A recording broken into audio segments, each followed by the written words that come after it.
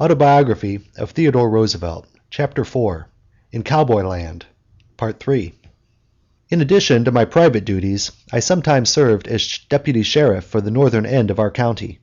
The sheriff and I crisscrossed on our public and private relations. He often worked for me as a hired hand at the same time that I was his deputy. His name, or at least the name he went by, was Bill Jones, and as there were in the neighborhood several Bill Joneses, 7 Bill Joneses, Texas Bill Jones, and the like, the sheriff was known as Hell-Roaring Bill Jones. He was a thorough frontiersman, excellent in all kinds of emergencies, and a very game man. I became much attached to him. He was a thoroughly good citizen when sober, but he got a little wild when drunk. Unfortunately, towards the end of his life, he got to drinking very heavily. When, in 1905, John Burroughs and I visited the Yellowstone Park, poor Bill Jones, very much down in the world, was driving a team in Gardner outside the park. I had looked forward to seeing him, and he was equally anxious to see me. He kept telling his cronies of our intimacy and of what we were going to do together, and then got drinking, and the result was by the time I reached Gardner, he had to be carried out and left in the sagebrush. When I came out of the park, I sent on in advance to tell them to be sure to keep him sober, and they did so. But it was a rather sad interview. The old fellow had gone to pieces, and soon after I left he got lost in a blizzard and was dead when they found him. Bill Jones was a gunfighter, and also a good man with his fists. On one occasion there was an election in town. There had been many threats that the party of disorder would impart section hands from the neighboring railroad stations to down our side. I did not reach Medora, the forlorn little cattle town which was our county seat, until the election was well under way. I then asked one of my friends if there had been any disorder. Bill Jones was standing by. "Disorder? Hell!" said my friend. "Bill Jones just stood there with one hand on his gun and the other pointing over towards the new jail whenever any man who didn't have a right to vote came near the polls.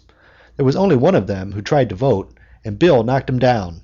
Lord," said my friend meditatively, "the way that man fell." "Well," struck in Bill Jones, "if he hadn't fell, I'd have walked round behind him to see what was propping him up." In the days when I lived on the ranch, I usually spent most of the winter in the East, and when I returned in the early spring I was always interested in finding out what had happened since my departure. On one occasion I was met by Bill Jones and Sylvain Ferris, and in the course of our conversation they mentioned the lunatic. This led to a question on my part, and Sylvain Ferris began the story. "Well, you see, he was on a train, and he shot the newsboy. At first they weren't going to do anything to him, for they thought that he just had it in for the newsboy. But then somebody said, 'Why, he's plumb crazy, and he's liable to shoot any of us.' And then they threw him off the train. It was here at Medora, and they asked if anyone would take care of him, and Bill Jones said he would, because he was the sheriff, and the jail had 2 rooms, and he was living in one, and would put the lunatic in the other." Here Bill Jones interrupted. "Yes, and more fool me. I wouldn't take charge of another lunatic if the whole county asked me. Why," with the air of a man announcing an astonishing discovery, "that lunatic didn't have his right senses. He wouldn't eat till me and Snyder got him down on the shavings and made him eat." Snyder was a huge, happy-go-lucky, kind-hearted Pennsylvania Dutchman, and was Bill Jones' chief deputy. Bill continued, "You know, Snyder's soft-hearted, he is, and he'd been thinking that the lunatic looked peaked, and he'd take him out for an airing. Then the boys would get joshing him as to how much start he had given him over the prairie and catch him again."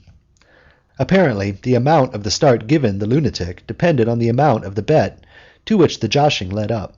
I asked Bill what he would have done if Snyder hadn't have caught the lunatic. This was evidently a new idea, and he responded that Snyder always did catch him. "Well, but suppose he hadn't caught him?" "Well," said Bill Jones, "if Snyder hadn't caught the lunatic, I'd have whaled hell out of Snyder."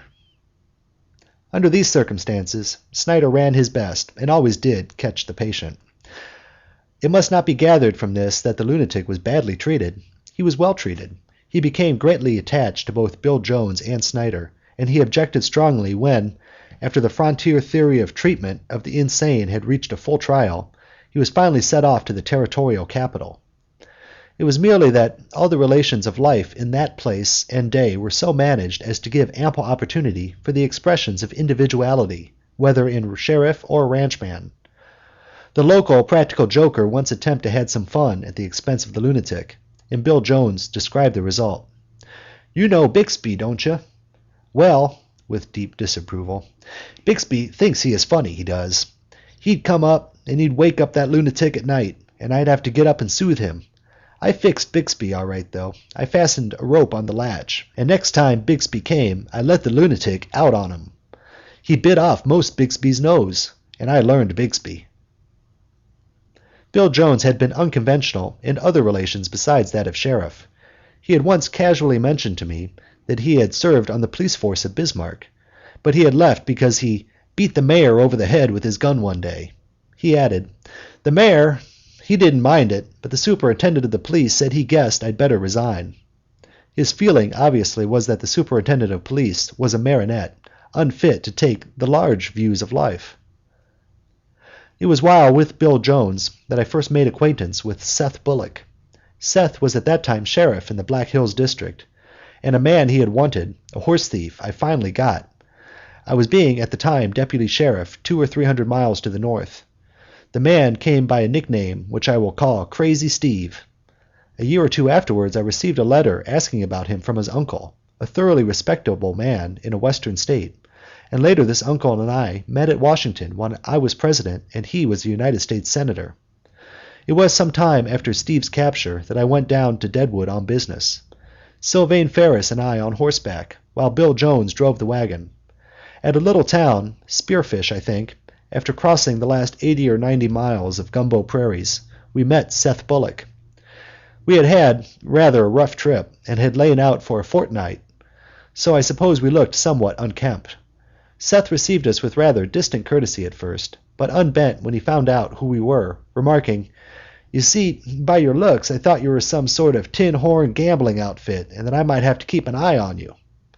He then inquired after the capture of Steve, with a little of the air of one sportsman when another has shot a quail that either might have claimed. "My bird, I believe." Later, Seth Bullock became, and has ever remained, one of my staunchest and most valued friends. He served as marshal for South Dakota under me as president. When, after the close of my term, I went to Africa, on getting back to Europe I cabled Seth Bullock to bring over Mrs. Bullock and meet me in London, which he did. By that time I felt I just had to meet my own people, who spoke my neighborhood dialect. After serving as deputy sheriff, I was impressed with the advantage the officer of the law has over ordinary wrongdoers, provided he thoroughly knows his own mind. There are exceptional outlaws, men with a price on their heads and of remarkable prowess, who are utterly indifferent to taking life, and whose warfare against society is as open as that of a savage on the warpath. The law officer has no advantage whatever over these men save what his own prowess may or may not give him. Such a man was Billy the Kid, the notorious man-killer and desperado of New Mexico, who was himself finally slain by a friend of mine, Pat Garrett, whom, when I was president, I made collector of customs at El Paso.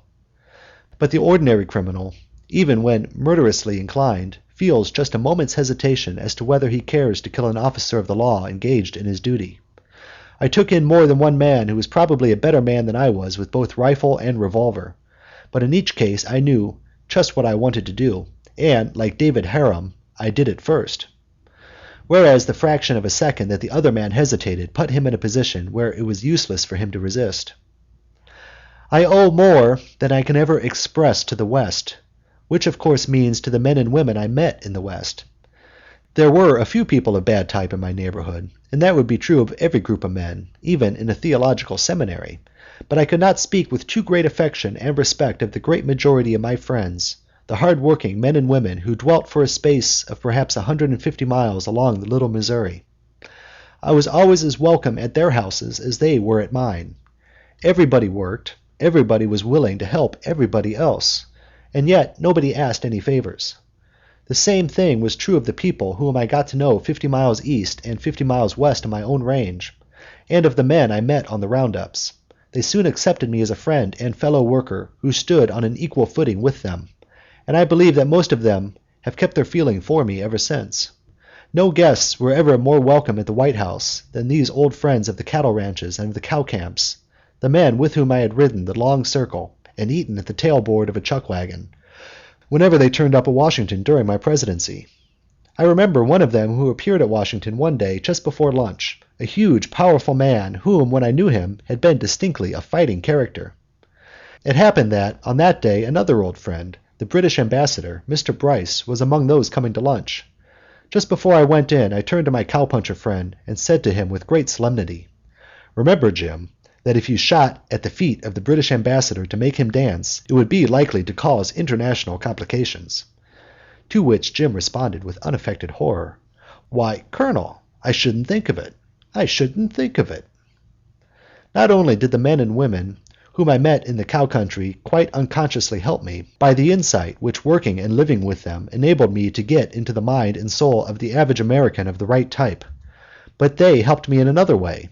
I made up my mind that the men were of just the kind whom it would be well to have with me if ever it became necessary to go to war. When the Spanish War came, I gave this thought practical realization. Fortunately, Worcester and Remington, with pen and pencil, have made these men live as long as our literature does. I have sometimes been asked if Worcester's Virginian is not overdrawn. Why, one of the men I have mentioned in this chapter was in all essentials the Virginian in real life, not only in his force, but in his charm. Half of the men I worked with or played with, and half of the men who soldiered with me afterwards in my regiment, might have walked out of Worcester's stories or Remington's pictures. There were bad characters in the Western country at that time, of course, and under the conditions of life they were probably more dangerous than if they had been elsewhere. I hardly ever had any difficulty, however. I never went into a saloon, and in the little hotels I kept out of the bar room, unless, as sometimes happened, the bar room was the only room on the lower floor except the dining room. I always endeavored to keep out of a quarrel, until self-respect forbade me my making any further effort to avoid it, and I rarely had even the semblance of trouble. Of course, amusing incidents occurred now and then.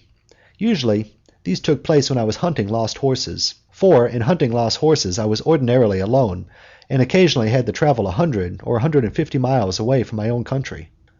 On one such occasion I reached a little cow town long after dark, stabled my horse in an empty outbuilding, and when I reached the hotel was informed in response to my request for a bed that I could have the last one left, as there was only one other man in it.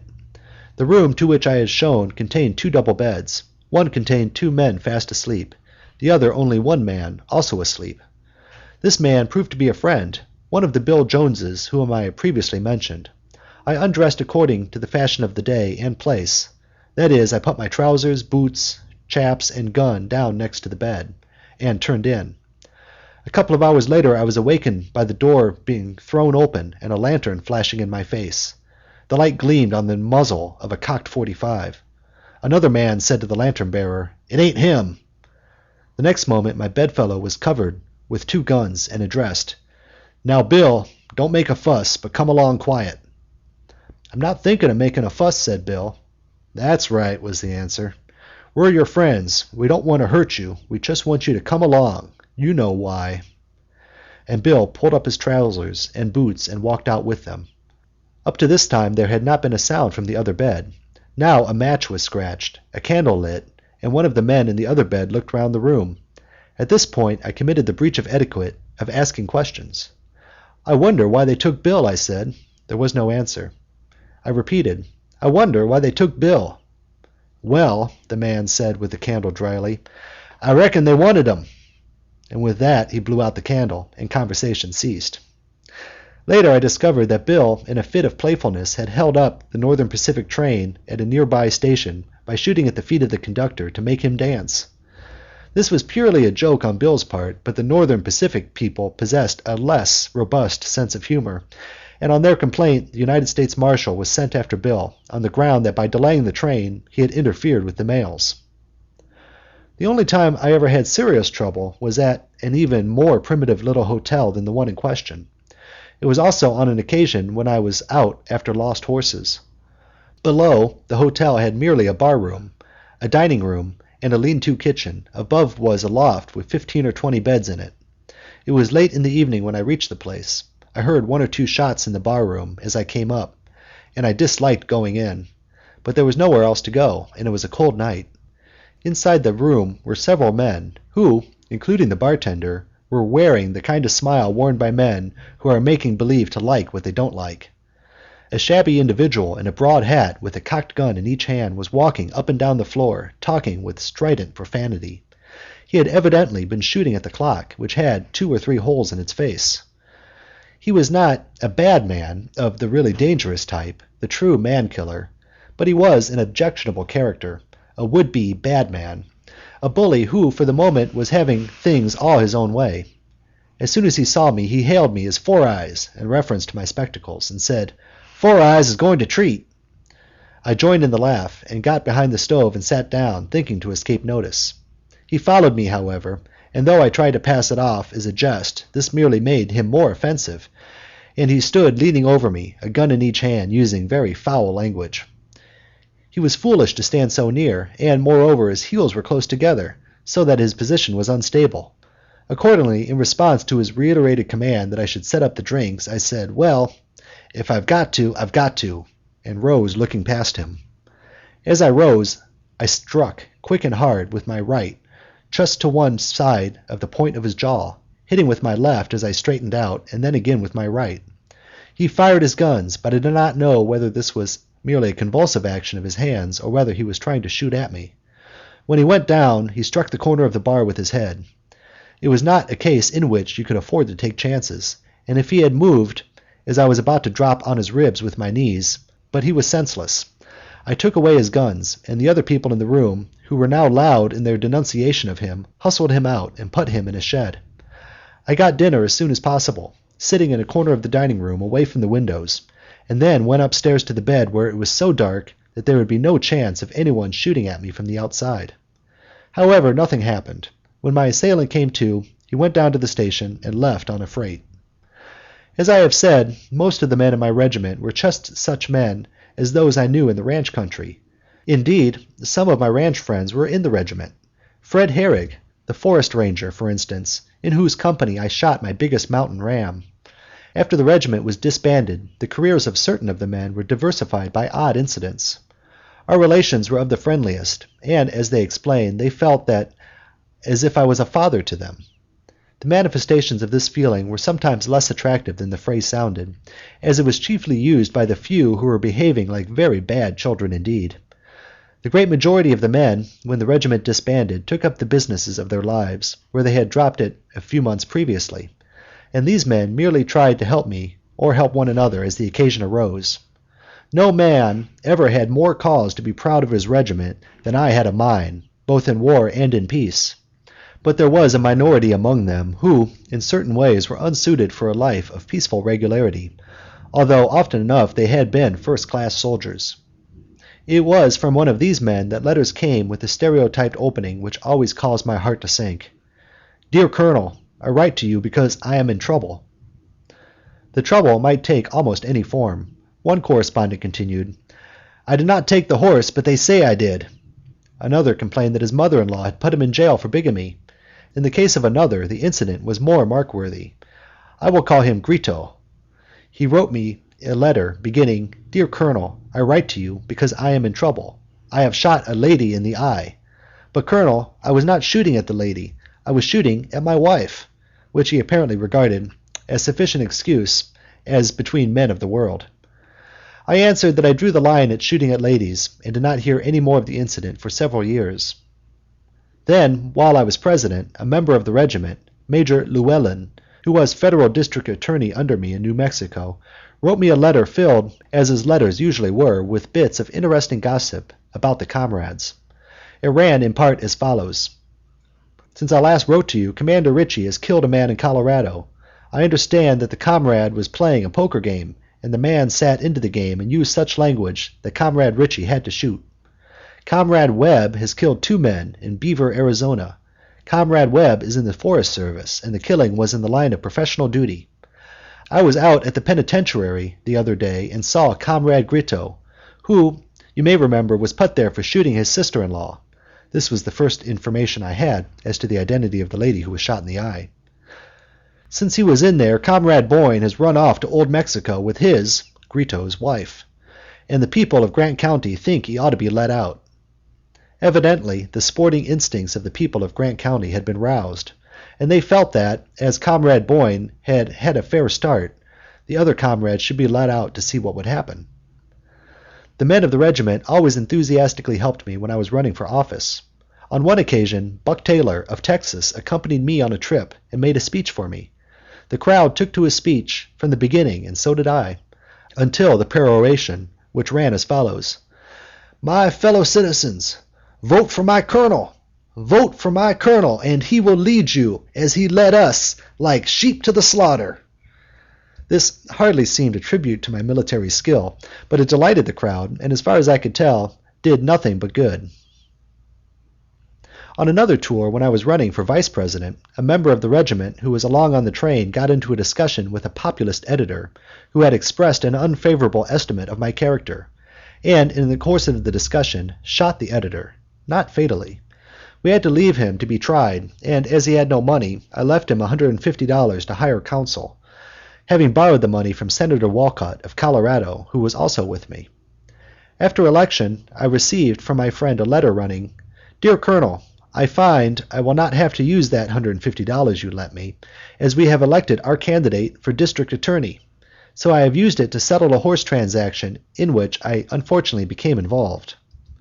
A few weeks later, however, I received a heartbroken letter, setting forth the fact that the district attorney, whom he evidently felt to be a cold-blooded formalist, had put him in jail. Then the affair dropped out of sight until 2 or 3 years later, when, as president, I visited a town in another state, and the leaders of the delegation which received me included both my correspondent and the editor, now fast friends, and both of them ardent supporters of mine.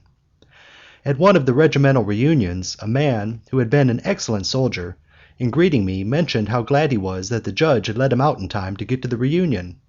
I asked what was the matter, and he replied with some surprise: "Why, Colonel, don't you know? I had a difficulty with a gentleman, and, well, I killed the gentleman. But you could see that the judge thought it was all right, or he wouldn't have let me go." Waiving the latter point, I said: "How did it happen? How did you do it?" Misinterpreting my question as showing an interest only in the technique of the performance, the ex-puncher replied: "With a .38 on a .45 frame, Colonel." I chuckled over the answer, and it became proverbial with my family and some of my friends, including Seth Bullock. When I was shot at Milwaukee, Seth Bullock wired an inquiry to which I responded that it was all right, that the weapon was merely a .38 on a .45 frame. The telegram in some way became public and puzzled outsiders. By the way, both the men of my regiment and the friends I had made in the old days in the West were themselves a little puzzled at the interest shown in my making my speech after being shot. This is what they expected, what they accepted as the right thing for a man to do under the circumstances, a thing the non-performance of which would have been discreditable rather than the performance being creditable. They would not have expected a man to leave a battle, for instance, because of being wounded in such fashion. They saw no reason why he should abandon a less important and less risky duty. One of the best soldiers in my regiment was a huge man whom I made marshal of a Rocky Mountain state. He had spent his hot and lusty youth on the frontier during its Viking age, and at that time had naturally taken part in incidents which seem queer to men accustomed to die decently of zymotic diseases. I told him that an effort would doubtless be made to prevent his confirmation by the Senate, and therefore that I wanted to know all the facts in his case. Had he played faro? He had, but it was when everybody played faro, and he had never played a brace game. Had he killed anybody? Yes, but it was in Dodge City, on occasions when he was deputy marshal or town marshal, at a time when Dodge City, now the most peaceful of communities, was the toughest town on the continent, and crowded with man-killing outlaws and road agents, and he produced telegrams from judges of high character testifying to the need of the actions he had taken. Finally, I said: "Now, Ben, how did you lose that half of your ear?" To which, looking rather shy, he responded: "Well, Colonel, it was bit off." "How did that happen, Ben?" "Well, you see, I was sent to arrest a gentleman, and him and me mixed it up, and he bit off my ear." "What did you do to the gentleman, Ben?" And Ben, looking more coy than ever, responded: "Well, Colonel, we broke about even." I forbore to inquire what variety of mayhem he had committed on the gentleman. After considerable struggle I got him confirmed by the Senate, and he made one of the best marshals in the entire service, exactly as he had already made one of the best soldiers in the regiment, and I never wished to see a better citizen, nor a man in whom I would more implicitly trust in every way. When, in 1900, I was nominated for vice president, I was sent by the National Committee on a trip into the states of the High Plains and the Rocky Mountains. These had all gone overwhelmingly for Mr. Bryan on the free silver issue 4 years previously, and it was thought that I, because of my knowledge of and acquaintanceship with the people, might accomplish something towards bringing them back into line. It was an interesting trip, and the monotony usually attendant upon such a campaign of political speaking was diversified in vivid fashion by occasional hostile audiences. 1 or 2 of the meetings ended in riots. One meeting was finally broken up by a mob. Everybody fought so that the speaking had to stop. Soon after this, we reached another town where we were told there might be trouble. Here the local committee included an old and valued friend, a two-gun man of repute, who was not in the least quarrelsome, but who always kept his word. We marched round to the local opera house, which was packed with a mass of men, many of them rather rough-looking. My friend, the two-gun man, sat immediately behind me, a gun on each hip, his arms folded, looking at the audience, fixing his gaze with instant intentness on any section of the house from which there came so much as a whisper. The audience listened to me with rapt attention. At the end, with a pride in my rhetorical powers which proceeded from a misunderstanding of the situation, I remarked to the chairman, "I held that audience well. There wasn't an interruption." To which the chairman replied, "Interruption? Well, I guess not. Seth sent round word that if any son of a gun peeped, he'd kill him." There was one bit of frontier philosophy which I would like to see imitated in more advanced communities.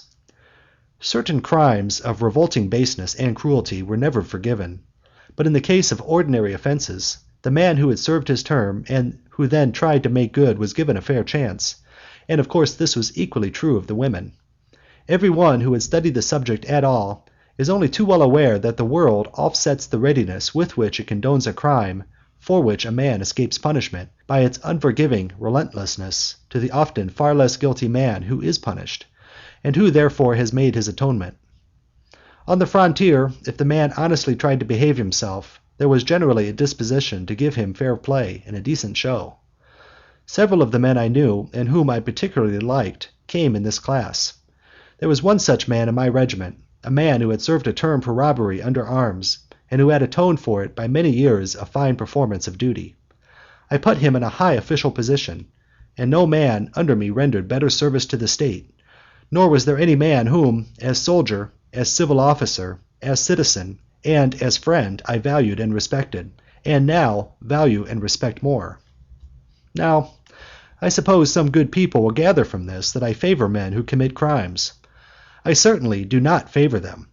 I have not a particle of sympathy with the sentimentality, as I deem it, the mawkishness, which overflows with foolish pity for the criminal and cares not at all for the victim of the criminal. I am glad to see wrongdoers punished. The punishment is an absolute necessity from the standpoint of society, and I put the reformation of the criminal second to the welfare of society. But I do not desire to see the man or woman who has paid the penalty and who wishes to reform given a helping hand. Surely every one of us who knows his own heart must know that he too may stumble, and should be anxious to help his brother or sister who has stumbled. When the criminal has been punished, if he then shows a sincere desire to lead a decent and upright life, he should be given the chance, he should be helped and not hindered, and if he makes good, he should receive that respect from others, which so often aids in creating self-respect, the most invaluable of all possessions. End of chapter 4. Chapter 5. Applied Idealism, Part 1. The spring of 1889, I was appointed by President Harrison Civil Service Commissioner. For nearly 5 years I had not been very active in political life, although I had done some routine work in the organization and had made campaign speeches, and in 1886 I had run for mayor of New York against Abraham Stewart, Democrat, and Henry George, Independent, and had been defeated. I served 6 years as Civil Service Commissioner, 4 years under President Harrison, then 2 years under President Cleveland. I was treated by both presidents with the utmost consideration, Among my fellow commissioners, there was at one time ex-Governor Hugh Thompson of South Carolina, and at another time John R. Proctor of Kentucky. They were Democrats and ex-Confederate soldiers, and became deeply attached to both, and we stood shoulder to shoulder in every contest in which the commission was forced to take part. Civil service reform had two sides. There is first the effort to secure a more efficient administration of the public service, and second, the even more important effort to withdraw the administrative offices of the government from the domain of spoils politics, thereby cut out of American political life a fruitful source of corruption and degradation. The spoils theory of politics is that public office is so much plunder which the victorious political party is entitled to appropriate to the use of its adherents. Under this system, the work of the government was often done well, even in those days when civil service reform was only an experiment, because the man running an office, if himself an able and far-sighted man, knew that any fixity in administration would be visited on his head in the long run, and therefore insisted upon most of his subordinates doing good work. And moreover, the men appointed under the spoils system were necessary men of a certain initiative and power, because those who lacked these qualities were not able to soldier themselves to the front. Yet there are many flagrant instances of inefficiency where a powerful chief quartered friend, intendant, or kinsman upon the government. Moreover, the necessary haphazard nature of the employment, the need of attaining and holding the office by service, wholly unconnected with the fixed duty, inevitably tended to lower the standard of public morality, alike among the office holders and among the politicians who rendered party service with the hope of reward in office. Indeed, the doctrine that to the victor belongs the spoils, the cynical battle cry of the spoils politician in America for the 60 years preceding my own entrance into public life, is so nakedly vicious that few right-thinking men of trained mind defend it. To appoint, promote, reduce, and expel from the public service letter carriers, stenographers, women typewriters, clerks, because of the politics of themselves or the friends without regard to their own service, is from the standpoint of the people at large as foolish and degrading as it is wicked. Such being the case, it would seem at first sight extraordinary that it should be so difficult to uproot the system.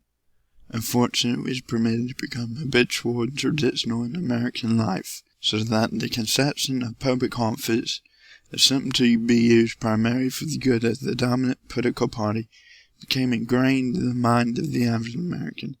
He grew so accustomed to the whole process that it seemed part of the order of nature. Not merely the politicians, but the bulk of the people accepted this in a matter-of-course way, as the only proper attitude. There were plenty of communities where the citizens themselves did not think it natural, or indeed proper, that the post office should be held by a man belonging to the defeated party. Moreover, in which both sides were forbidden to use the offices for purposes of political reward, the side that did use them possessed such an advantage over the other that in the long run it was out of the question for the other not to follow the bad example that had been set. Each party profited by the offices when in power, and when in opposition, each party insincerely denounced its opponents for doing exactly what itself had done and intended to do again. It was necessary, in order to remedy the evil, both gradually to change the average citizen's mental attitude toward the question, and also to secure the proper laws and the proper administration of the laws. The work is far from finished even yet. There are still masses of office holders who can be used by unscrupulous administration to debauch political conventions and finally overcome public sentiment, especially in the rotten bureau districts where the party is not strong.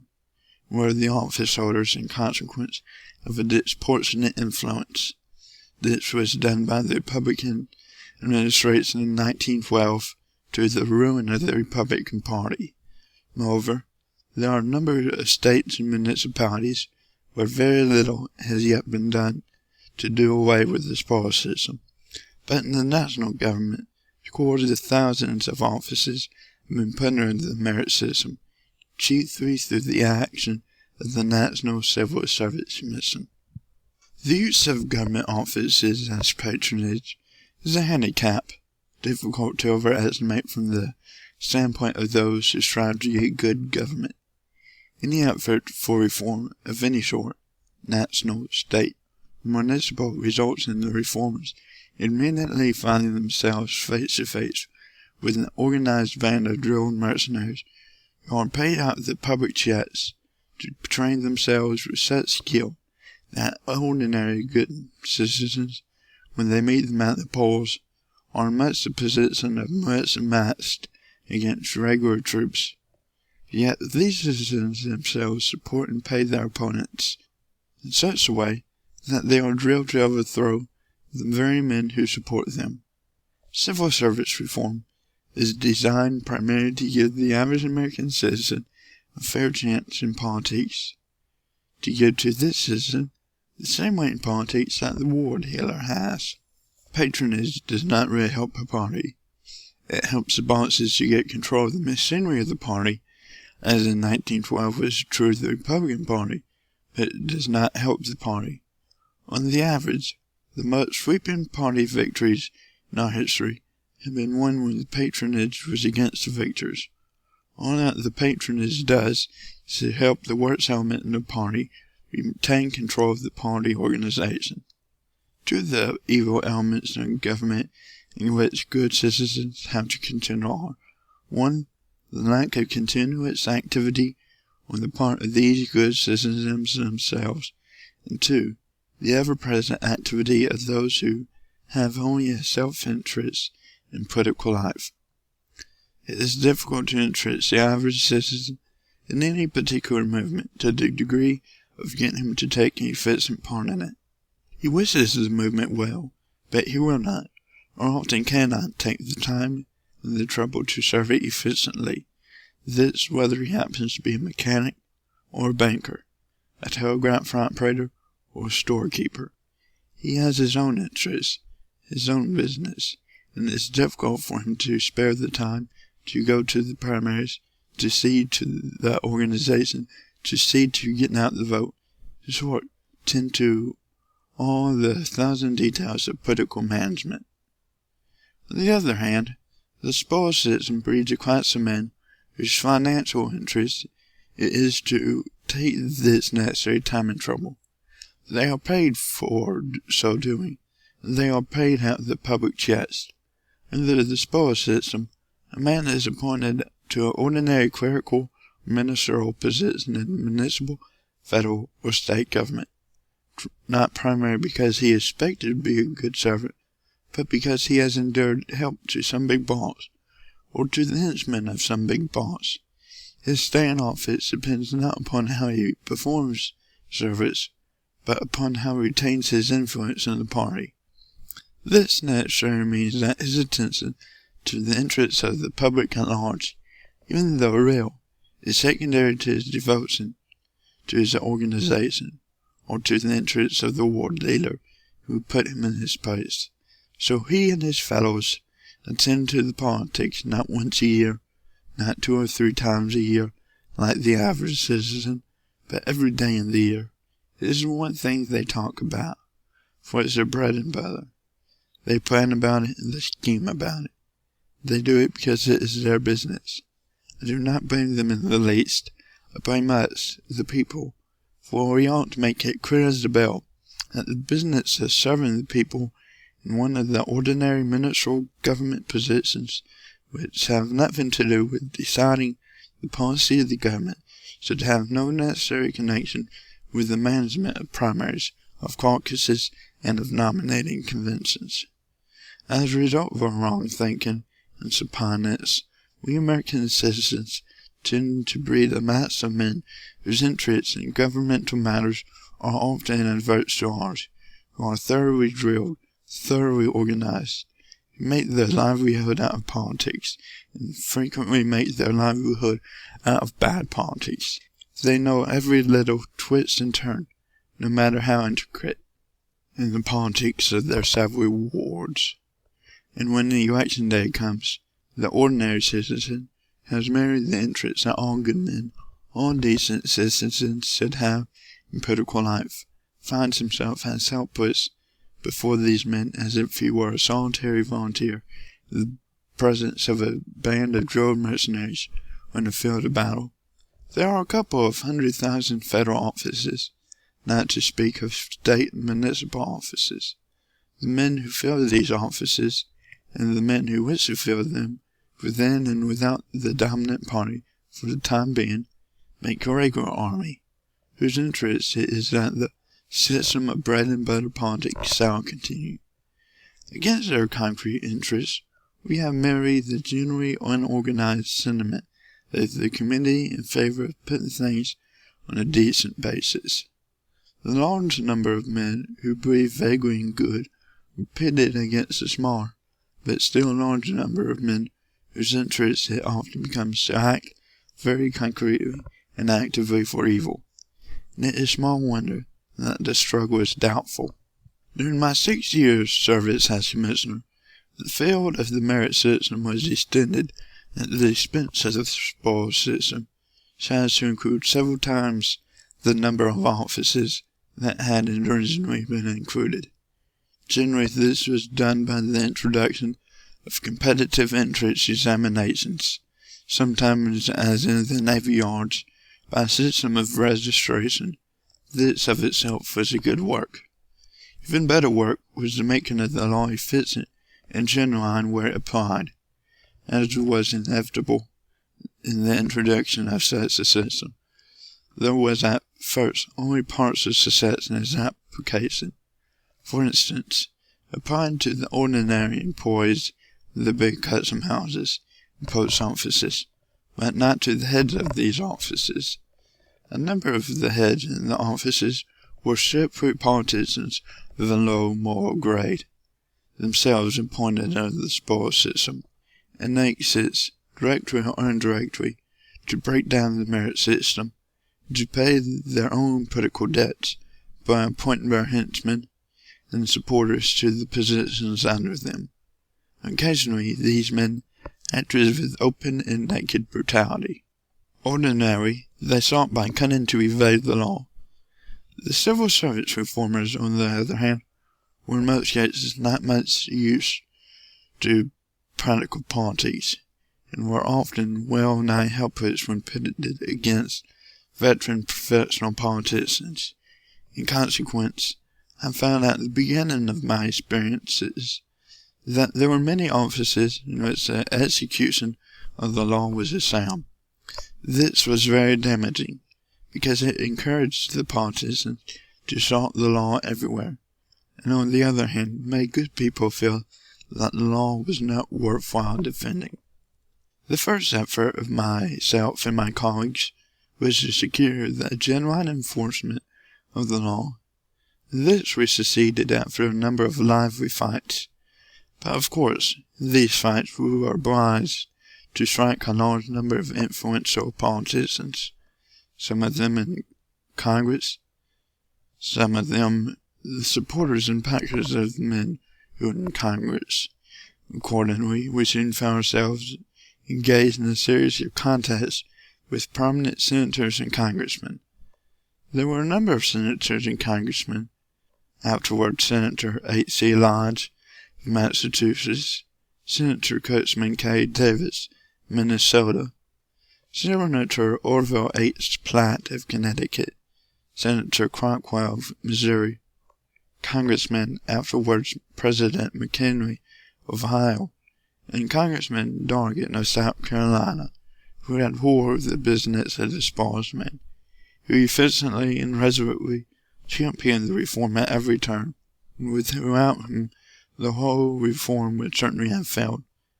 But there were plenty of other senators and congressmen who hated the whole reform and everything concerned with it, and everybody who championed it. And sometimes, to use a legal phrase, their hatred was for cause, and sometimes it was peremptory, that is, sometimes the commission interfered with their most efficient and incidentally most corrupt and unscrupulous supporters. Not other times, there was no such interference. That is, sometimes the commission interfered with their most efficient and incidentally most corrupt and unscrupulous supporters.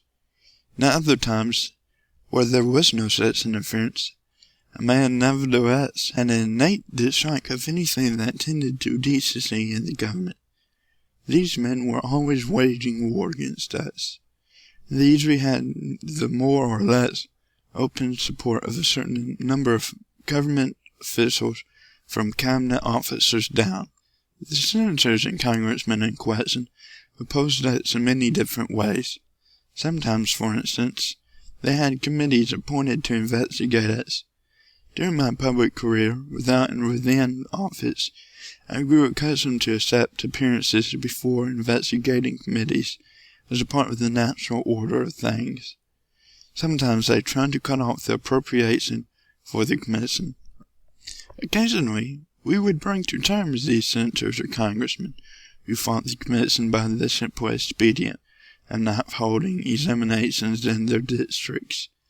This always brought frantic appeals from their constituents, and we would explain that, unfortunately, the appropriations had been cut, so that we could not hold examinations in every district, and that obviously we could not degrade the districts of those congressmen who believed in the reform, and therefore in the examinations.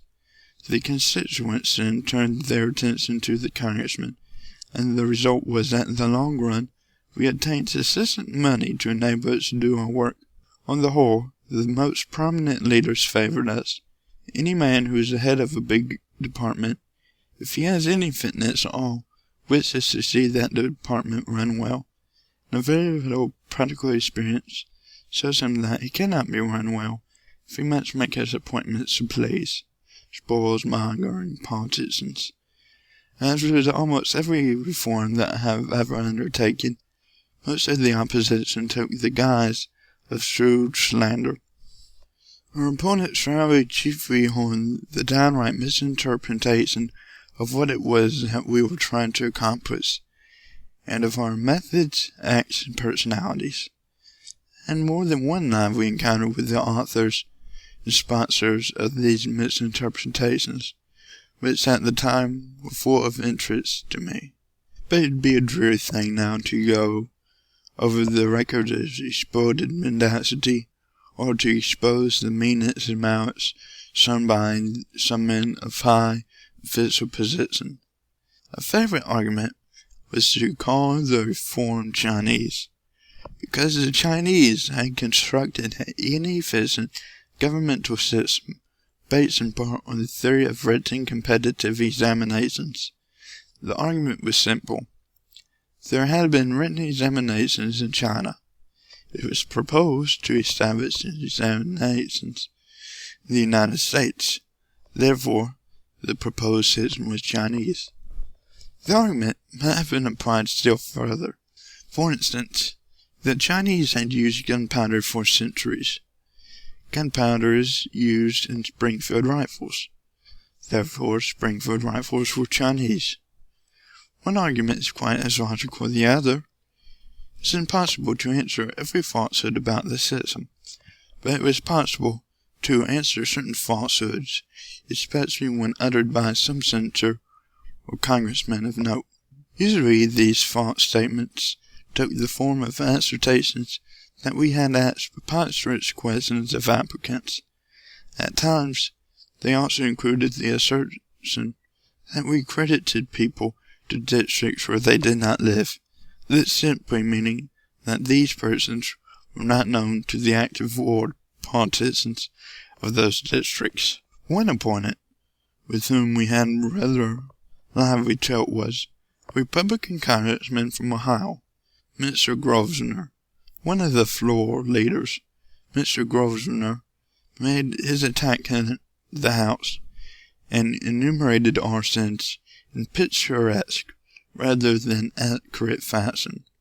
There was a congressional committee investigating us at the time, and on my next appearance before them, I asked that Mr. Grosvenor be requested to meet me before the committee. Mr. Grosvenor did not take up the challenge for several weeks, until it was announced that I was leaving for my ranch in Dakota, whereupon, deeming it safe, he wrote me a letter expressing his ardent wish that I should appear before the committee to meet him. I promptly cancelled my ticket, waited, and met him. He proved to be a person of happily treacherous memory, so that the simple expedient of arranging his statements in pairs was sufficient to reduce him to confusion.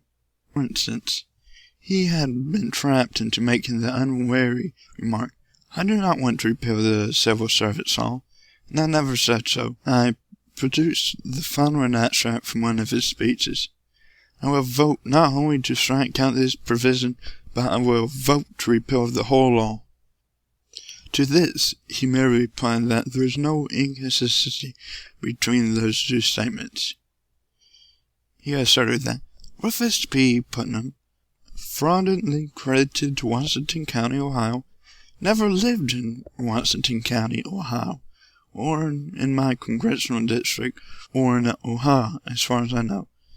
Reproduced a letter which, thanks to a beneficent providence, he had himself written about Mr. Rufus P. Putnam, in which he said, "Mr. Rufus P. Putnam is a legal resident of my district, and he has relatives living there now." He explained, first, that he had not written the letter; second, that he had forgotten he hadn't written the letter; and third, that he was grossly deceived when he wrote it. He said, "I have not been informed of one applicant who has found a place in the classified service for my district." We confronted him with the names of 8.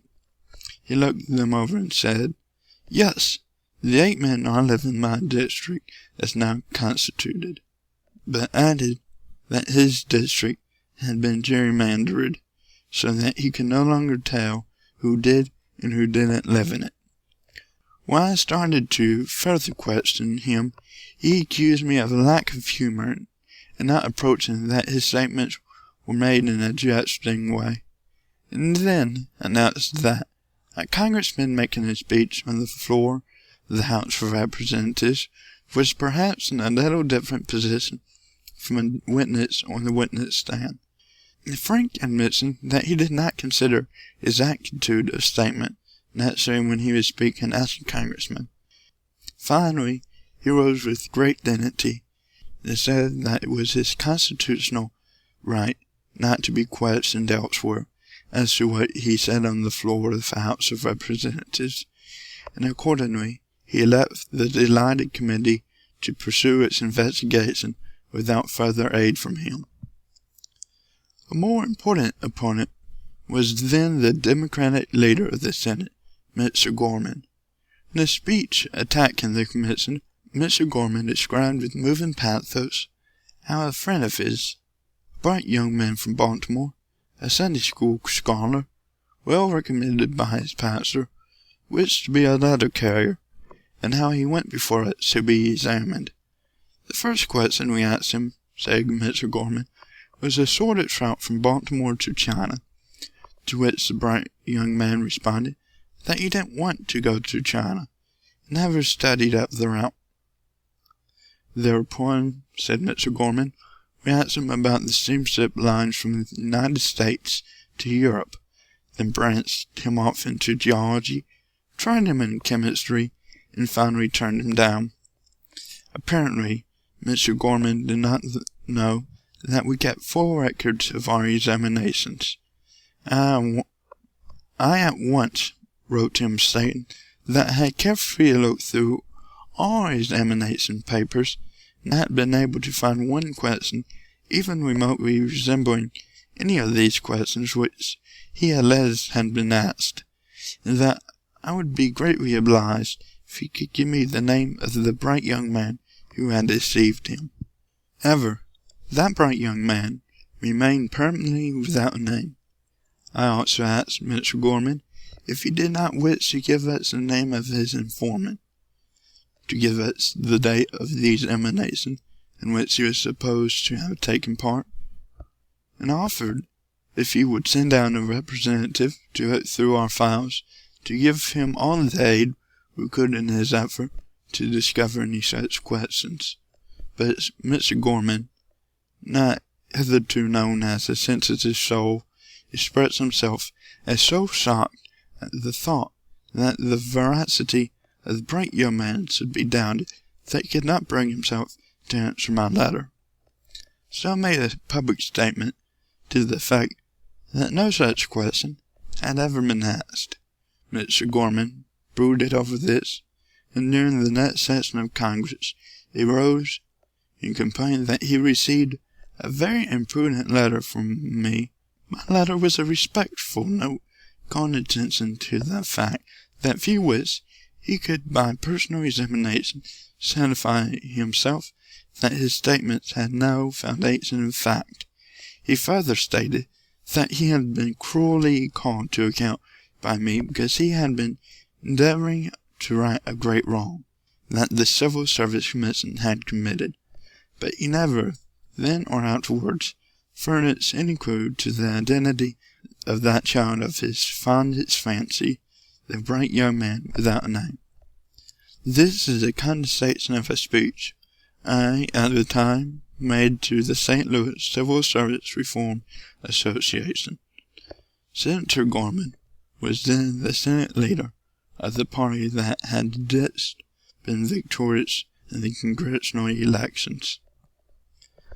The incident is of note chiefly as setting light the mental makeup of the man who, at the time, was one of the 2 or 3 most influential leaders of the Democratic Party. Mr. Gorman had been Mr. Cleveland's party manager in the presidential campaign and was the Democratic leader in Congress. It seemed extraordinary that he should be so reckless as to make statements with no foundation in fact, which he might have known that I would not permit to pass unchallenged. Then as now, the ordinary newspaper in New York and elsewhere was quite as reckless in its misstatements of fact about public men and measures, but for a man in Mr. Gorman's position of responsible leadership, such action seemed hardly worthwhile. However, it is at least to be said for Mr. Gorman that he was not trying by falsehood to take away any man's character. It would be well for writers and speakers to bear in mind the remark of Pudd'nhead Wilson to the fact that while there are 999 kinds of falsehood, the only kind is specifically condemned in Scripture, just as murder, theft, and adultery are condemned, is bearing false witness against one's neighbor. One of the worst features of the old spoil system was the ruthless cruelty and brutality it so often bred in the treatment of faithful public servants without political influence. Life is hard enough and cruel enough at best, and this is as true of public service as of private service. Under no system would it be possible to do away with all favoritism and brutality, and meanness and malice, but at least we can try to minimize the exhibition of these qualities. I once came across a case in Washington which very keenly excited my sympathy. Under an administration prior to the one which I was connected, a lady had been ousted from a government position. She came to me to see if she could be reinstated. This was not possible, but by active work I did get her put back in a somewhat lower position, and this only by appeal to the sympathy of a certain official. She was so proud and careworn that she excited my sympathy, and I made inquiries about her. She was a poor woman with 2 children, a widow. She and her 2 children were an actual want. She could barely keep the 2 children decently clad, and she could not give them the food growing children need.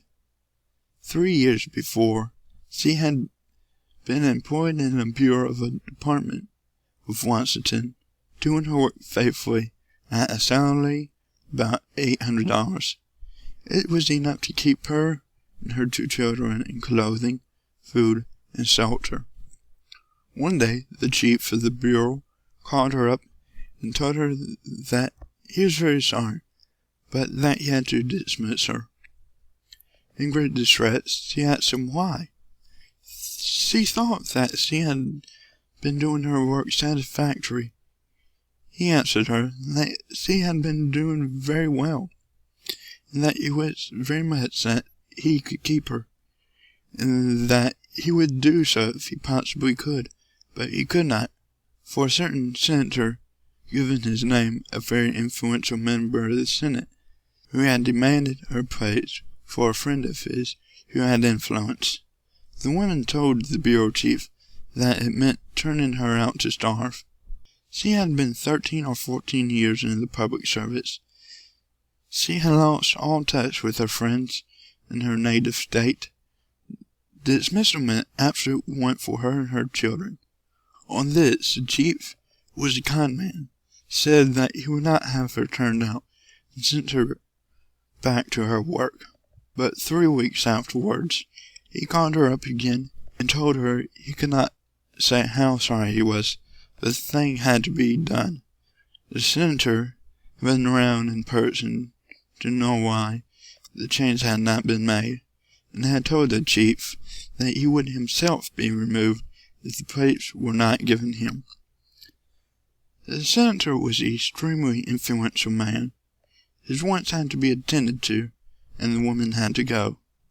And go she did, and turned out she was, to suffer with her children, and to starve outright, or to live in semi-starvation, just as might befall. I did not blame the bureau chief, who hated to do what he did, although he lacked the courage to refuse. I do not even very much blame the senator, who did not know the hardship that he was causing, and who had been couched by long training in the spoil system.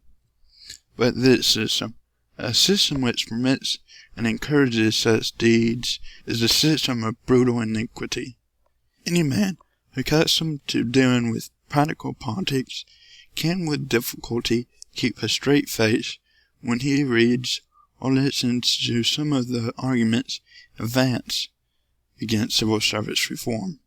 One of these arguments, a favorite with machine politicians, takes the form of appeal to party loyalty in filling minor offices. Why, again and again, these very same machine politicians take just as good care of henchmen of the opposite party as those of their own party. In the underworld of politics, the closest ties are sometimes those which knit together the active professional workers of opposite political parties. A friend of mine in the New York legislature, the hero of the Alpha and Omega incident, once remarked to me, "When you have been in the public life a little longer, Mr. Roosevelt will understand that there are no politics in politics." And the politics to which he was referring to this remark could be taken literally. Another illustration of this truth was incidentally given me about the same time by an acquaintance, a Tammany man named Constantine, a good fellow according to his lights. I had been speaking to him of a fight in one of the New York downtown districts, a Democratic district in which the Republican Party was in a hopeless minority, and more respecting to the half-bred and stalwart factions. It had been an interesting fight in more than one way. For instance, the Republican Party at the general election polled somewhat like 550 votes, and yet, at the primary, the two factions polled 725 all told. The sum of these, The sum of the parts was thus considerably greater than the whole. There had been other little details that made the contest worthy of note. The hall in which the primary was held had been hired by the stalwarts from a conscientious gentleman. To him, the half-breds applied to know whether they could not hire the hall away from their opponents, and offered him a substantial money advance. The conscientious gentleman replied that his word was as good as his bond, that he had hired the hall to the stalwarts, that it must be theirs, but he added that he was willing to hire the doorway the half-breds if they paid him the additional sum of money they had mentioned. The bargain was struck, and the meeting of the hostile host was spirited, when the men who had rented the doorway sought to borrow the path for the men who rented the hall. I was asking my friend Costigan about the details of the struggle, as he seemed thoroughly acquainted with them, and he smiled good-naturedly over my surprise at there having been more votes cast than there were members of the party in the whole district. Said I, Mr. Costigan, you seem to have a great deal of knowledge about this. How did it happen? To which he replied, Come now, Mr. Roosevelt. You know it's the same gang that votes in all the primaries. End of Chapter 5, Part 1. Autobiography of Theodore Roosevelt, Chapter 5. Applied Idealism, Part 2. So much for most of the opposition to the reform. There was, however, some honest and at least partially justifiable opposition both to certain of the methods advocated by civil service reformers and to certain of the civil service reformers themselves. The pet shibboleths of the opponents of the reform were that the system we proposed to introduce would give rise to mere red-tape bureaucracy, and that the reformers were Pharisees. Neither statement was true. Each statement contained some truth.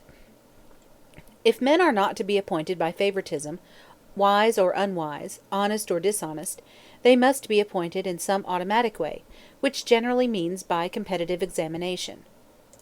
The easiest kind of competitive examination is an examination in writing. This is entirely appropriate for certain classes of work, for lawyers, stenographers, typewriters, clerks, mathematicians, and assistants in an astronomical observatory, for instance.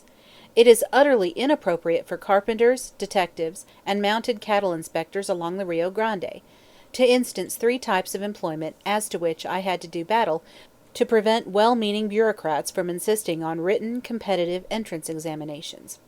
It would be quite possible to hold a very good competitive examination for mounted cattle inspectors by means of practical tests in brand reading and shooting with rifle and revolver, in riding mean horses, and in roping and throwing steers. I did my best to have examinations of this kind instituted, but my proposal was of precisely the type which most shocks the routine official mind, and I was never able to get it put into practical effect.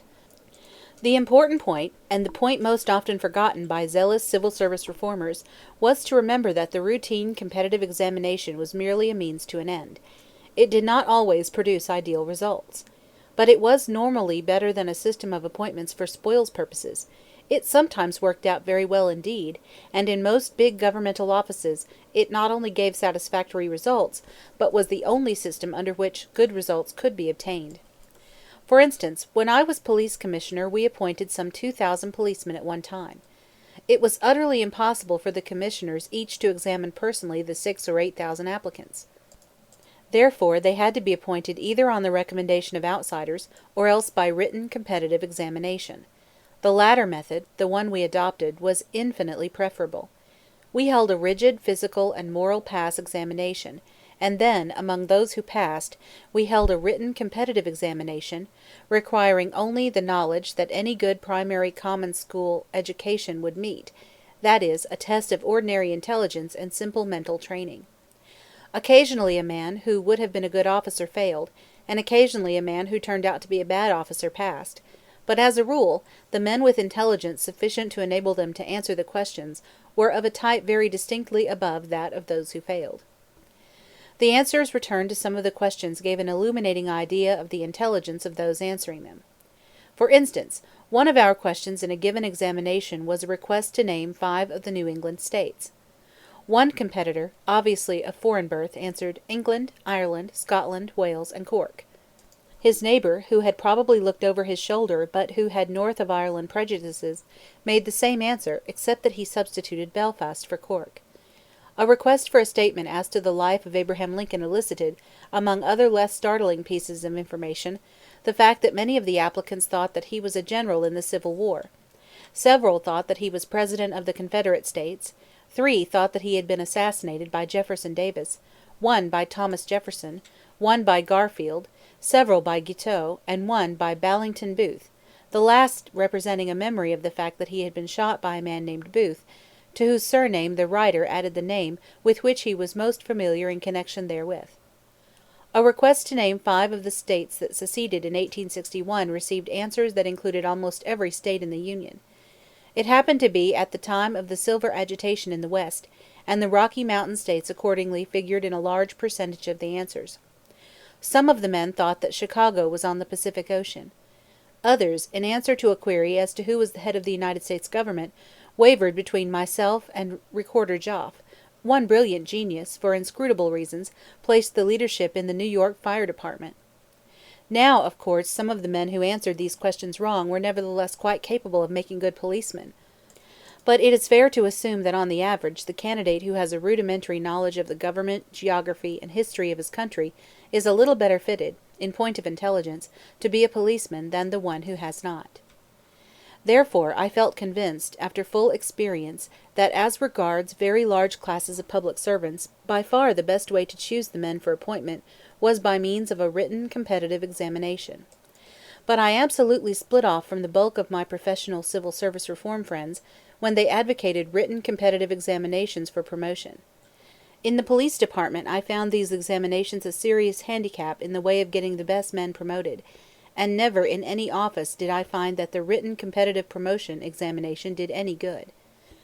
The reason for a written competitive entrance examination is that it is impossible for the head of the office, or the candidate's prospective immediate supervisor, himself to know the average candidate or to test his ability.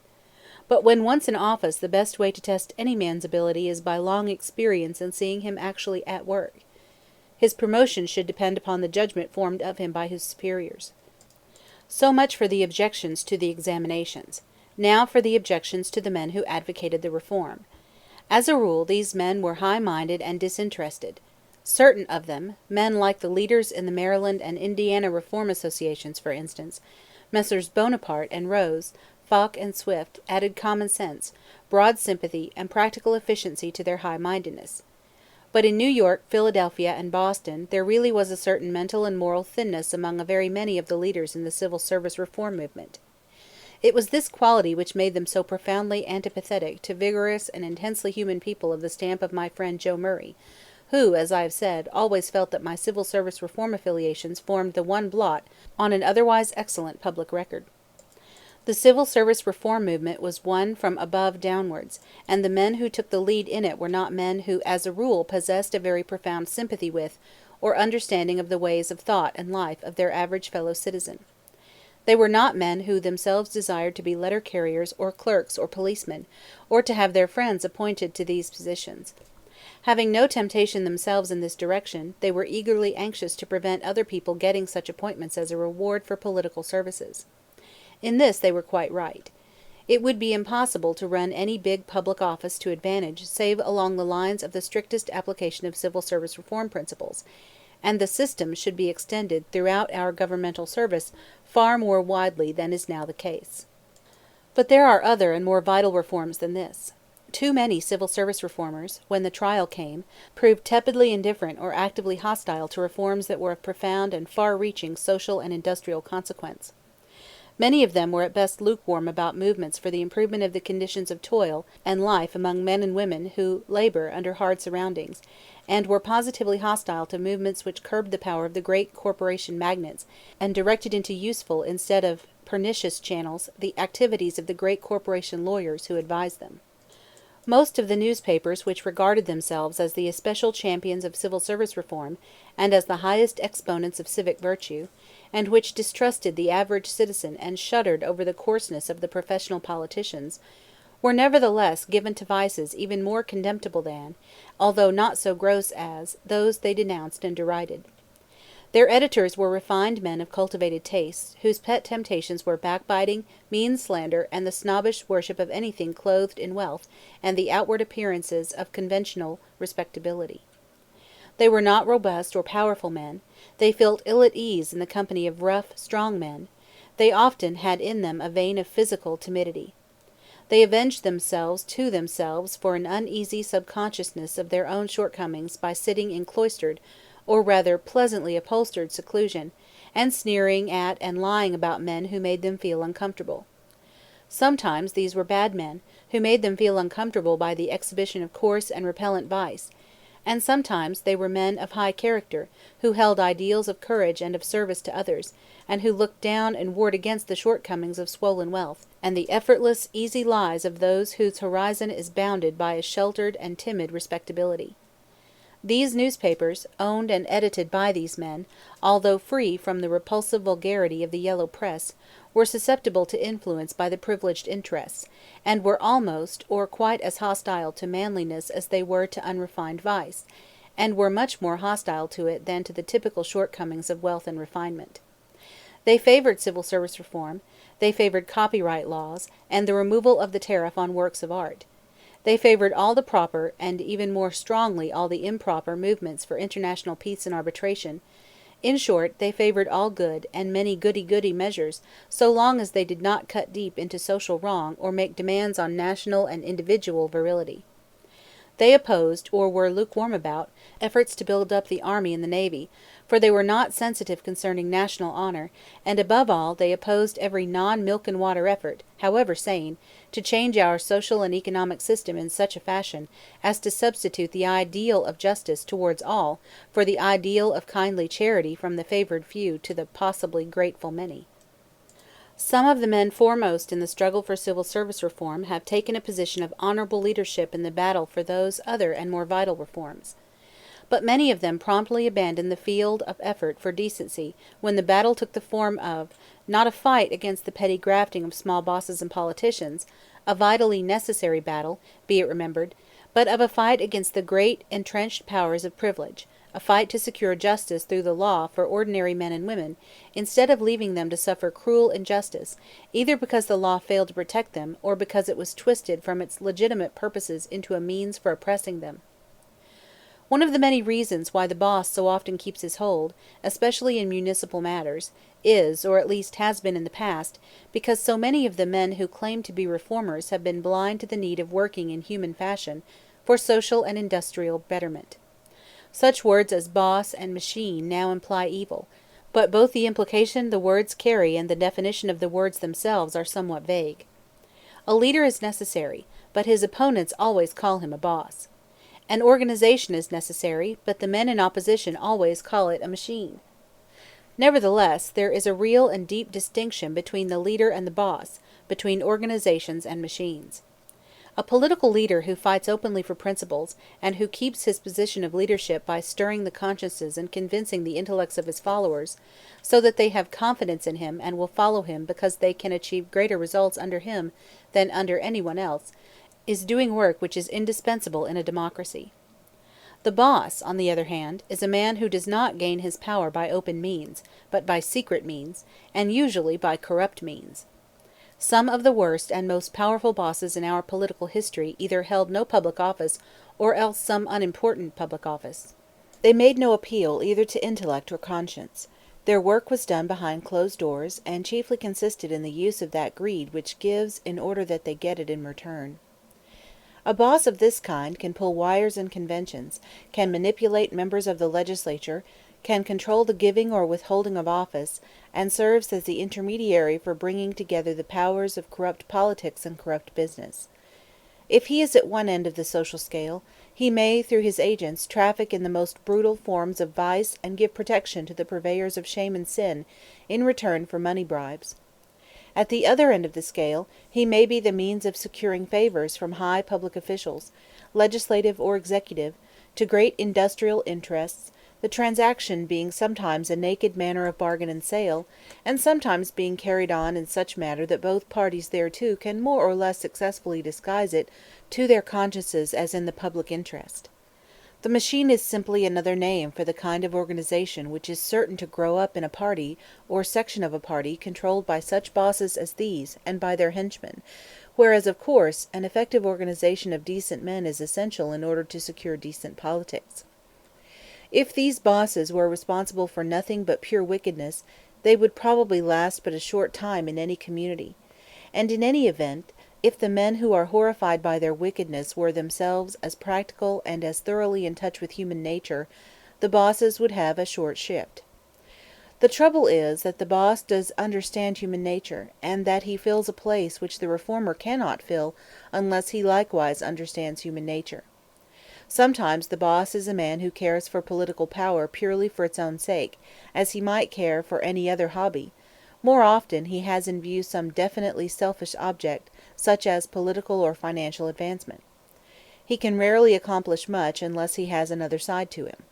A successful boss is very apt to be a man who, in addition to committing wickedness in his own interest, also does look after the interest of others, even if not from good motives. There are some communities so fortunate that there are very few men who have private interests to be served, and in these the power of the boss is at a minimum. There are many country communities of this type. But in communities where there is poverty and ignorance, the conditions are ripe for the growth of a boss. Moreover, wherever big business interests are liable either to be improperly favored or improperly discriminated against and blackmailed by public officials, and the result is just as vicious in one case as in the other, the boss is almost certain to develop. The best way of getting at this type of boss is by keeping the public conscience aroused and alert, so that it will tolerate neither improper attack upon nor improper favoritism towards these corporations, and will quickly punish any public servant guilty of either. There is often much good in the type of boss, especially common in big cities, who fulfills toward the people of his district in rough and ready fashion the position of friend and protector. He uses his influence to get jobs for young men who need them. He goes into court for a wild young fellow who has gotten into trouble. He helps out with cash or credit the widow who is in straits, or the breadwinner who is crippled or for some other cause temporarily out of work. He organizes clam bakes and chowder parties and picnics, and is consulted by the local labor leaders when a cut in wages is threatened. For some of his constituents he does proper favors, and for others wholly improper favors, but he preserves human relations with all. He may be a very bad and very corrupt man, a man whose action in blackmailing and protecting vices is of far-reaching damage to his constituents. But these constituents are for the most part men and women who struggle hard against poverty, and with whom the problem of living is very real and very close. They would prefer clean and honest government, if this clean and honest government is accompanied by human sympathy, human understanding. But an appeal made to them for virtue in the abstract, an appeal made by good men who do not really understand their needs, will often pass quite unheeded, if on the other side stands the boss, the friend and benefactor, who may have been guilty of much wrongdoing in things that they are hardly aware concern them, but who appeals to them, not only for the sake of favors to come, but in the name of gratitude and loyalty, and above all of understanding and fellow-feeling. They have a feeling of clan loyalty to him. His and their relations may be substantially those which are right and proper among primitive people still in the clan stage of moral development. The successful fight against this type of vicious boss, and the type of vicious politics which produces it, can be made only by men who have a genuine fellow-feeling for and understanding of the people for and with whom they are to work, and who in practical fashion seek their social and industrial benefit. There are communities of poor men, whose lives are hard, in which the boss, though he would be out of place in a more advanced community, if fundamentally an honest man, meets a real need which would not otherwise be met. Because of his limitations in other than purely local matters, it may be our duty to fight such a boss, but it may also be our duty to recognize within his limitations both his sincerity and his usefulness. Yet again, even the boss who really is evil, like the business man who really is evil, may on certain points be sound, and be doing good work. It may be the highest duty of the patriotic public servant to work with the big boss or the big business man on these points, while refusing to work with him on others. In the same way there are many self-styled reformers whose conduct is such as to warrant Tom Reed's bitter remark, that when Johnson defined patriotism as the last refuge of a scoundrel, he was ignorant of the infinite possibilities contained in the word reform. Yet none the less it is our duty to work for the reforms these men champion, without regard to the misconduct of the men themselves on other points. I have known in my life many big business men and many big political bosses who often or even generally did evil, but who on some occasions and on certain issues were right. I never hesitated to do battle against these men when they were wrong, and on the other hand, as long as they were going my way I was glad to have them do so. To have repudiated their aid when they were right and were striving for a right end, and for what was a benefit to the people, no matter what their motives might have been, would have been childish, and, moreover, would have itself been misconduct against the people. My duty was to stand with everyone while he was right, and to stand against him when he went wrong, and this I have tried to do as regards individuals and as regards groups of individuals. When a business man or labor leader, politician or reformer, is right, I support him. When he goes wrong, I leave him. When Mr. Lorimer upheld the war for the liberation of Cuba, I supported him. When he became United States Senator by improper methods, I opposed him. The principles or methods which the Socialists advocate and which I believe to be in the interest of the people, I support, and those which I believe to be against the interest of the people, I oppose.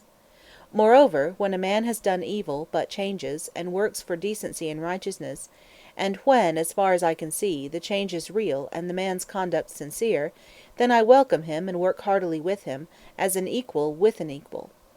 For 30 years after the Civil War the creed of mere materialism was rampant in both American politics and American business, and many, many strong men, in accordance with the prevailing commercial and political morality, did things for which they deserve blame and condemnation. But if they now sincerely change, and strive for better things, it is unwise and unjust to bar them from fellowship. So long as they work for evil, smite them with the sword of the Lord and of Gideon. When they change and show their faith by their works, remember the words of Ezekiel.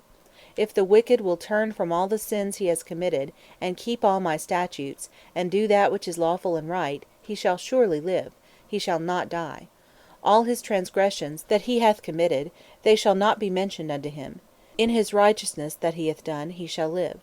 Have I any pleasure at all that the wicked should die, saith the Lord God, and not that he should return from his ways and live? Every man who has been in practical politics grows to realize that politicians, big and little, are no more all of them bad than they are all of them good. Many of these men are very bad men indeed, but there are others among them, and some among those held up to social obloquy too, who, even although they may have done much that is evil, also show traits of sterling worth which many of their critics wholly lack. There are few men for whom I have ever felt a more cordial and contemptuous dislike than for some of the bosses and big professional politicians with whom I have been brought into contact. On the other hand, in the case of some political leaders who were most bitterly attacked as bosses, I grew to know certain sides of their characters which inspired in me a very genuine regard and respect. To read much of the assault on Senator Hanna, one would have thought that he was a man incapable of patriotism or of far-sighted devotion to the country's good. I was brought into intimate contact with him only during the 2½ years immediately preceding his death. I was then president, and perforce watched all his actions at close range. During that time he showed himself to be a man of rugged sincerity of purpose, of great courage and loyalty, and of unswerving devotion to the interests of the nation and the people as he saw those interests. He was as sincerely desirous of helping laboring men as of helping capitalists. His ideals were in many ways not my ideals, and there were points which, both by temperament and by conviction, we were far apart. Before this time he had always been unfriendly to me, and I do not think he ever grew to like me, at any rate not until the very end of his life. Moreover, I came to the presidency under circumstances which, if he had been a smaller man, would have inevitably thrown him into violent antagonism to me. He was the close and intimate friend of President McKinley. He was McKinley's devoted ally and follower, and his trusted adviser, who was in complete sympathy with him. Partly because of this friendship, his position in the Senate and in the country was unique. With McKinley's sudden death, Senator Hanna found himself bereft of his dearest friend, while I, who had just come to the presidency, was in his view an untried man, whose trustworthiness on many public questions was at least doubtful. Ordinarily, as has been shown, not only in our history, but in the history of all other countries, in countless instances, over and over again, this situation would have meant suspicion, ill will, and at the last, open and violent antagonism. Such was not the result in this case, primarily because Senator Hanna had in him the quality that enabled him to meet a serious crisis with dignity, with power, and with disinterested desire to work for the common good. Within a few days of my accession he called on me, and with the entire friendliness and obvious sincerity, but also with entire self-respect, explained that he mourned McKinley as probably no other man did, that he had not been especially my friend, but that he wished me to understand that thenceforward, on every question where he could conscientiously support me, I could count upon his giving me as loyal aid as it was in his power to render. He added that this must not be understood as committing him to favor me for nomination and election, because that matter must be left to take care of itself as events should decide, but that aside from this, what he said was to be taken literally. In other words, he would do his best to make my administration a success by supporting me heartily on every point on which he conscientiously could, and that this I could count upon. He kept his word absolutely. He never became especially favorable to my nomination, and most of his close friends became bitterly opposed to me and used every effort to persuade him to try to bring about my downfall. Most men in his position would have been tempted to try to make capital at my expense by antagonizing me and discrediting me so as to make my policies fail, just for the sake of making them fail. Senator Hanna, on the contrary, did everything possible to make them succeed. He kept his word in the letter and the spirit, and on every point on which he felt conscientiously able to support me he gave me the heartiest and most effective support, and did all in his power to make my administration a success, and this with no hope of any reward for himself, of any gratitude from me, or of any appreciation by the public at large, but solely because he deemed such action necessary for the well-being of the country as a whole.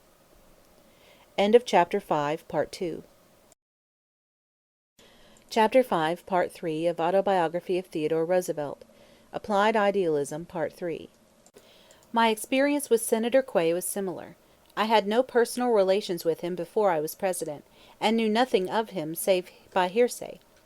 Soon after I became president, Senator Quay called upon me, told me he had known me very slightly, that he thought most men who claimed to be reformers were hypocrites, but that he deemed me sincere, that he thought conditions had become such that aggressive courage and honesty were necessary in order to remedy them, that he believed I intended to be a good and efficient president, and that to the best of his ability he would support me in making my administration a success. He kept his word with absolute good faith. He had been in the Civil War, and was a Medal of Honor man, and I think my having been in the Spanish War gave him at the outset a kindly feeling toward me. He was also a very well-read man. I owe to him, for instance, my acquaintance with the writings of the Finnish novelist Topelius. Not only did he support me on almost every public question in which I was most interested, including, I am convinced, every one on which he felt he could conscientiously do so, but he also, at the time of his death, gave a striking proof of his disinterested desire to render a service to certain poor people, and this under conditions in which not only would he never know if the service were rendered, but in which he had no reason to expect that his part in it would ever be made known to any other man. Quay was descended from a French voyageur who had some Indian blood in him. He was proud of this Indian blood, took an especial interest in Indians, and whenever Indians came to Washington they always called on him. Once during my administration a delegation of Iroquois came over from Canada to call on me at the White House. Their visit had in it something that was pathetic as well as amusing. They represented the descendants of the Six Nations, who fled to Canada after Sullivan harried their towns in the Revolutionary War. Now, a century and a quarter later, their people thought that they would like to come back into the United States, and these representatives had called upon me with the dim hope that perhaps I could give their tribes land on which they could settle.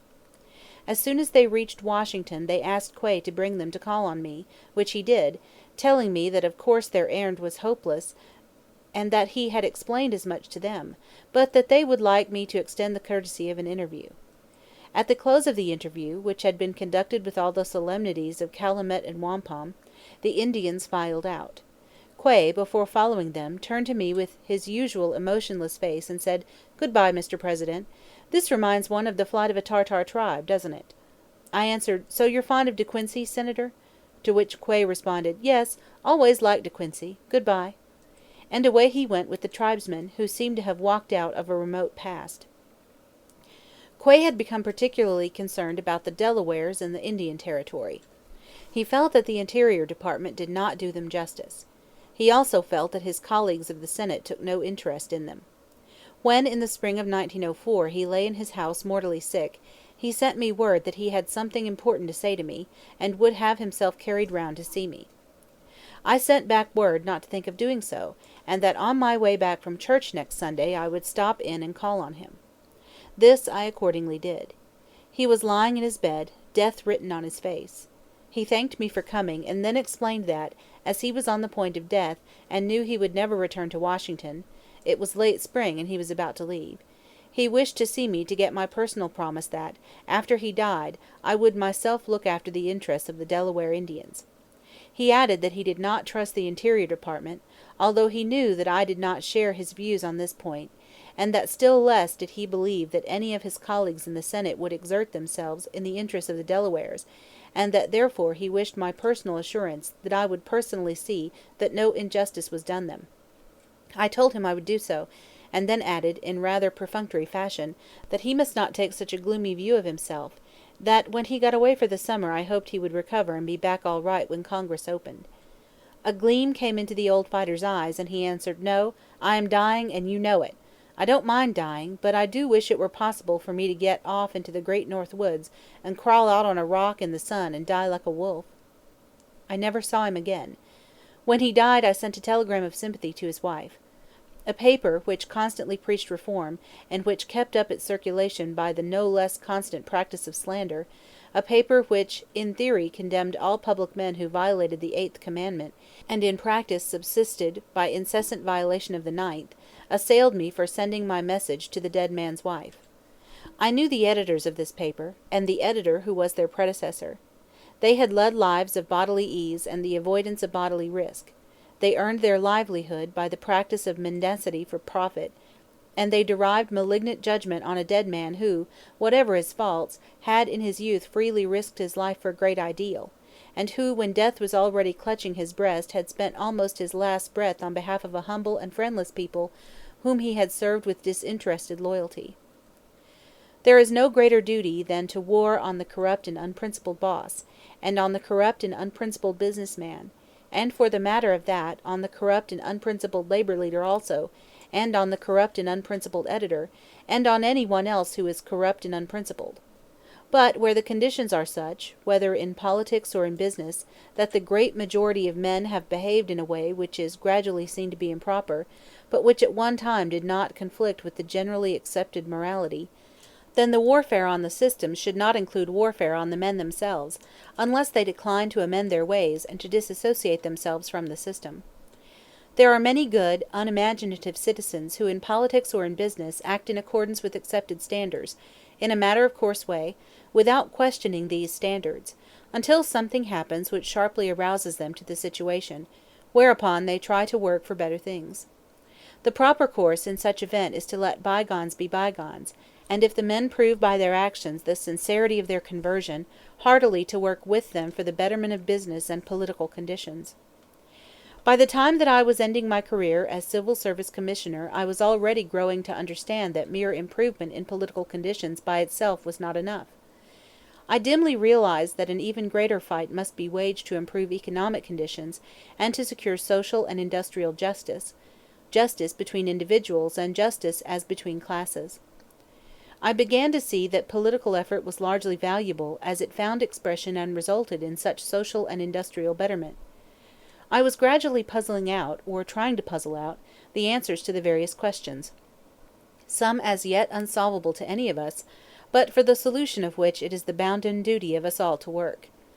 I had grown to realize very keenly that the duty of the government to protect women and children must be extended to include the protection of all the crushable elements of labor. I saw that it was the affair of all our people to see that justice obtained between the big corporation and its employees, and between the big corporation and its smaller rivals, as well as customers and the general public. I saw that it was the affair of all of us, and not only of the employer, if dividends went up and wages went down, that it was to the interest of us all that a full share of the benefit of improved machinery should go to the workmen who used the machinery, and also that it was to the interest of all of us that each man, whether brain worker or hand worker, should do the best work of which he was capable, and that there should be some correspondence between the value of the work and the value of the reward. It is these and many similar questions which in their sum make up the great social and industrial problems of today, the most interesting and important of the problems with which our public life must deal. In handling these problems I believe that much can be done by the government.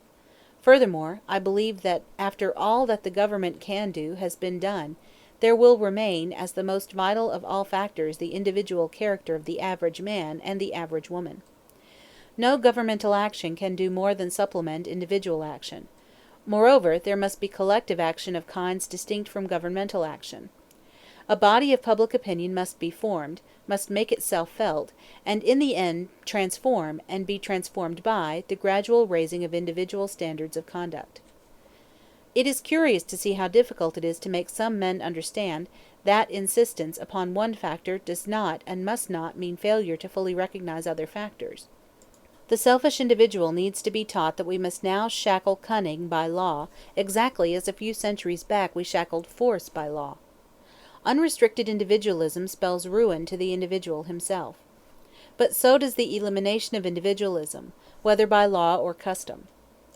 It is a capital error to fail to recognize the vital need of good laws. It is also a capital error to believe that good laws will accomplish anything unless the average man has the right stuff in him. The toiler, the manual laborer, has received less than justice, and he must be protected, both by law, by custom, and by the exercise of his right to increase his wage, and yet to decrease the quantity and quality of his work will work only evil.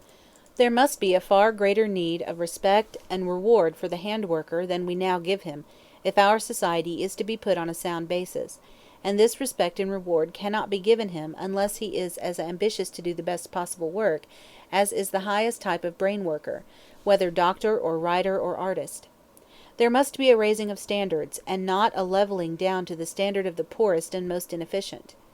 There is urgent need of intelligent governmental action to assist in making the life of the man who tills the soil all that it should be, and to see that the manual worker gets his full share of the reward for what he helps produce. But if either farmer, mechanic, or day laborer is shiftless or lazy, if he shirks downright hard work, if he is stupid or self-indulgent, then no law can save him, and he must give way to a better type. I suppose that some good people will misunderstand what I say, and will insist on taking only half of it as representing the whole. Let me repeat. When I say that even after we have all the good laws necessary, the chief factor in any given man's success or failure must be that man's own character, it must not be inferred that I am in the least minimizing the importance of these laws, the real and vital need for them. The struggle for individual advancement and development can be brought to naught, or indefinitely retarded, by the absence of law or by bad law. It can be immeasurably aided by organized effort on the part of the state. Collective action and individual action, public law and private character, are both necessary. It is only by a slow and patient inward transformation, such as these laws aid in bringing about, that men are really helped upward in their struggle for a higher and a fuller life. Recognition of individual character as the most important of all factors does not mean failure fully to recognize that we must have good laws, and that we must have our best men in office to enforce these laws. The nation collectively will in this way be able to be of real and genuine service to each of us individually, and on the other hand, the wisdom of the collective action will mainly depend on the high individual average of citizenship. The relationship of man and woman is the fundamental relationship that stands at the base of the whole social structure. Much can be done by law towards putting women on a footing of complete and entire equal rights with man, including the right to vote, the right to hold and use property, and the right to enter any profession she desires on the same terms as a man. Yet when this has been done it will amount to little unless on the one hand the man himself realizes his duty to the woman, and unless on the other hand the woman realizes that she has no claim to rights unless she performs the duties that go with those rights, and that alone justify her in appealing to them. A cruel, selfish, or licentious man is an abhorrent member of the community. But after all, his actions are no worse in the long run than those of the woman who is content to be a parasite on others, who is cold, selfish, caring for nothing but frivolous pleasure and ignoble ease. The law of worthy effort, the law of service for a worthy end, without regard to whether it brings pleasure or pain, is the only right law of life, whether for man or for woman. The man must not be selfish, nor, if the woman is wise, will she let the man grow selfish, and this not only for her own sake but for his. One of the prime needs is to remember that almost every duty is composed of two seemingly conflicting elements, and that over-insistence on one, to the exclusion of the other, may defeat its own end. Any man who studies the statistics of the birth rate among the native Americans of New England, or among the native French of France, needs not to be told that when prudence and forethought are carried to the point of cold selfishness and self-indulgence, the race is bound to disappear. Taking into account the women who for good reasons do not marry, or who when married are childless or able to have but one or two children, it is evident that the married woman able to have children must, on an average, have 4, or the race will not perpetuate itself. This is the mere statement of a self-evident truth. Yet foolish and self-indulgent people often resent this statement as if it were in some way possible by denunciation to reverse the facts of nature, and on the other hand, improvident and shiftless people, inconsiderate and brutal people, treat the statement as if it justified heads of families in having enormous numbers of badly nourished, badly brought up, and badly cared for children, for whom they make no effort to provide. A man must think well before he marries. He must be a tender and considerate husband, and realize that there is no other human being to whom he owes so much of love and regard and consideration as he does to the woman who, with pain, bears and with labor rears the children that are his. No words can paint the scorn and contempt which must be felt by all right-thinking men, not only for the brutal husband, but for the husband who fails to show full loyalty and consideration to his wife. Moreover, he must work. He must do his part in the world. On the other hand, the woman must realize that she has no more right to shirk the business of wifehood and motherhood than the man has to shirk his business as breadwinner for the household. Women should have free access to every field of labor which they care to enter, and when their work is as valuable as that of a man it should be paid as highly. Yet normally for the man and the woman whose welfare is more important than the welfare of any other human beings, the woman must remain the house mother, the home keeper, and the man must remain the breadwinner, the provider for the wife who bears his children and for the children she brings into the world. No other work is as valuable or exacting for either man or woman. It must always, in every healthy society, be for both man and woman the prime work, the most important work. Normally, all other work is of secondary importance, and must come as an addition to, not a substitute for, this primary work. The partnership should be one of equal rights, one of love, of self-respect, and unselfishness, above all a partnership for the performance of the most vitally important of all duties. The performance of duty, and not an indulgence in vapid ease and vapid pleasure, is all that makes life worth while. Suffrage for women should be looked on from this standpoint. Personally, I feel that it is exactly as much a right of women as of men to vote. But the important point with both men and women is to treat the exercise of the suffrage as a duty, which in the long run must be well performed to be of the slightest value. I always favored women's suffrage, but only tepidly, until my association with women like Jane Addams and Frances Keller, who desired it as one means of enabling them to render better and more efficient service, changed me into a zealous instead of a lukewarm adherent of the cause, in spite of the fact that a few of the best women of the same type, women like Mary Antin, did not favor the movement. A vote is like a rifle; its usefulness depends upon the character of the user. The mere possession of the vote will no more benefit men and women not sufficiently developed to use it than the possession of rifles will turn untrained Egyptian fellaheen into soldiers. This is as true of women as of men, and no more true. Universal suffrage in Haiti has not made the Haitians able to govern themselves in any true sense, and women's suffrage in Utah in no shape or way affected the problem of polygamy. I believe in suffrage for women in America, because I think they are fit for it. I believe for women, as for men, more in the duty of fitting oneself to do well and wisely with the ballot than in the naked right to cast the ballot. I wish that people would read more books like the novels and stories, at once strong and charming, of Henry Bordeaux, books like Kathleen Norris's Mother and Cornelia Cummer's Preliminaries, and would use these and other such books as tracts now and then. Perhaps the following correspondence will give a better idea than I can otherwise give of the problems that in everyday life come before men and women, and of the need that the man shall show himself unselfish and considerate, and do his full share of the joint duty. January 3, 1913. Colonel Theodore Roosevelt.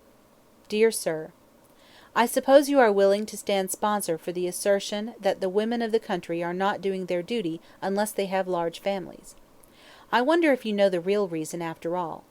Society and clubs are largely held to blame, but society really takes in so few people after all. I thought when I got married at 20 that it was the proper thing to have a family, and as we had very little of this world's goods, also thought it the thing to do all the necessary work for them. I have had 9 children, did all my own work, including washing, ironing, house cleaning, and the care of the little ones as they came along, which was about every 2 years. Also sewed everything they wore, including trousers for the boys and caps and jackets for the girls while little. I also helped them in all their school work, and started them in music, etc. But as they grew older I got behind the times. I never belonged to a club or a society or lodge, nor went to anyone's house scarcely, there wasn't time. In consequence I knew nothing that was going on in the town, much less the events of the country, and at the same time my husband kept growing in wisdom and knowledge, from mixing with men and hearing topics of the times discussed. At the beginning of our married life I had just as quick a mind to grasp things as he did, and had more school education, having graduated from a 3 years high school. My husband more and more declined to discuss things with me, as he said I didn't know anything about it. When I'd ask, he'd say, "Oh, you wouldn't understand if I'd tell you." So here I am at 45 years, hopelessly dull and uninteresting, while he can mix with the brightest minds in the country as an equal. He's a strong, progressive man, took very active part in the late campaign, etc. I am also progressive, and tried my best, after so many years of shut-in life, to grasp the ideas you stood for, and read everything I could find during the summer and fall.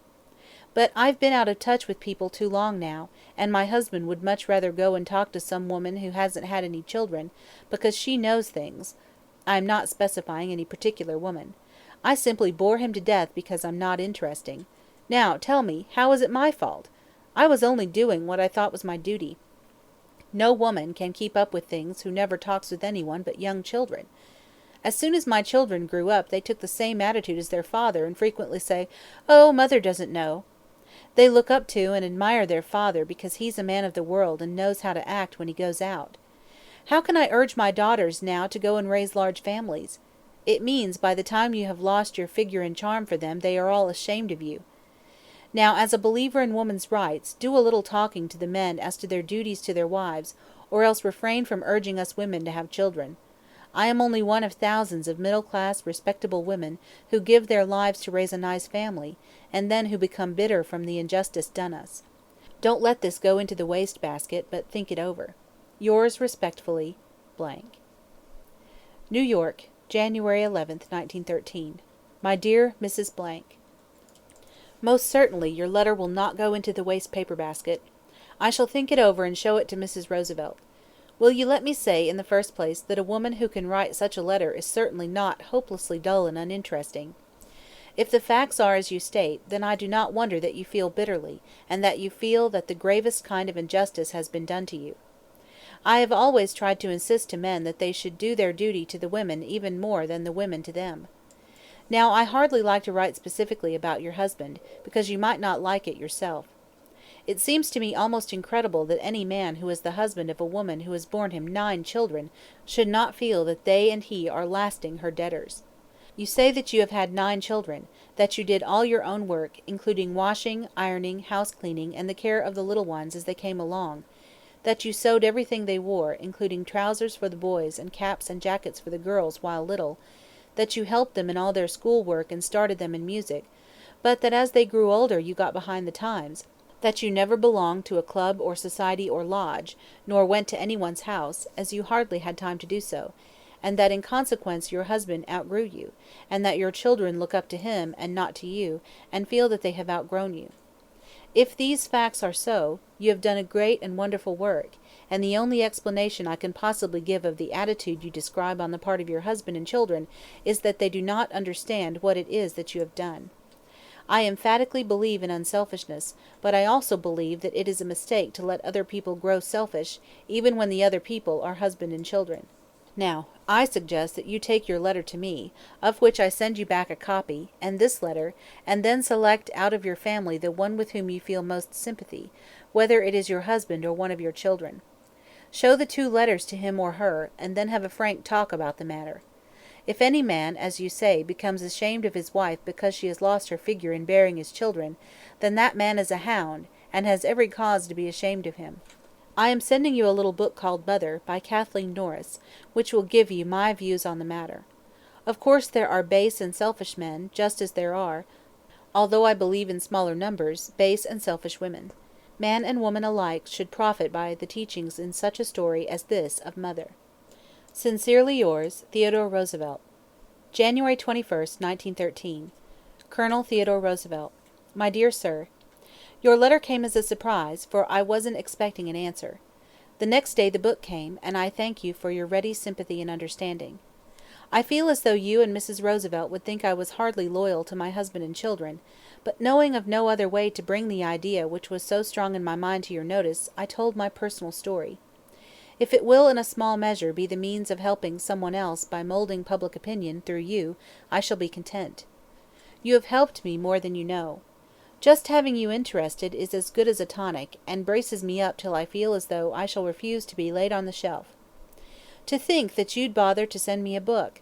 I shall always treasure it both for the text of the book and the sender. I read it with absorbing interest. The mother was so splendid, she was ideal. The situations are so startlingly real, just like what happens here every day with variations. Blank. A narrative of facts is often more convincing than a homily, and these 2 letters of my correspondent carry their own lesson. Parenthetically, let me remark that whenever a man thinks that he has outgrown the woman who is his mate, he will do well to consider whether his growth has not been downward instead of upward, whether the facts are not merely that he has fallen away from his wife's standard of refinement and of duty. End of Chapter 5, Part 3. Chapter 6, Part 1 of the Autobiography of Theodore Roosevelt. The New York Police, Part 1. In the spring of 1895 I was appointed by Mayor Strong Police Commissioner, and I served as President of the Police Commission of New York for the 2 following years. Mayor Strong had been elected mayor the preceding fall, when the general anti-democratic wave of that year coincided with one of the city's occasional insurrections of virtue and consequent turning out of Tammany from municipal control.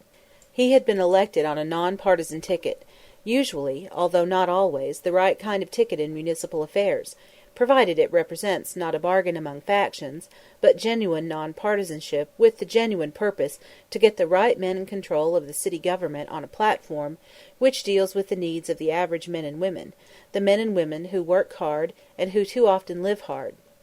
I was appointed with the distinct understanding that I was to administer the police department with entire disregard of partisan politics, and only from the standpoint of a good citizen interested in promoting the welfare of all good citizens. My task, therefore, was really simple. Mayor Strong had already offered me the street-cleaning department. For this work I did not feel that I had any especial fitness. I resolutely refused to accept the position, and the mayor ultimately got a far better man for his purpose in Colonel George F. Waring. The work of the police department, however, was in my line, and I was glad to undertake it. The man who was closest to me throughout my 2 years in the police department was Jacob Riis. By this time, as I have said, I was getting our social, industrial, and political needs into pretty fair perspective. I was still ignorant of the extent to which big men of great wealth played a mischievous part in our industrial and social life, but I was well awake to the need of making ours in good faith both an economic and an industrial as well as a political democracy. I already knew Jake Reese, because his book, How the Other Half Lives, had been to me both an enlightenment and an inspiration for which I felt I could never be too grateful. Soon after it was written I had called at his office to tell him how deeply impressed I was by the book, and that I wished to help him in any practical way to try to make things a little better. I have always had a horror of words that are not translated into deeds, of speech that does not result in action. In other words, I believe in realizable ideals and in realizing them, in preaching what can be practiced and then in practicing it. Jacob Riis had drawn an indictment of the things that were wrong, pitifully and dreadfully wrong, with the tenement homes and the tenement lives of our wage workers. In his book he had pointed out how the city government, and especially those connected with the Department of Police and Health, could aid in remedying some of the wrongs. As president of the police board I was also a member of the health board. In both positions I felt that with Jacob Riis's guidance I would be able to put a goodly number of its principles into actual effect. He and I looked at life and its problems from substantially the same standpoint. Our ideals and principles and purposes, and our beliefs as to the methods necessary to realize them, were alike. After the election in 1894 I had written him a letter which ran in part as follows. It is very important to the city to have a business-man's mayor, but it is more important to have a working-man's mayor, and I want Mr. Strong to be that also. It is an excellent thing to have rapid transit, but it is a good deal more important, if you look at matters with a proper perspective, to have ample playgrounds in the poorer quarters of the city, and to take the children off the streets, so as to prevent them growing up toughs. In the same way, it is an admirable thing to have clean streets. Indeed, it is an essential thing to have them, but it would be a better thing to have our schools large enough to give ample accommodation to all who should be pupils, and to provide them with proper playgrounds. And I added, while expressing my regret that I had not been able to accept the street cleaning commissionership, that I would have been delighted to smash up the corrupt contractors, and put the street cleaning force absolutely out of the domain of politics. This was 19 years ago, but it makes a pretty good platform in municipal politics even today. Smash corruption, take the municipal service out of the domain of politics, insist upon having a mayor who shall be a working-man's mayor even more than a business-man's mayor, and devote all the attention possible to the welfare of the children. Therefore, as I viewed it, there were two sides to the work. First, the actual handling of the police department. Second, using my position to help in making the city a better place in which to live and work for those to whom the conditions of life and labor were the hardest. The two problems were closely connected, for one thing never to be forgotten in striving to better the conditions of the New York police force is the connection between the standards of morals and behavior in that force and the general standard of morals and behavior in the city at large. The form of government of the police department at that time was such as to make it a matter of extreme difficulty to get good results. It represented that device of old-school American political thought, the desire to establish checks and balances so elaborate that no man shall have power enough to do anything very bad. In practice this always means that no man has power enough to do anything good, and that what is bad is done anyhow. In most positions the division of powers theory works unmitigated mischief. The only way to get good service is to give somebody power to render it, facing the fact that power which will enable a man to do a job well will also necessarily enable him to do it ill if he is the wrong kind of man. What is normally needed is the concentration in the hands of one man, or a very small body of men, of ample power to enable him or them to do the work that is necessary, and then the devising of means to hold these men fully responsible for the exercise of that power by the people. This of course means that, if the people are willing to see power misused, it will be misused. But it also means that, as we hold, the people are fit for self-government. If, in other words, our talk and our institutions are not shams, we will get good government. I do not contend that my theory will automatically bring good government. I do contend that it will enable us to get as good government as we deserve, and that the other way will not. The then government of the police department was so devised as to render it most difficult to accomplish anything good, while the field for intrigue and conspiracy was limitless. There were 4 commissioners, 2 supposed to belong to one party and 2 to the other, although as a matter of fact they never divided on party lines. There was a chief, appointed by the commissioners, but whom they could not remove without a regular trial, subject to review by the courts of law. This chief and any one commissioner had power to hold up most of the acts of the other 3 commissioners. It was made easy for the 4 commissioners to come to a deadlock among themselves, and if this danger was avoided, it was easy for one commissioner, by intriguing with the chief, to bring the other 3 to a standstill. The commissioners were appointed by the mayor, but he could not remove them without the consent of the governor, who was usually politically opposed to him. In the same way the commissioners could appoint the patrolmen, but they could not remove them, save after a trial which went up for review to the courts. As was inevitable under our system of law procedure, this meant that the action of the court was apt to be determined by legal technicalities. It was possible to dismiss a man from the service for quite insufficient reasons, and to provide against the reversal of the sentence, if the technicalities of procedure were observed. But the worst criminals were apt to be adroit men, against whom it was impossible to get legal evidence which a court could properly consider in a criminal trial, and the mood of the court might be to treat the case as if it were a criminal trial, although it was easy to get evidence which would render it not merely justifiable, but necessary for a man to remove them from his private employ, and surely the public should be as well treated as a private employer. Accordingly, most of the worst men put out were reinstated by the courts, and when the mayor attempted to remove one of my colleagues, who made it his business to try to nullify the work done by the rest of us, the governor sided with the recalcitrant commissioner and refused to permit his removal. Nevertheless, an astounding quantity of work was done in reforming the force. We had a good deal of power, anyhow, we exercised it to the full, and we accomplished some things by assuming the appearance of power which we did not really possess. The first fight I made was to keep politics absolutely out of the force, and not only politics, but every kind of improper favoritism. Doubtless in making thousands of appointments and hundreds of promotions there were men who contrived to use influence of which I was ignorant. But these cases must have been few and far between. As far as was humanly possible, the appointments and promotions were made without regard to any question except the fitness of the man and the needs of the service. As Civil Service Commissioner I had been instructing heads of departments and bureaus how to get men appointed without regard to politics, and assuring them that by following our methods they would obtain first-class results.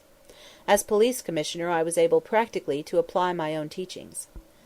The appointments to the police force were made as I have described in the last chapter.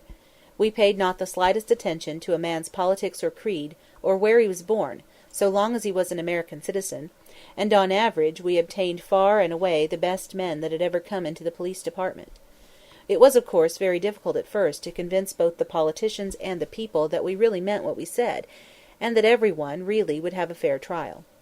There had been in previous years the most widespread and gross corruption in connection with every activity in the police department, and there had been a regular tariff for appointments and promotions.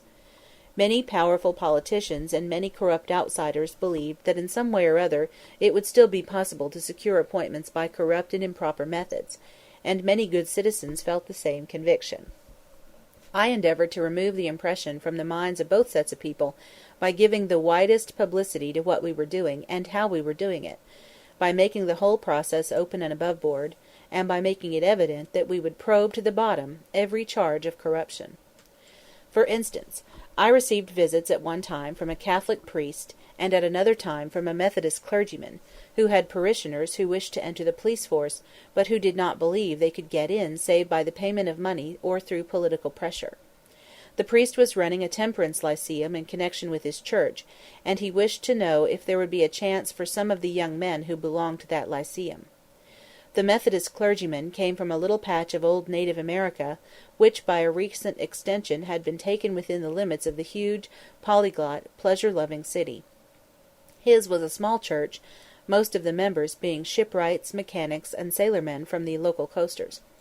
In each case I assured my visitor that we wanted on the force men of the exact type which he said he could furnish. I also told him that I was as anxious as he was to find out if there was any improper work being done in connection with the examinations, and that I would like him to get 4 or 5 of his men to take the examinations without letting me know their names. Then, whether the men failed or succeeded, he and I would take their papers and follow them through every stage, so that we could tell at once whether they had been improperly favored or improperly discriminated against. This was accordingly done, and in each case my visitor turned up a few weeks later, his face wreathed in smiles, to say that his candidates had passed and that everything was evidently all straight. During my 2 years as president of the commission, I think I appointed a dozen or 15 members of that little Methodist congregation, and certainly twice that number of men from the temperance lyceum of the Catholic Church in question. They were all men of the very type I most wished to see on the force, men of strong physique and resolute temper, sober, self-respecting, self-reliant, with a strong wish to improve themselves. Occasionally I would myself pick out a man and tell him to take the examination. Thus, one evening I went down to speak in the Bowery at the Young Men's Institute, a branch of the Young Men's Christian Association, at the request of Mr. Cleveland H. Dodge. While there, he told me he wished to show me a young Jew who had recently, by an exhibition of marked pluck and bodily prowess, saved some women and children from a burning building. The young Jew, whose name was Otto Raphael, was brought up to see me, a powerful fellow, with a good-humoured, intelligent face. I asked him about his education, and told him to try the examination. He did, passed, was appointed, and made an admirable officer, and he and all his family, wherever they may dwell, have been close friends of mine ever since. Otto Raphael was a genuine East Sider. He and I were both straight New York City, to use the vernacular of our native city. To show our community of feeling and our grasp of the facts of life, I may mention that we were almost the only men in the police department who picked Fitzsimmons as a winner against Corbett. Otto's parents had come over from Russia, and not only in social standing but in pay, a policeman's position meant everything to him. It enabled Otto to educate his little brothers and sisters who had been born in this country, and to bring over from Russia 2 or 3 kinsfolk who had perforce been left behind. Rather curiously, it was by no means as easy to keep politics and corruption out of the promotions as out of the entrance examinations. This was because I could take complete charge of the entrance examinations myself, and, moreover, they were largely automatic. In promotions, on the other hand, the prime element was the record and capacity of the officer, and for this we had largely to rely upon the judgments of the man's immediate superiors. This doubtless meant that in certain cases that judgment was given for improper reasons. However, there were cases where I could act on personal knowledge. One thing that we did was to endeavor to recognize gallantry. We did not have to work a revolution in the force as to courage in the way that we had to work a revolution in honesty. They had always been brave in dealing with riotous and violent criminals, but they had gradually become very corrupt. Our great work, therefore, was the stamping out of dishonesty, and this work we did thoroughly, so far as the ridiculous bipartisan law under which the department was administered would permit. But we were anxious that, while stamping out what was evil in the force, we should keep and improve what was good. While warring on dishonesty, we made every effort to increase efficiency. It has unfortunately been shown by sad experience that at times a police organization which is free from the taint of corruption may yet show itself weak in some great crisis or unable to deal with the more dangerous kinds of criminals. This we were determined to prevent. Our efforts were crowned with entire success. The improvement in the efficiency of the force went hand in hand with the improvement in its honesty. The men in uniform and the men in plain clothes, the detectives, did better work than ever before. The aggregate of crimes where punishment followed the commission of the crime increased, while the aggregate of crimes where the criminal escaped punishment decreased. Every discredited politician, every sensational newspaper, and every timid fool who could be scared by clamor was against us. All 3 classes strove by every means in their power to show that in making the force honest we had impaired its efficiency, and by their utterances they tended to bring about the very condition of things against which they professed to protest. But we went steadily along the path we had marked out. The fight was hard, and there was plenty of worry and anxiety, but we won. I was appointed in May, 1895. In February, 1897, 3 months before I resigned to become Assistant Secretary of the Navy, the judge who charged the Grand Jury of New York County was able to congratulate them on the phenomenal decrease in crime, especially of the violent sort. This decrease was steady during the 2 years. The police, after the reform policy was thoroughly tried, proved more successful than ever in protecting life and property, and in putting down crime and criminal vice. The part played by the recognition and reward of actual personal prowess among the members of the police force in producing this state of affairs was appreciable, though there were many other factors that combined to bring about the betterment. The immense improvement in discipline, by punishing all offenders without mercy, no matter how great their political or personal influence, the resolute warfare against every kind of criminal who had hitherto been able corruptly to purchase protection, the prompt recognition of ability, even where it was entirely unconnected with personal prowess, all these were elements which had enormous weight in producing the change. Mere courage and daring, and the rewarding of courage and daring, cannot supply the lack of discipline, of ability, of honesty. But they are a vital consequence nevertheless.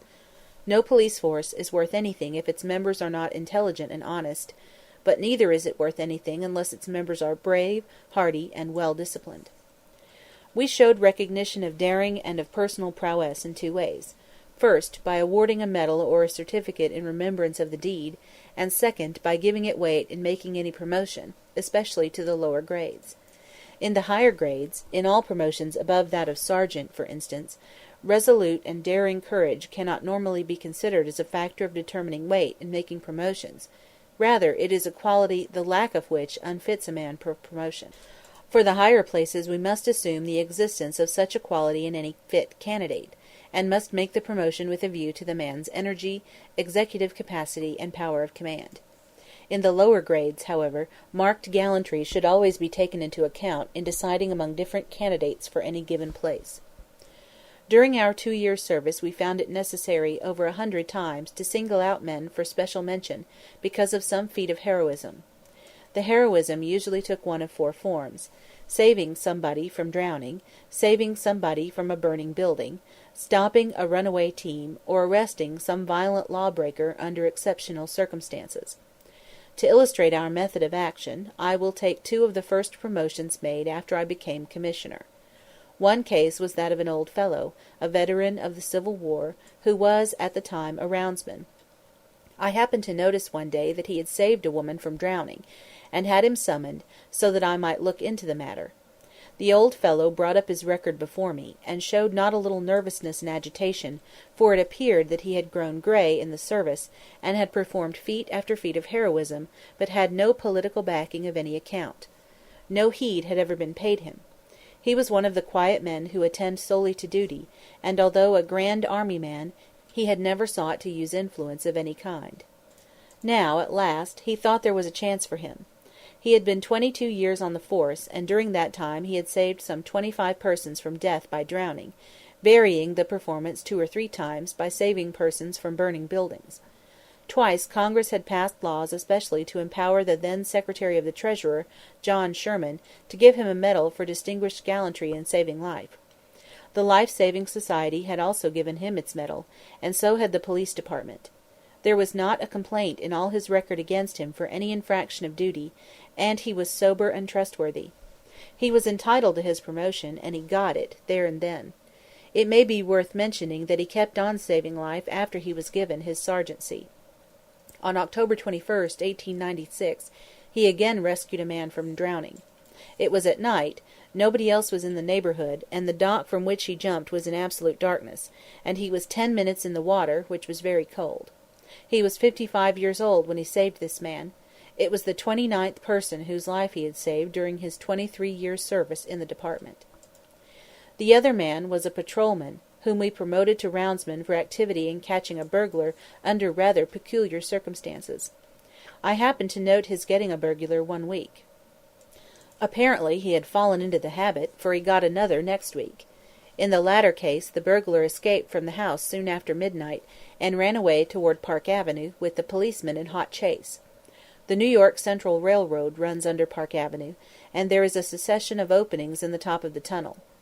Finding that the policeman was gaining on him, the burglar took a desperate chance and leaped down one of these openings at the risk of breaking his neck. Now the burglar was running for his liberty, and it was the part of wisdom for him to imperil life or limb, but the policeman was merely doing his duty, and nobody could have blamed him for not taking the jump. However, he jumped, and in this particular case the hand of the Lord was heavy upon the unrighteous. The burglar had the breath knocked out of him, and the cop didn't. When his victim could walk, the officer trotted him around to the station house, and a week after I had the officer up and promoted him, for he was sober, trustworthy, and strictly attentive to duty. End of Chapter 6, Part 1. Chapter 6, Part 2 of the Autobiography of Theodore Roosevelt. The New York City Police, Part 2. Now, I think that any decent man of reasonable intelligence will agree that we were quite right in promoting men in cases like these, and quite right in excluding politics from promotions. Yet it was because of our consistency acting in this manner, resolutely warring on dishonesty and on that peculiar form of baseness which masquerades as practical politics, and steadily refusing to pay heed to any consideration except the good of the service in the city, and the merits of the men themselves, that we drew down upon our heads the bitter and malignant animosity of the bread-and-butter spoils politicians. They secured the repeal of the civil service law by the state legislature. They attempted and almost succeeded in the effort to legislate us out of office. They joined with the baser portion of the sensational press in every species of foul, indecent falsehood and slander as to what we were doing. They attempted to seduce or frighten us by every species of intrigue and cajolery, of promise of political reward and threat of political punishment. They failed in their purpose. I believe in political organizations, and I believe in practical politics. If a man is not practical, he is of no use anywhere. But when politicians treat practical politics as foul politics, and when they turn what ought to be a necessary and useful political organization into a machine run by professional spoilsmen of low morality in their own interest, then it is time to drive the politician from public office, and either to mend or destroy the machine, according as the necessity may determine. We promoted to roundsman a patrolman, with an already excellent record, for gallantry shown in a fray which resulted in the death of his antagonist. He was after a gang of toughs who had just waylaid, robbed, and beaten a man. They scattered, and he pursued the ringleader. Running hard, he gained on his man, whereupon the latter suddenly turned and fired full in his face. The officer already had his revolver drawn, and the two shots rang out almost together. The policeman was within a fraction of death, for the bullet from his opponent's pistol went through his helmet and just broke the skin of his head. His own aim was truer, and the man he was after fell dead, shot through the heart. I may explain that I have not the slightest sympathy with any policy which tends to put the policeman at the mercy of a tough, or which deprives him of efficient weapons. While police commissioner, we punished any brutality by the police with such immediate severity that all cases of brutality practically came to an end. No decent citizen had anything to fear from the police during the 2 years of my service. But we consistently encouraged the police to prove that the violent criminal who endeavored to molest them or to resist arrest, or to interfere with them in the discharge of their duty, was himself in grave jeopardy, and we had every gang broken up and the members punished with whatever severity was necessary. Of course, where possible, the officer merely crippled the criminal who was violent. One of the things that we did while in office was to train the men in the use of the patrol. A school of pistol practice was established, and the marksmanship of the force was wonderfully improved. The man in charge of the school was a roundsman, Petty, whom we promoted to sergeant. He was one of the champion revolver shots of the country, and could hit just about where he aimed. Twice he was forced to fire at criminals who resisted arrest, and in each case he hit his man in the arm or leg, simply stopping him without danger to his life. In May 1896, a number of burglaries occurred far uptown, in the neighborhood of 156th Street and Union Avenue. 2 officers were sent out each night to patrol the streets in plain clothes. About 2 o'clock on the morning of May 8th, they caught a glimpse of 2 men loitering about a large corner house, and determined to make them explain their actions. In order to cut off their escape, one officer went down one street and one the other. The first officer, whose name was Ryan, found the 2 men at the gateway of the side entrance of the house, and hailed to know what they were doing. Without answering, they turned and ran toward Prospect Avenue, with Ryan in close pursuit. After running about 100 feet, one of them turned and fired 3 shots at Ryan, but failed to hit him. The 2 then separated, and the man who had done the shooting escaped. The other man, whose name proved to be O'Connor, again took to his heels, with Ryan still after him. They turned the corner and met the other officer, whose name was Reed, running as hard as he could toward the shooting. When O'Connor saw himself cut off by Reed, he fired at his new foe, the bullet cutting Reed's overcoat on the left shoulder. Reed promptly fired in return, his bullet going into O'Connor's neck and causing him to turn a complete somersault. The two officers then cared for their prisoner until the ambulance arrived, when he was taken to the hospital and pronounced mortally wounded. His companion was afterwards caught, and they turned out to be the very burglars for whom Reed and Ryan had been on the lookout. In December 1896 one of our officers was shot. A row occurred in a restaurant, which ended in two young toughs drawing their revolvers and literally running amuck, shooting 2 or 3 men. A policeman, attracted by the noise, ran up and seized one of them, whereupon the other shot him in the mouth, wounding him badly. Nevertheless, the officer kept his prisoner and carried him to the station house. The tough who had done the shooting ran out and was seized by another officer. The tough fired at him, the bullet passing through the officer's overcoat, but he was promptly knocked down, disarmed, and brought to the station house. In this case, neither policeman used his revolver, and each brought in his man, although the latter was armed and resisted arrest, one of the officers taking in his prisoner after having been himself severely wounded. A lamentable feature of the case was that this same officer was a man who, though capable of great gallantry, was also given to shirking his work, and we were finally obliged to dismiss him from the force, after passing over 2 or 3 glaring misdeeds in view of his record for courage. We promoted another man on account of finding out accidentally that he had performed a notable feat, which he had forborne even to mention, so that his name never came out on the rolls of honor. Late at night, while patrolling a lonely part of his post, he came upon 3 young toughs who had turned highwaymen and were robbing a peddler. He ran at once with his nightstick, whereupon the toughs showed fight, and one of them struck at him with a bludgeon, breaking his left hand. The officer, however, made such good use of his nightstick that he knocked down 2 of his assailants, whereupon the third ran away, and he brought both of his prisoners to the station house. Then he went round to the hospital, had his broken hand set in plaster, and actually reported for duty at the next tour, without losing 1 hour. He was a quiet fellow, with a record free from complaints, and we made him a roundsman. The mounted squad have, of course, many opportunities to distinguish themselves in stopping runaways. In May 1895, a mounted policeman named Heyer succeeded in stopping a runaway at Kingsbridge under rather noteworthy circumstances. 2 men were driving in a buggy, when the horse stumbled, and in recovering himself broke the headstall, so that the bridle fell off. The horse was a spirited trotter, and at once ran away at full speed. Heyer saw the occurrence, and followed at a run. When he got alongside the runaway he seized him by the forelock, guided him dexterously over the bridge, prevented him from running into the numerous wagons that were on the road, and finally forced him up a hill and into a wagon shed. 3 months later this same officer saved a man from drowning. The members of the bicycle squad, which was established shortly after we took office, soon grew to show not only extraordinary proficiency on the wheel, but extraordinary daring.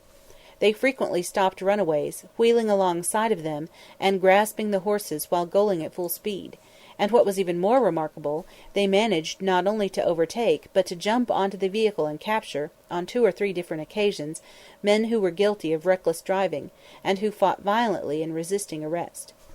They were picked men, being young and active, and any feat of daring which could be accomplished on the wheel they were certain to accomplish.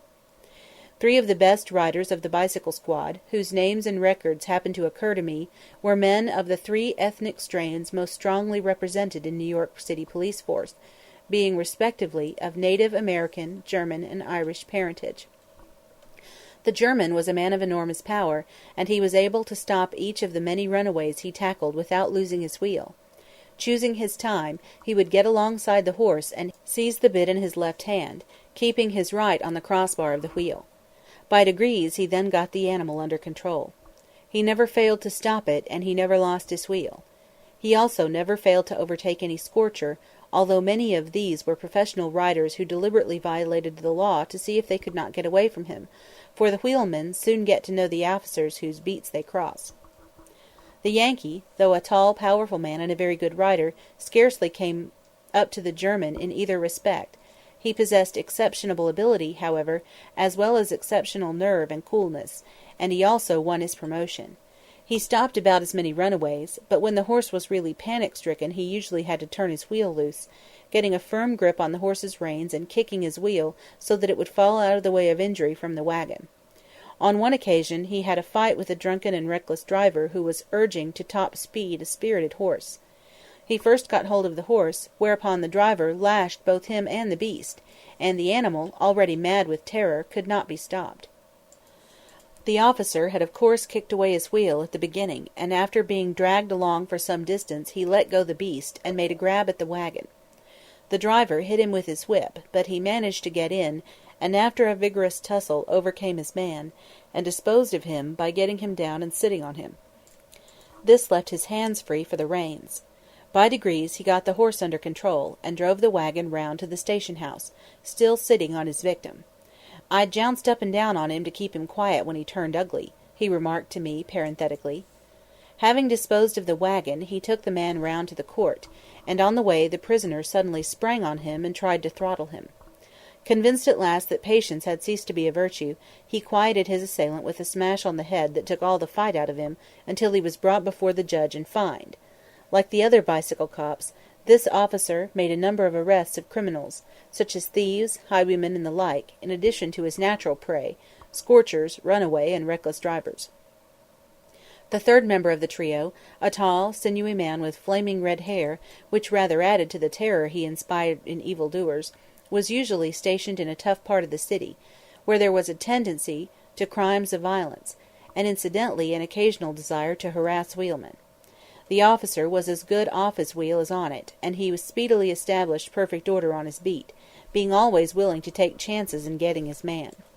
He was no respecter of persons, and when it became his duty to arrest a wealthy man for persistently refusing to have his carriage lamps lighted after nightfall, he brought him in with the same indifference that he displayed in arresting a street-corner tough who had thrown a brick at a wheelman. Occasionally a policeman would perform work which ordinarily comes within the domain of a fireman. In November 1896, an officer who had previously saved a man from death by drowning added to his record by saving 5 persons from burning. He was, at the time, asleep, when he was roused by a fire in the house a few doors away. Running over the roofs of the adjoining houses until he reached the burning building, he found that on the 4th floor the flames had cut off all exit from an apartment in which there were 4 women, 2 of them over 50, and one of the others with a 6-months-old baby. The officer ran down to the adjoining house, broke open the door of the apartment on the same floor, the 4th, and crept out on the coping, less than 3 inches wide, that ran from one house to the other.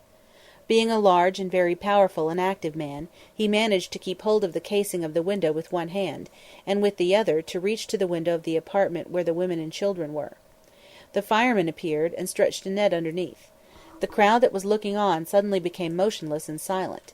Then, one by one, he drew the women out of their window, and holding them tight against the wall, passed them into the other window. The exertion in such an attitude was great, and he strained himself badly, but he possessed a practical mind, and as soon as the women were saved he began a prompt investigation of the cause of the fire, and arrested 2 men whose carelessness, as was afterwards proved, caused it. Then and now a man, though a brave man, proved to be a slack or stupid or vicious, and we could make nothing out of him, but hardihood and courage were qualities upon which we insisted and which we rewarded. Whenever I see the police force attacked and vilified, I always remember my association with it. The cases I have given above are merely instances chosen almost at random among hundreds of others. Men such as those I have mentioned have the right stuff in them. If they go wrong, the trouble is with the system, and therefore with us, the citizens, for permitting the system to go unchanged. The conditions of New York life are such as to make the police problem therein more difficult than in any other of the world's great capitals. I am often asked if policemen are honest. I believe that the great majority of them want to be honest, and will be honest whenever they are given the chance. The New York police force is a body thoroughly representative of the great city itself. As I have said above, the predominant ethnic strains in it are, first, the men of Irish birth or parentage, and following these, the native Americans, usually from the country districts, and the men of German birth or parentage. There are also Jews, Scandinavians, Italians, Slavs, and men of other nationalities. All soon became welded into one body. They are physically a fine lot. Moreover, their instincts are right. They are game, they are alert and self-reliant, they prefer to act squarely if they are allowed to so act. All that they need is to be given the chance to prove themselves honest, brave, and self-respecting. The law at present is much better than in our day, so far as governing the force is concerned. There is now a single commissioner, and the mayor has complete power over him. The mayor, through his commissioner, now has power to keep the police force on a good level of conduct, if with resolution and common sense he insists on absolute honesty within the force, and at the same time heartily supports it against the criminal classes. To weaken the force in its dealings with gangs and toughs, and criminals generally, is as damaging as to permit dishonesty, and, moreover, works towards dishonesty. But while under the present law very much improvement can be worked, there is a need of change of the law which will make the police commissioner a permanent, non-partisan official, holding office so long as he proves thoroughly fit for the job, completely independent of the politicians and privileged interests, and with complete power over the force. This means that there must be the right law, and the right public opinion back of the law. The many-sided ethnic character of the force now and then gives rise to, or affords opportunity for, queer happenings. Occasionally it enables one to meet emergencies in the best possible fashion. While I was police commissioner, an anti-Semitic preacher from Berlin, Rector Alvart, came over to New York to preach a crusade against the Jews. Many of the New York Jews were much excited and asked me to prevent him from speaking, and not to give him police protection. This I told him was impossible, and if possible would have been undesirable, because it would have made him a martyr. The proper thing to do was to make him ridiculous. Accordingly, I detailed for his protection a Jew sergeant and a score or two of Jewish policemen. He made his harangue against the Jews under the active protection of some 40 policemen, every one of them a Jew.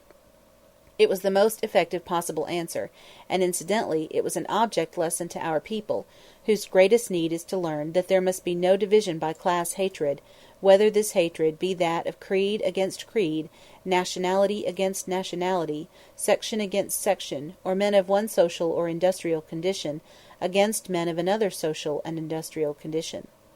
We must ever judge each individual on his own conduct and merits, and not on his membership in any class, whether that class be based on theological, social, or industrial considerations. Among my political opponents when I was police commissioner was the head of a very influential local Democratic organization. He was a state senator usually known as Big Tim Sullivan. Big Tim represented the morals of another era, that is, his principles and actions were very much those of a Norman noble in the years immediately succeeding the Battle of Hastings. This will seem flattery only to those who are not acquainted with the real histories and antecedents of the Norman nobles of the epoch in question. His application of these 11th-century theories to our 19th-century municipal democratic conditions brought him into sharp contact with me, and with one of my right-hand men of the department, Inspector John McCullough. Under the old dispensation this would have meant that his friends and kinsfolk were under the ban. Now it happened that in the department at that time there was a nephew or cousin of his, Jerry D. Sullivan. I found that Jerry was an uncommonly good man, a conscientious, capable officer, and I promoted him. I do not know whether Jerry or Jerry's cousin, Senator Sullivan, was more astonished. The senator called upon me to express what I am sure was a very genuine feeling of appreciation. Poor Jerry died, I think of consumption, a year or two after I left the department. He was promoted again after I left, and then he showed that he possessed the rare quality of gratitude, for he sent me a telegram dated January 15, 1898, running as follows: "Was made a sergeant today. I thank you for all in my first advancement." And in a letter he said to me, "In the future, as in the past, I will endeavor at all times to perform my duty honestly and fearlessly, and never cause you to feel that you were mistaken in me, so that you will be justly proud of my record." The senator, though politically opposed to me, always kept a feeling of friendship for me after this incident. He served in Congress while I was president. The police can be used to help all kinds of good purposes. While I was police commissioner much difficulty had been encountered in locating illegal and fraudulent practitioners of medicine. Dr. Maurice Louis called on me, with a letter from James Russell Parsons, the Secretary of the Board of Regents at Albany, and asked me if I could not help. After questioning him I found that the local authorities were eager to prosecute these men, but could not locate them, and I made up my mind I would try my hand at it. Accordingly, a sealed order was sent to the commanding officer of each police precinct in New York, not to be opened until just before the morning roll call, previous to the police squad going on duty. This order required that, immediately upon reaching post, each patrolman should go over his beat and enter upon a sheet of paper provided for that purpose the full name and address of every doctor sign there appearing. Immediately upon securing this information, the patrolman was instructed to return the sheet to the officer in charge of the precinct. The latter in turn was instructed to collect and place in one large envelope, and to return police headquarters all the data thus received. As a result of this procedure, within 2 hours the prosecuting officials of the city of New York were in possession of the name and address of every person in New York who announced himself as a physician, and scores of pretended physicians were brought to book or driven from the city. One of the perennially serious and difficult problems, and one of the chief reasons for police blackmail and corruption, is to be found in the excise situation in New York.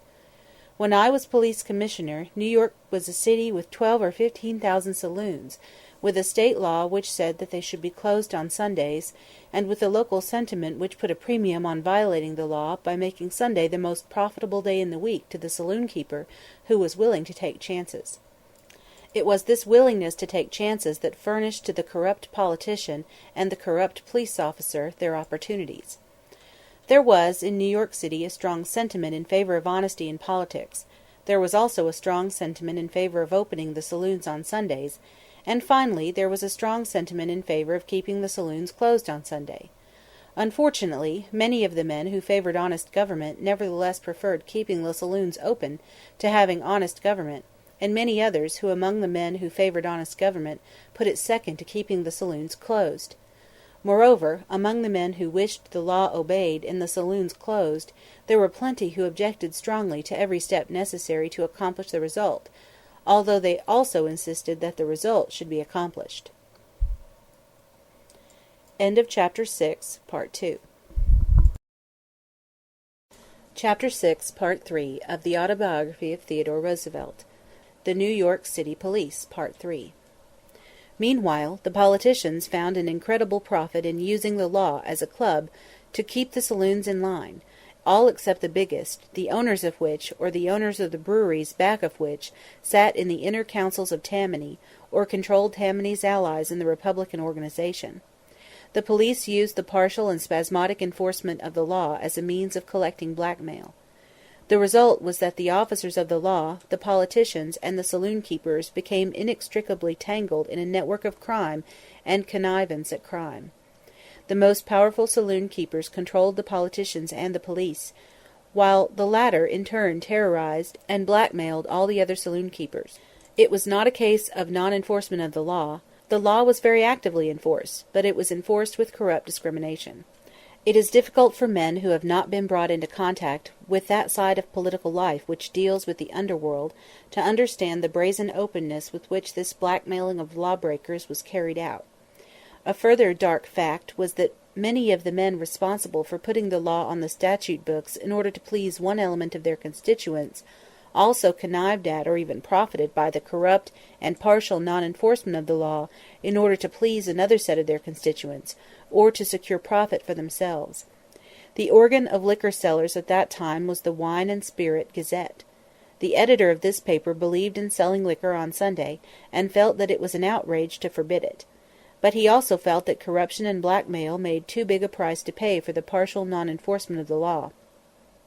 He made in his paper a statement, the correctness of which was never questioned, which offers a startling commentary on New York politics of that period. In this statement he recited the fact that the system of blackmail had been brought to such a state of perfection, and had become so oppressive to the liquor dealers themselves, that they communicated at length on the subject with Governor Hill, the state Democratic boss, and then with Mr. Croker, the city Democratic boss. Finally, the matter was formally taken up by a committee of the Central Association of Liquor Dealers in an interview they held with Mr. Martin, my Tammany predecessor as president of the police force. In matter-of-course way the editor's statement continues. An agreement was made between the leaders of Tammany Hall and the liquor dealers according to which the monthly blackmail paid to the force should be discontinued in return for political support. Not only did the big bosses, state and local, treat this agreement, and the corruption to which it was due, as normal and proper, but they never even took the trouble to deny what had been done when it was made public. Tammany and the police, however, did not fully live up to the agreement, and much discrimination of a very corrupt kind, and of a very exasperating kind to liquor sellers who wished to be honest, continued in connection with the enforcing of the law. In short, the agreement was kept only with those who had pull. These men with pull were benefited when their rivals were bullied and blackmailed by the police. The police, meanwhile, who had been bought by appointment or promotion, and the politicians back of them, extended the blackmailing to include about everything from the push-cart peddler and the big or small merchant who wished to use the sidewalk illegally for his goods, up to the keepers of the brothel, the gambling house, and the policy shop. The total blackmail ran into millions of dollars. New York was a wide-open town. The big bosses rolled in wealth, and the corrupt policemen who ran the force lost all sense of decency and justice. Nevertheless, I wish to insist on the facts that the honest men on the patrol posts, the men with the nightsticks, remained desirous to see honesty obtain, although they were losing courage and hope. This was the situation that confronted me when I came to Mulberry Street. The saloon was the chief source of mischief. It was with the saloon that I had to deal, and there was only one way to deal with it. That was to enforce the law. The howl that rose was deafening. The professional politicians raved. The yellow press surpassed themselves in clamor and mendacity. A favorite assertion was that I was enforcing a blue law, an obsolete law that had never before been enforced. As a matter of fact, I was only enforcing, honestly, a law that had hitherto been enforced dishonestly. There was very little increase in the number of arrests made for violating the Sunday law. Indeed, there were weeks when the number of arrests went down. The only difference was that there was no protected class. Everybody was arrested alike, and I took especial pains to see that there was no discrimination, and that the big men and the men with political influence were treated like everyone else. The immediate effect was wholly good. I had been told that it was not possible to close the saloons on Sunday, and that I could not succeed. However, I did succeed. The warden of Bellevue Hospital reported, 2 or 3 weeks after we had begun, that for the first time in its existence there had not been a case due to a drunken brawl in the hospital all Monday. The police courts gave the same testimony, while savings banks recorded increased deposits and pawnshops hard times. The most touching of all things was the fact that we received letters, literally by the hundreds, from mothers in tenement houses who had never been allowed to take their children to the country in the wide-open days, and who now found their husbands willing to take them and their families for an outing on Sunday. Jake Reese and I spent one Sunday from morning till night in the tenement districts, seeing for ourselves what had happened. During the 2 years that we were in office, things never slipped back to anything like they had been before, but we did not succeed in keeping them quite as highly keyed as during these first weeks. As regards the Sunday closing law, this was partly because public sentiment was not really with us. The people who had demanded honesty, but who did not like to pay for it by the loss of illegal pleasure, joined the openly dishonest in attacking us. Moreover, all kinds of ways of evading the law were tried, and some of them were successful. The statute, for instance, permitted any man to take liquor with meals. After 2 or 3 months, a magistrate was found who decided judiciously that 17 beers and 1 pretzel made a meal, after which decision joy again became unconfined in at least some of the saloons, and the yellow press gleefully announced that my tyranny had been curbed. But my prime object, that of stopping blackmail, was largely attained. All kinds of incidents occurred in connection with this crusade. One of them introduced me to a friend who remains a friend yet. His name was Edward J. Burke. He was one of the men who entered the police force, through our examinations, shortly after I took office. I had summoned 20 or 30 of the successful applicants to let me look over them, and as I walked into the hall, one of them, a well-set-up man, called out sharply to the others, "Gangway!" making them move to one side. I found he had served in the United States Navy. The incident was sufficient to make me keep him in mind. A month later I was notified by a police reporter, a very good fellow, that Burke was in difficulties, and that he thought I had better look into the matter myself, as Burke was being accused by certain very influential men of grave misconduct in an arrest he had made the night before. Accordingly, I took the matter up personally. I found that on the new patrolman's beat the preceding night, a new beat, there was a big saloon run by a man of great influence in political circles known as King Callahan. After midnight the saloon was still running in full blast, and Burke, stepping inside, told Callahan to close up. It was at the time filled with friends of personal liberty, as Governor Hill used at that time, in moments of pathos, to term everybody who regarded as tyranny any restriction on the sale of liquor. Callahan's saloon had never before in its history been closed, and to have a green cop tell him to close it just seemed so incredible that he regarded it as merely a bad jest. On his next round Burke stepped in and repeated the order. Callahan felt the jest had gone too far, and by way of protest knocked Burke down. This was an error of judgment on his part, for when Burke rose he knocked down Callahan. The two then grappled and fell to the floor, while the friends of personal liberty danced around the fight and endeavored to stamp on everything they thought wasn't Callahan. However, Burke, though pretty roughly handled, got his man and shut the saloon. When he appeared against the lawbreaker in court the next day, he found the courtroom crowded with influential Tammany Hall politicians, backed by one or two Republican leaders of the same type, for Callahan was a baron of the underworld, and both his feudal superiors and his feudal inferiors gathered to the rescue. His backers in court included a congressman and a state senator, and so deep-rooted was the police belief in pull that his own superiors had turned against Burke and were preparing to sacrifice him. Just at this time I acted on the information given me by my newspaper friend by starting in person for the court. The knowledge that I knew what was going on, that I meant what I said, and that I intended to make the affair personal, was all that was necessary. Before I reached the court all effort to defend Callahan had promptly ceased, and Burke had come forth triumphant. I immediately promoted him to roundsman. He is a captain now. He has been on the force ever since, save that, when the Spanish War came, he obtained a holiday without pay for 6 months and re-entered the Navy, serving as gun captain in one of the gunboats, and doing his work, as was to be expected, in first-rate fashion, especially when under fire. Let me say again that when men tell me that the police are irredeemably bad, I remember scores and hundreds of cases like this of Burke, like the case I have already mentioned of Raphael, like the other cases I have given above. It is useless to tell me that these men are bad. They are naturally first-rate men. There are no better men anywhere than the men of the New York police force, and when they go bad it is because the system is wrong, and because they are not given the chance to do the good work they can do and would rather do. I never coddled these men. I punished them severely whenever I thought their conduct required it.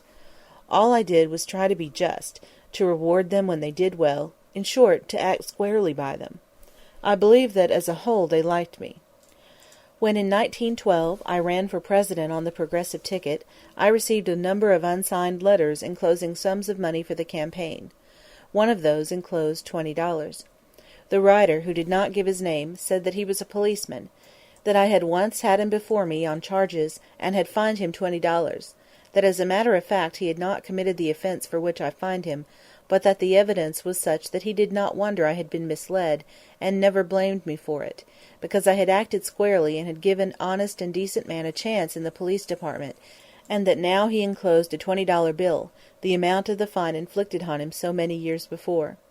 I have always wished I knew who the man was. The disciplinary courts were very interesting, but it was extraordinarily difficult to get the facts in the more complicated cases, as must always be true under similar circumstances, for ordinarily it is necessary to back up the superior officer who makes the charge, and yet it is always possible that this superior officer is consciously or unconsciously biased against his subordinate.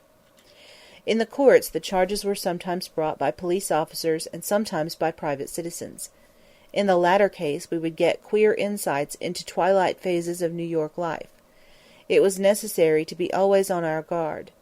Often an accusation would be brought against the policeman because he had been guilty of misconduct. Much more often the accusation merely meant that the officer had incurred animosity by doing his duty. I remember one amusing case where the officer was wholly to blame, but had acted in entire good faith. One of the favorite and most demoralizing forms of gambling in New York was policy playing. The policy slips consisted of papers with 3 rows of figures written on them. The officer in question was a huge, pithecoid lout of a creature, with a wooden face and a receding forehead, and his accuser, whom he had arrested the preceding evening, was a little grig of a red-haired man, obviously respectable and almost incoherent with rage. The anger of the little red-headed man was but natural, for he had just come out from a night in the station house. He had been arrested late in the evening on suspicion that he was a policy player, because of the rows of figures on a piece of paper which he had held in his hand, and because at the time of his arrest he had just stepped into the entrance of a hall of a tenement house in order to read by lamplight. The paper was produced in evidence. There were the 3 rows of figures all right, but as the accused explained, hopping up and down with rage and excitement, they were all of them the numbers of hymns.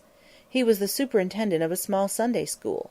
He had written down the hymns for several future services, one under the other, and on the way home he was stepping to look at them, under a convenient lamp-post, and finally by the light of the lamp in the tenement-house hallway, and it was this conduct which struck the sagacious man in uniform as suspicious. One of the saddest features of police work is dealing with the social evil, with prostitutes and houses of ill fame. In so far as the law gave me power, I always treated the men taken in any raid on these houses precisely as the women were treated. My experience brought me to the very strong conviction that there ought not to be any toleration by law of the vice. I do not know of any method which will put a complete stop to the evil, but I do know certain things that ought to be done to minimize it. One of these is treating men and women on an exact equality for the same act. Another is the establishment of night courts and of special commissions to deal with this special class of cases. Another is that suggested by the Reverend Charles Stelzle, of the Labor Temple, to publish conspicuously the name of the owner of any property used for immoral purposes, after said owner had been notified of the use and has failed to prevent it. Another is to prosecute the keepers and backers of brothels, men and women, as relentlessly, and punish them as severely, as pickpockets and common thieves. They should never be fined, they should be imprisoned. As for the girls, the very young ones and first offenders should be put in the charge of probation officers or sent to reformatories, and the large percentage of feeble-minded girls and of incorrigible girls and women should be sent to institutions created for them. We would thus remove from this hideous commerce the articles of commerce. Moreover, the federal government must, in ever-increasing measures, proceed against the degraded promoters of this commercialism, for their activities are interstate, and the nation can often deal with them more effectively than the states. Although, as public sentiment becomes aroused, nation, state, and municipality will all cooperate towards the same end of rooting out the traffic.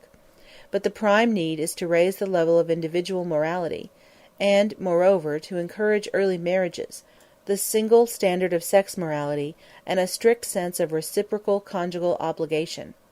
The women who preach late marriages are by just so much making it difficult to better the standard of chastity. As regards the white slave traffic, the men engaged in it, and the women too, are far worse criminals than any ordinary murderers can be. For them there is need of such a law as that recently adopted in England through the efforts of Arthur Lee, M.P., a law which includes whipping for the male offenders. There are brutes so low, so infamous, so degraded and bestial in their cruelty and brutality, that the only way to get at them is through their skins. Sentimentality on behalf of such men is really almost as unhealthy and wicked as the criminality of the men themselves.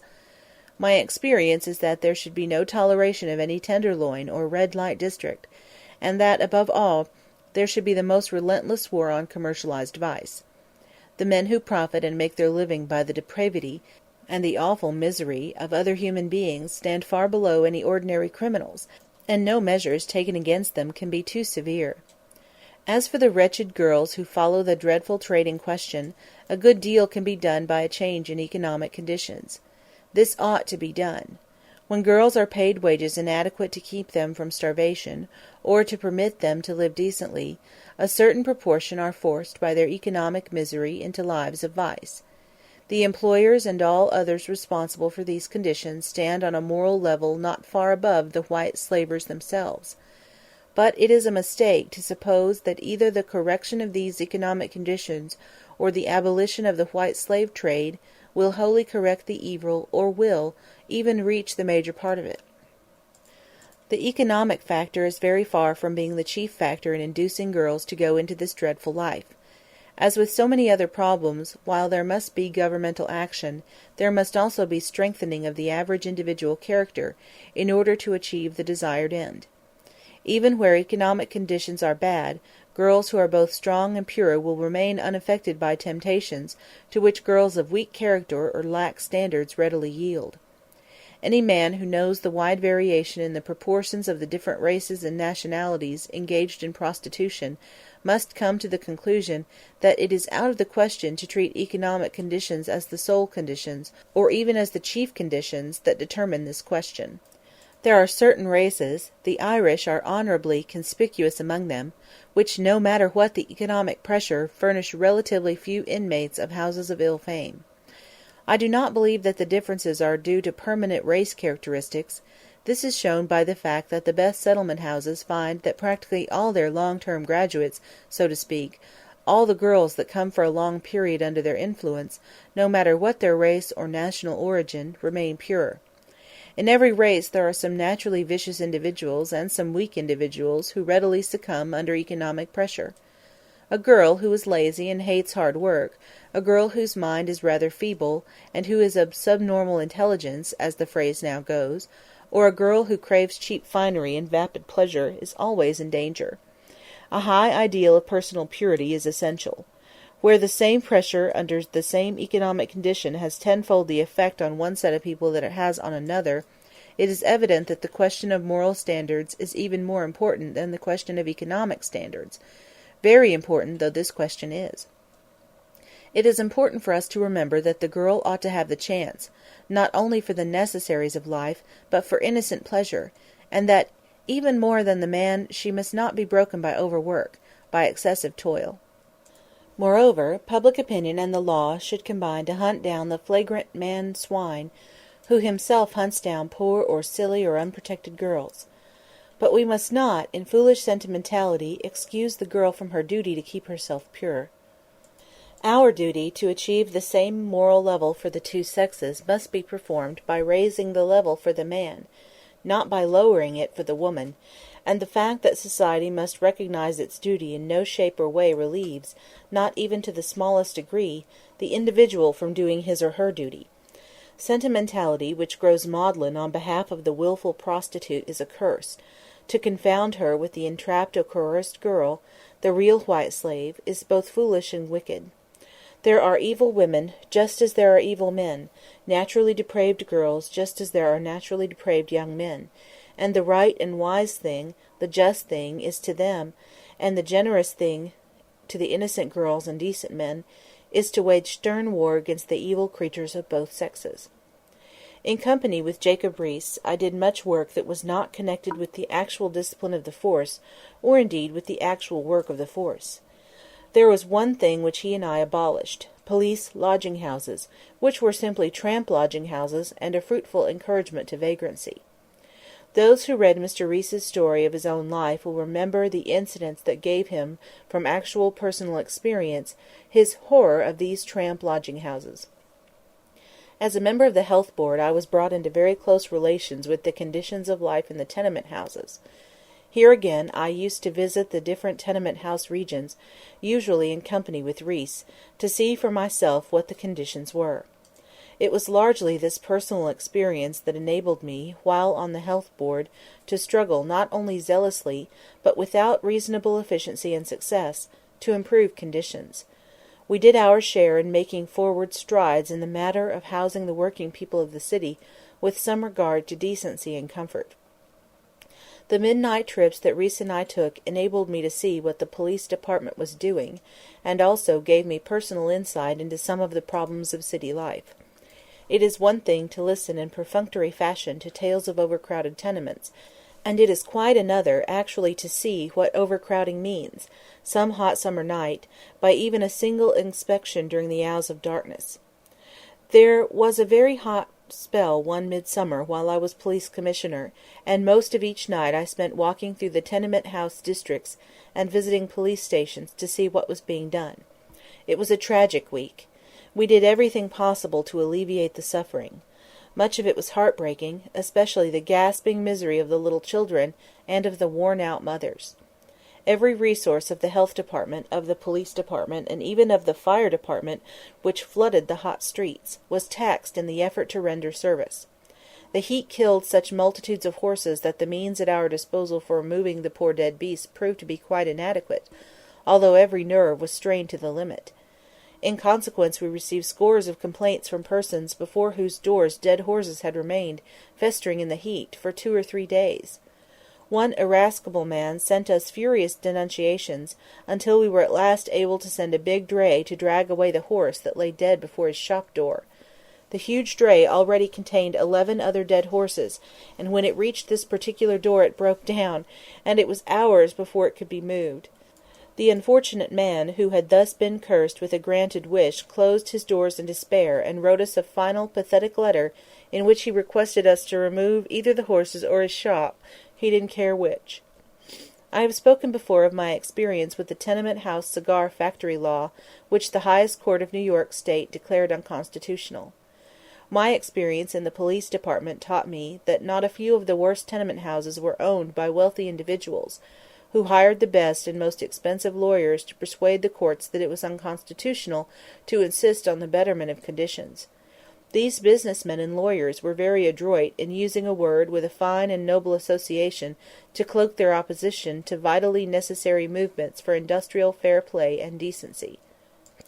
They made it evident that they valued the Constitution, not as a help to righteousness, but as a means for thwarting movements against unrighteousness. After my experience with them, I became more set than ever in my distrust of these men, whether businessmen or lawyers, judges, legislators, or executive officers, who seek to make of the Constitution a fetich for the prevention of the work of social reform, for the prevention of work of the interest of those men, women, and children on whose behalf we should be at liberty to employ freely every governmental agency. Occasionally, during the 2 years, we had to put a stop to riotous violence, and now and then on these occasions some of the labor union leaders protested against the actions of the police. By this time I was becoming a strong believer in unions, a strong believer in the rights of labor. For that very reason I was all the more bound to see that lawlessness and disorder were put down, and that no rioter was permitted to masquerade under the guise of being a friend of labor or a sympathizer with labor. I was scrupulous to see that the labor men had fair play. For instance, they were allowed to picket just so far as under the law picketing could be permitted, so that the strikers had ample opportunity peacefully to persuade other labor men not to take their places. But I made it clearly and definitely understood that under no circumstances would I permit violence or fail to insist upon the keeping of order. If there were wrongs, I would join with a full heart in striving to have them corrected. But where there was violence, all other questions had to drop until order was restored. This is a democracy, and the people have the power, if they choose to exercise it, to make conditions as they ought to be made, and to do this strictly within the law, and therefore the first duty of the true democrat, of the man really loyal to the principles of popular government, is to see that law is enforced and order upheld. It was a peculiar gratification to me that so many of the labor leaders with whom I was thrown into contact grew cordially to accept this view. When I left the department, several called on me to say how sorry they were that I was not to continue in office. One, the secretary of the Journeyman Bakers and Confectioners International Union, Henry Wiseman, wrote me expressing his regret that I was going, and his appreciation as a citizen of what I had done as police commissioner. He added, "I am particularly grateful for your liberal attitude toward organized labor, your cordial championship of those speaking in behalf of the toilers, and your evident desire to do the right thing as you saw it at whatever cost." Some of the letters I received on leaving the department were from unexpected sources. Mr. E. L. Godkin, an editor who, in international matters, was not a patriotic man, wrote protesting against my taking the Assistant Secretaryship of the Navy, and adding, "I have a concern, as the Quakers say, to put on record my earnest belief that in New York you are doing the greatest work of which any American today is capable, and exhibiting to the young men of the country the spectacle of a very important office administered by a man of high character in the most efficient way amid 1,000 difficulties. As a lesson in politics, I cannot think of anything more instructive." About that same time I had a letter from Mr. (afterwards Ambassador) James Bryce, also expressing regret that I was leaving the police department, but naturally with much more appreciation of the work that was to be done in the Navy Department. This letter I quote, with his permission, because it conveys a lesson to those who are inclined always to think that the conditions of the present time are very bad. It was written July 7th, 1897. Mr. Bryce spoke of the possibility of coming to America in a month or so, and continued, "I hope I may have a chance of seeing you if I do get over, and of drawing some comfort from you as regards your political phenomena, which, so far as I can gather from those of your countrymen I have lately seen, furnish some good opportunities for a persistent optimist like myself to show that he is not to be lightly discouraged. Don't suppose that things are specially nice, as a lady would say, in Europe, either. They are not." Mr. Bryce was a very friendly and extraordinarily competent observer of things American, and there was this distinct note of discouragement about our future in the intimate letter he was thus sending. Yet this was at the very time when the United States was entering on a dozen years during which our people accomplished more good, and came nearer realizing the possibilities of a great, free, and conscientious democracy than during any other dozen years in our history, save only the years of Lincoln's presidency and the period during which the nation was founded. End of Chapter 6. Chapter 7, Part 1 of the Autobiography of Theodore Roosevelt. The War of America, the Unready, Part 1. I suppose the United States will always be unready for war, and in consequence will always be exposed to great expense, and to the possibility of the gravest calamity when the nation goes to war. This is no new thing. Americans learn only from catastrophes and not from experience. There would have been no war in 1812 if, in the previous decade, America, instead of announcing that peace was her passion, instead of acting on the theory that unpreparedness averts war, had been willing to go to the expense of providing a fleet of a score of ships of the line. However, in that case, doubtless the very men who in the actual event deplored the loss of life and waste of capital which their own supineness had brought about would have loudly inveighed against the excessive and improper cost of armaments. So it all came about to the same thing in the end. There is no more thoroughgoing international Mrs. Gummidge, and no more utterly useless and often utterly mischievous citizen, than the peace at any price, universal arbitration type of being, who is always complaining either about war or else about the cost of the armaments which act as the insurance against war. There is every reason why we should try to limit the cost of armaments, as these tend to grow excessive, but there is also every reason to remember that in the present stage of civilization a proper armament is the surest guarantee of peace, and is the only guarantee that war, if it does come, will not mean irreparable and overwhelming disaster. In the spring of 1897 President McKinley appointed me Assistant Secretary of the Navy. I owed the appointment chiefly to the efforts of Senator H. C. Lodge of Massachusetts, who doubtless was actuated mainly by his long and close friendship for me, but also, I like to believe, by his keen interest in the Navy. The first book I had ever published, 15 years previously, was the History of the Naval War of 1812, and I have always taken the interest in the Navy which every good American ought to take. At the time I wrote the book, in the early 80s, the Navy had reached its nadir, and we were then utterly incompetent to fight Spain or any other power that had a navy at all. Shortly afterwards we began timidly and hesitatingly to build up a fleet. It is amusing to recall the roundabout steps we took to accomplish our purpose. In the reaction after the colossal struggle of the Civil War, our strongest and most capable men had thrown their whole energy into business, into money-making, into the development, and above all the exploitation and exhaustion at the most rapid rate possible of our natural resources, mines, forests, soil, and rivers. These men were not weak men, but they permitted themselves to grow short-sighted and selfish, and while many of them down at the bottom possessed the fundamental virtues, including the fighting virtues, others were purely of the glorified huckster or glorified pawnbroker type, which, when developed to the exclusion of everything else, makes about as poor a national type as the world has seen.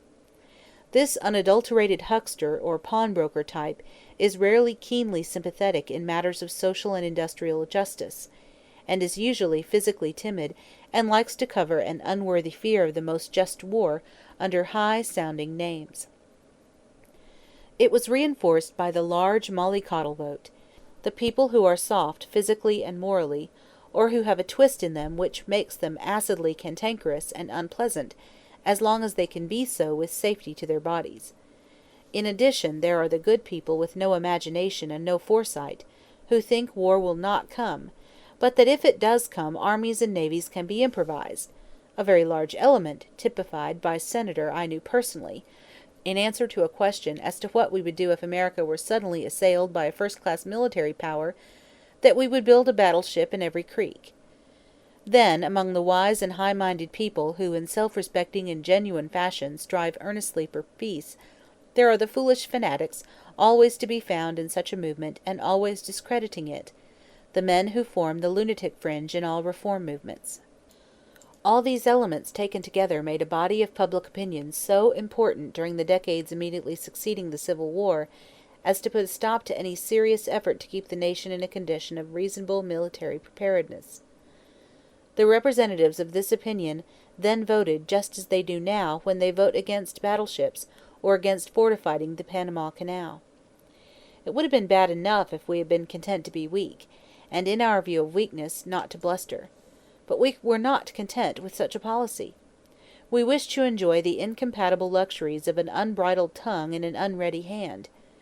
There was a very large element which was ignorant of our military weakness, or naturally enough unable to understand it, and another large element which liked to please its own vanity by listening to offensive talk about foreign nations. Accordingly, too many of our politicians, especially in Congress, found that the cheap and easy thing to do was to please the foolish peace people by keeping us weak, and to please the foolish violent people by passing denunciatory resolutions about international matters, resolutions which would have been improper even if we had been strong. Their idea was to please both the mollycoddle vote and the vote of the international tail-twisters by upholding, with pretended ardor and mean intelligence, a national policy of peace with insult. I abhor unjust war. I abhor injustice and bullying by the strong at the expense of the weak, whether among nations or individuals. I abhor violence and bloodshed. I believe that war should never be resorted to when, or so long as, it is honorably possible to avoid it. I respect all men and women who, from high motives and with sanity and self-respect, do all they can to avert war. I advocate preparation for war in order to avert war, and I should never advocate war unless it were the only alternative to dishonor. I describe the folly of which so many of our people were formerly guilty, in order that we may in our own day be on our guard against similar folly. We did not at the time of which I write take our foreign duties seriously, and as we combined bluster in speech with refusal to make any preparation whatsoever for action, we were not taken seriously in return. Gradually a slight change for the better occurred, the writings of Captain Mahan playing no small part therein. We built some modern cruisers to start with, the people who felt that battleships were wicked compromising with their misguided consciences by saying that the cruisers could be used to protect our commerce, which they could not be unless they had battleships to back them. Then we attempted to build some more powerful fighting vessels, and as there was a section of the public which regarded battleships as possessing a name immorally suggestive of violence, we compromised by calling the new ships armored cruisers, and making them combine with exquisite nicety all the defects and none of the virtues of both types. But there still remained a public opinion, as old as the time of Jefferson, which thought that in the event of war all our problem ought to be one of coast defense, that we should do nothing except repel attack, an attitude about as sensible as that of a prize-fighter who expects to win merely by parrying instead of hitting. To meet the susceptibilities of this large class of well-meaning people, We provided for the battleships under the name of coast defense battleships, meaning thereby that we did not make them quite as seaworthy as they ought to have been, or with quite as much coal capacity as they ought to have had. Then we decided to build real battleships, but there still remained a lingering remnant of public opinion that clung to the coast defense theory, and we met this in beautiful fashion by providing for sea-going coast defense battleships, the fact that the name was a contradiction in terms being of very small consequence compared to the fact that we did thereby get real battleships. Our men had to be trained to handle the ships singly and in fleet formation, and they had to be trained to use the new weapons of precision with which the ships were armed. Not a few of the older officers, kept in the service under our foolish rule of pure seniority promotion, were not competent for the task, but a proportion of the older officers were excellent, and this was true of almost all the younger officers. They were naturally first-class men, trained in the admirable naval school at Annapolis. They were overjoyed that at last they were given proper instruments to work with, and they speedily grew to handle these ships individually in the best fashion. They were fast learning to handle them in squadron and fleet formation, but when the war with Spain broke out, they had as yet hardly grasped the principles of modern scientific naval gunnery. Soon after I began work as Assistant Secretary of the Navy, I became convinced that the war would come. The revolt in Cuba had dragged its weary length until conditions in the island had become so dreadful as to be a standing disgrace to us for permitting them to exist. There is much that I sincerely admire about the Spanish character, and there are few men for whom I have felt greater respect than for certain gentlemen of Spain whom I have known. But Spain attempted to govern her colonies on archaic principles, which rendered her control of them incompatible with the advance of humanity and intolerable to the conscience of mankind. In 1898, the so-called war in Cuba had dragged along for years with unspeakable horror, degradation, and misery. It was not war at all, but murderous oppression. Cuba was devastated. During those years, while we continued at peace, several hundred times as many lives were lost, lives of men, women, and children, as were lost during the 3 months of war which put an end to this slaughter and opened a career of peaceful progress to the Cubans. Yet there were misguided professional philanthropists who cared so much more for names than for facts that they preferred a peace of continuous murder to a war which stopped the murder and brought real peace. Spain's humiliation was certain, anyhow. Indeed, it was more certain without war than with it, for she could not permanently keep the island, and she minded yielding the Cubans more than yielding to us. Our own direct interests were great, because of the Cuban tobacco and sugar, and especially because of Cuba's relation to the projected Isthmian Canal. But even greater were our interests from the standpoint of humanity. Cuba was at our very doors. It was a dreadful thing for us to sit supinely and watch her death agony. It was our duty, even more from the standpoint of national honor than from the standpoint of national interest, to stop the devastation and destruction. Because of these considerations I favored war, and today, when in retrospect it is easier to see things clearly, there are few humane and honorable men who do not believe that the war was both just and necessary. The big financiers and the men generally who were susceptible to touch on the money nerve, and who cared nothing for national honor if it conflicted even temporarily with business prosperity, were against the war. The more fatuous type of philanthropists agreed with them. The newspapers controlled by, or run in the interests of, these two classes deprecated war, and did everything in their power to prevent any preparation for war. As a whole, the people in Congress were at that time, and are now, a short-sighted set as regards international matters.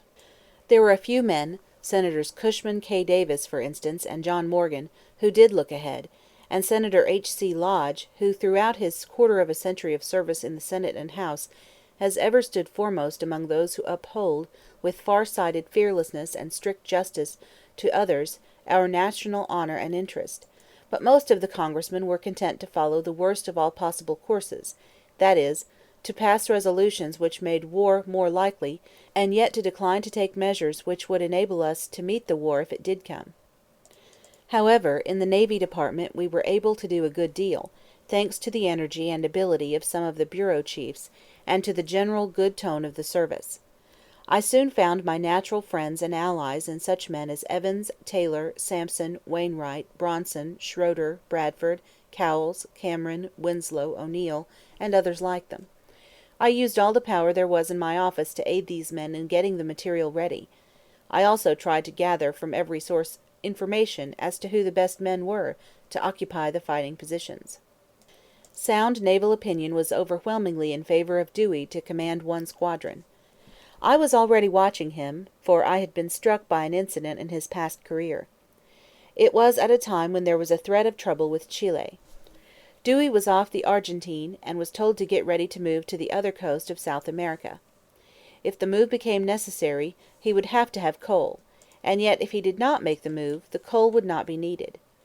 In such a case, a man afraid of responsibility always acts rigidly by the regulations and communicates with the department at home to get authority for everything he does, and therefore he usually accomplishes nothing whatever, but is able to satisfy all individuals with red-tape minds by triumphantly pointing out his compliance with the regulations.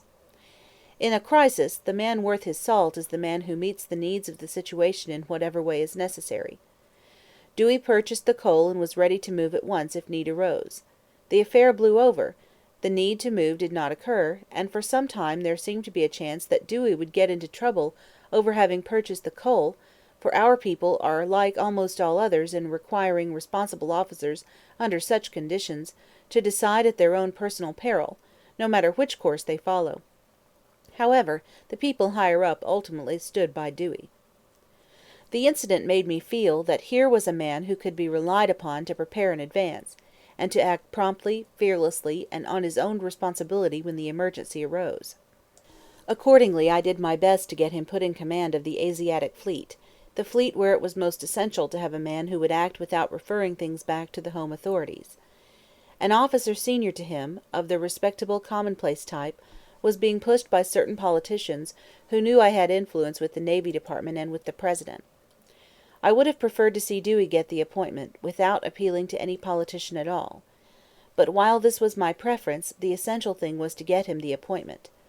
For a naval officer to bring pressure to get himself a soft and easy place is unpardonable, but a large leniency should be observed toward the man who uses influence only to get himself a place in the picture near the flashing of the guns. There was a senator, Proctor of Vermont, who I knew was close to McKinley, and who was very ardent for the war, and desirous to have it fought in the most efficient fashion. I suggested to Dewey that he should enlist the services of Senator Proctor, which was accordingly done. In a fortunate hour for the Navy, Dewey was given command of the Asiatic squadron. When the Maine was blown up in Havana Harbor, war became inevitable. A number of the peace-at-any-price men of course promptly assumed the position that she had blown herself up, but investigation showed that the explosion was from outside. And in any event it would have been impossible to prevent war. The enlisted men of the Navy, who often grew bored to the point of desertion in peace, became keyed up to a high pitch of efficiency, and crowds of fine young fellows, from the interior as well as from the sea-coast, thronged to enlist. The Navy officers showed alert ability and unwearied industry in getting things ready. There was one deficiency, however, which there was no time to remedy, and of the very existence of which, strange to say, most of our best men were ignorant. Our Navy had no idea how low our standard of marksmanship was. We had not realized that the modern battleship had become such a complicated piece of mechanism that the old methods of training and marksmanship were as obsolete as the old muzzle-loading broadside guns themselves. Almost the only man in the Navy who fully realized this was our naval attaché at Paris, Lieutenant Sims. He wrote letter after letter pointing out how frightfully backward we were in marksmanship. I was much impressed by his letters, but Wainwright was about the only other man who was. And as Sims proved to be mistaken in his belief that the French had taught the Spaniards how to shoot, and as the Spaniards proved to be much worse even than we were, in the service generally Sims was treated as an alarmist. But although I at first partly acquiesced in this view, I grew uneasy when I studied the small proportion of hits to shots made by our vessels in battle. When I was president I took up the matter, and speedily became convinced that we needed to revolutionize our whole training in marksmanship. Sims was given the lead in organizing and introducing the new system, and to him more than to any other one man was due the astonishing progress made by our fleet in this respect, a progress which made the fleet, gun for gun, at least 3 times as effective in point of fighting efficiency in 1908 as it was in 1902. The shots that hit are the shots that count. Like the people, the government was for a long time unwilling to prepare for war, because so many honest but misguided men believed that the preparation itself tended to bring on the war. I did not in the least share this feeling, and whenever I was left as acting secretary, I did everything in my power to put us in readiness. I knew that in the event of war Dewey could be slipped like a wolf-hound from a leash. I was sure that if he were given half a chance he would strike instantly and with telling effect, and I made up my mind that all I could do to give him that half chance should be done. I was in the closest touch with Senator Lodge throughout this period, and either consulted him about or notified him of all the moves I was taking. By the end of February I felt it was vital to send Dewey, as well as each of our other commanders who were not in home waters, instructions that would enable him to be in readiness for immediate action.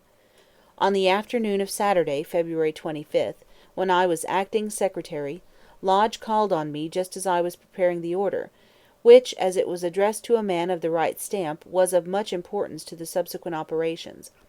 Admiral Dewey speaks of the incident as follows in his Autobiography. The first real step, as regards active naval preparations, was taken on February 25th, when telegraphic instructions were sent to the Asiatic, European, and South Atlantic squadrons to rendezvous at certain convenient points where, should war break out, they would be most available. The message to the Asiatic squadrons bore the signature of that assistant secretary who had seized the opportunity, while acting secretary, to hasten preparations for a conflict which was inevitable. As Mr. Roosevelt reasoned, precautions for readiness would cost little in time of peace, and yet would be invaluable in case of war. His cablegram was as follows: Washington, February 25, '98. Dewey, Hong Kong. Order the squadron, except the Monocacy, to Hong Kong. Keep full of coal. In the event of declaration of war Spain, your duty will be to see that the Spanish squadron does not leave the Asiatic coast, and then offensive operations in Philippine Islands. Keep Olympia until further orders. Roosevelt.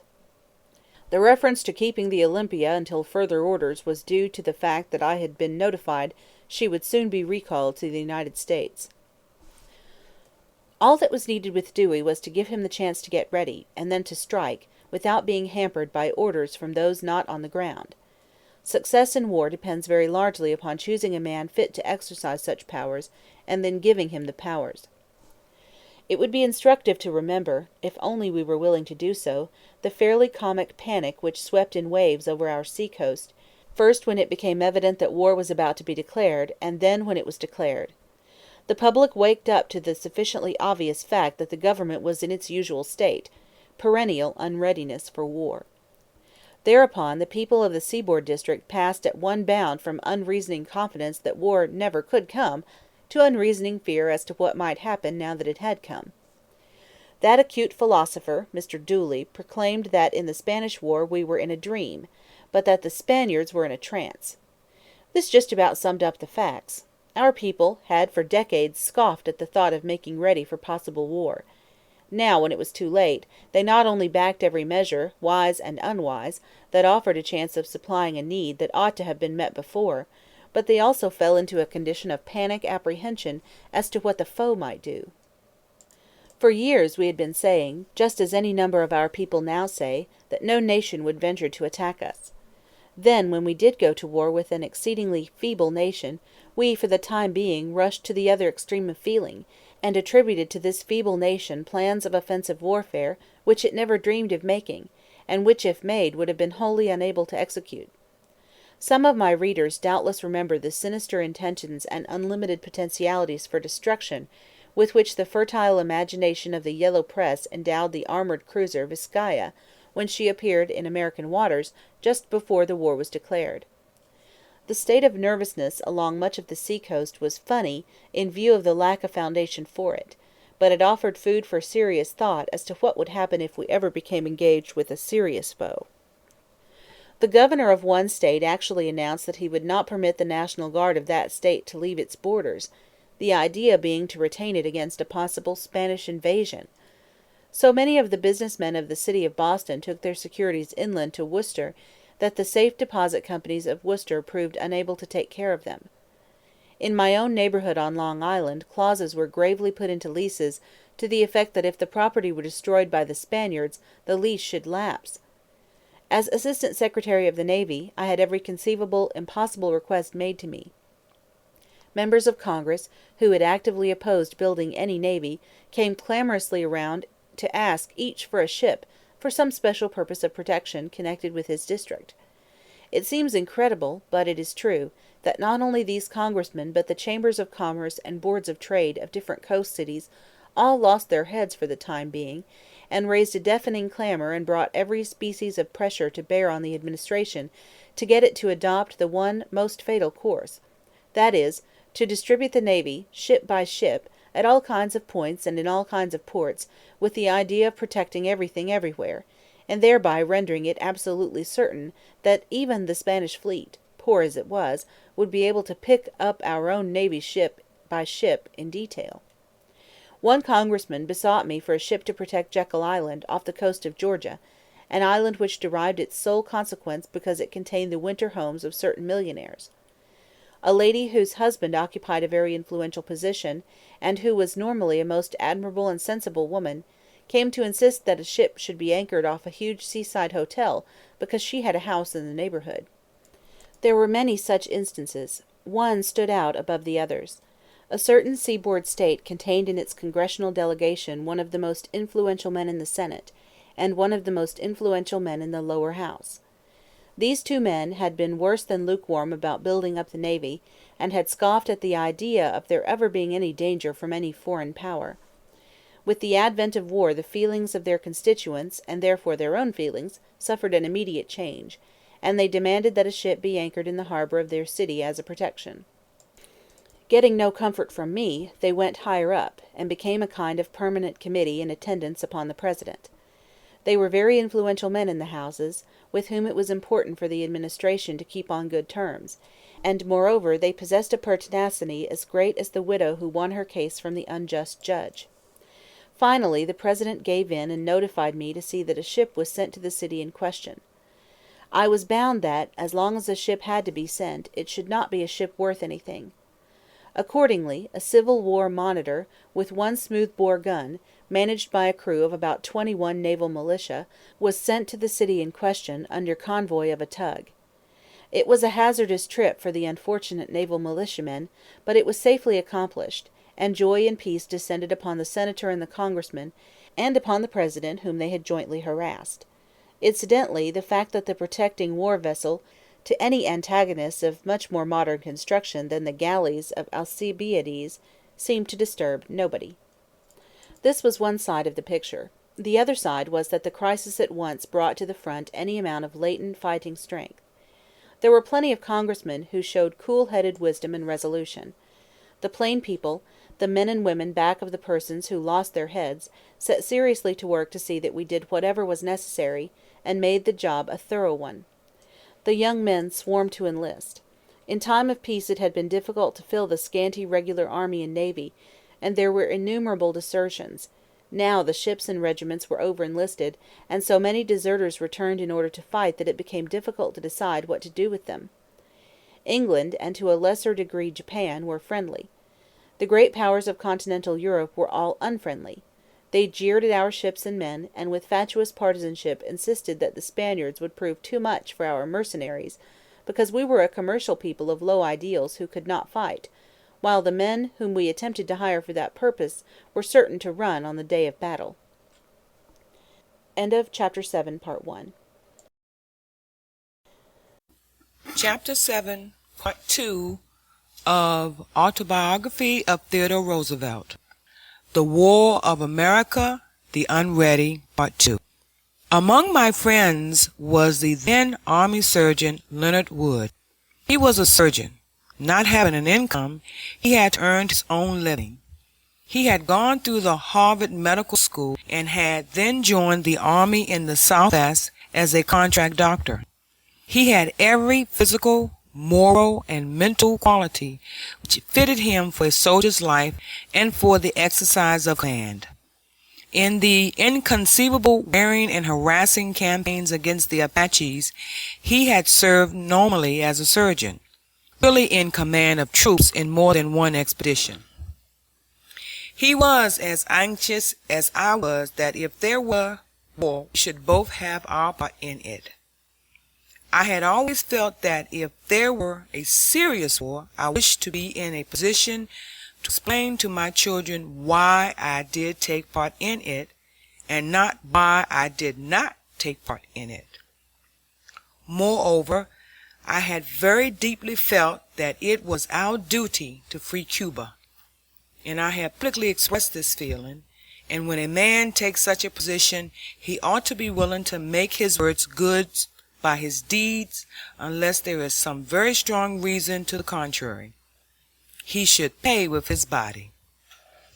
As soon as war was upon us, Wood and I began to try for a chance to go to the front. Congress had authorized the raising of 3 national volunteer cavalry regiments, wholly apart from the state contingents.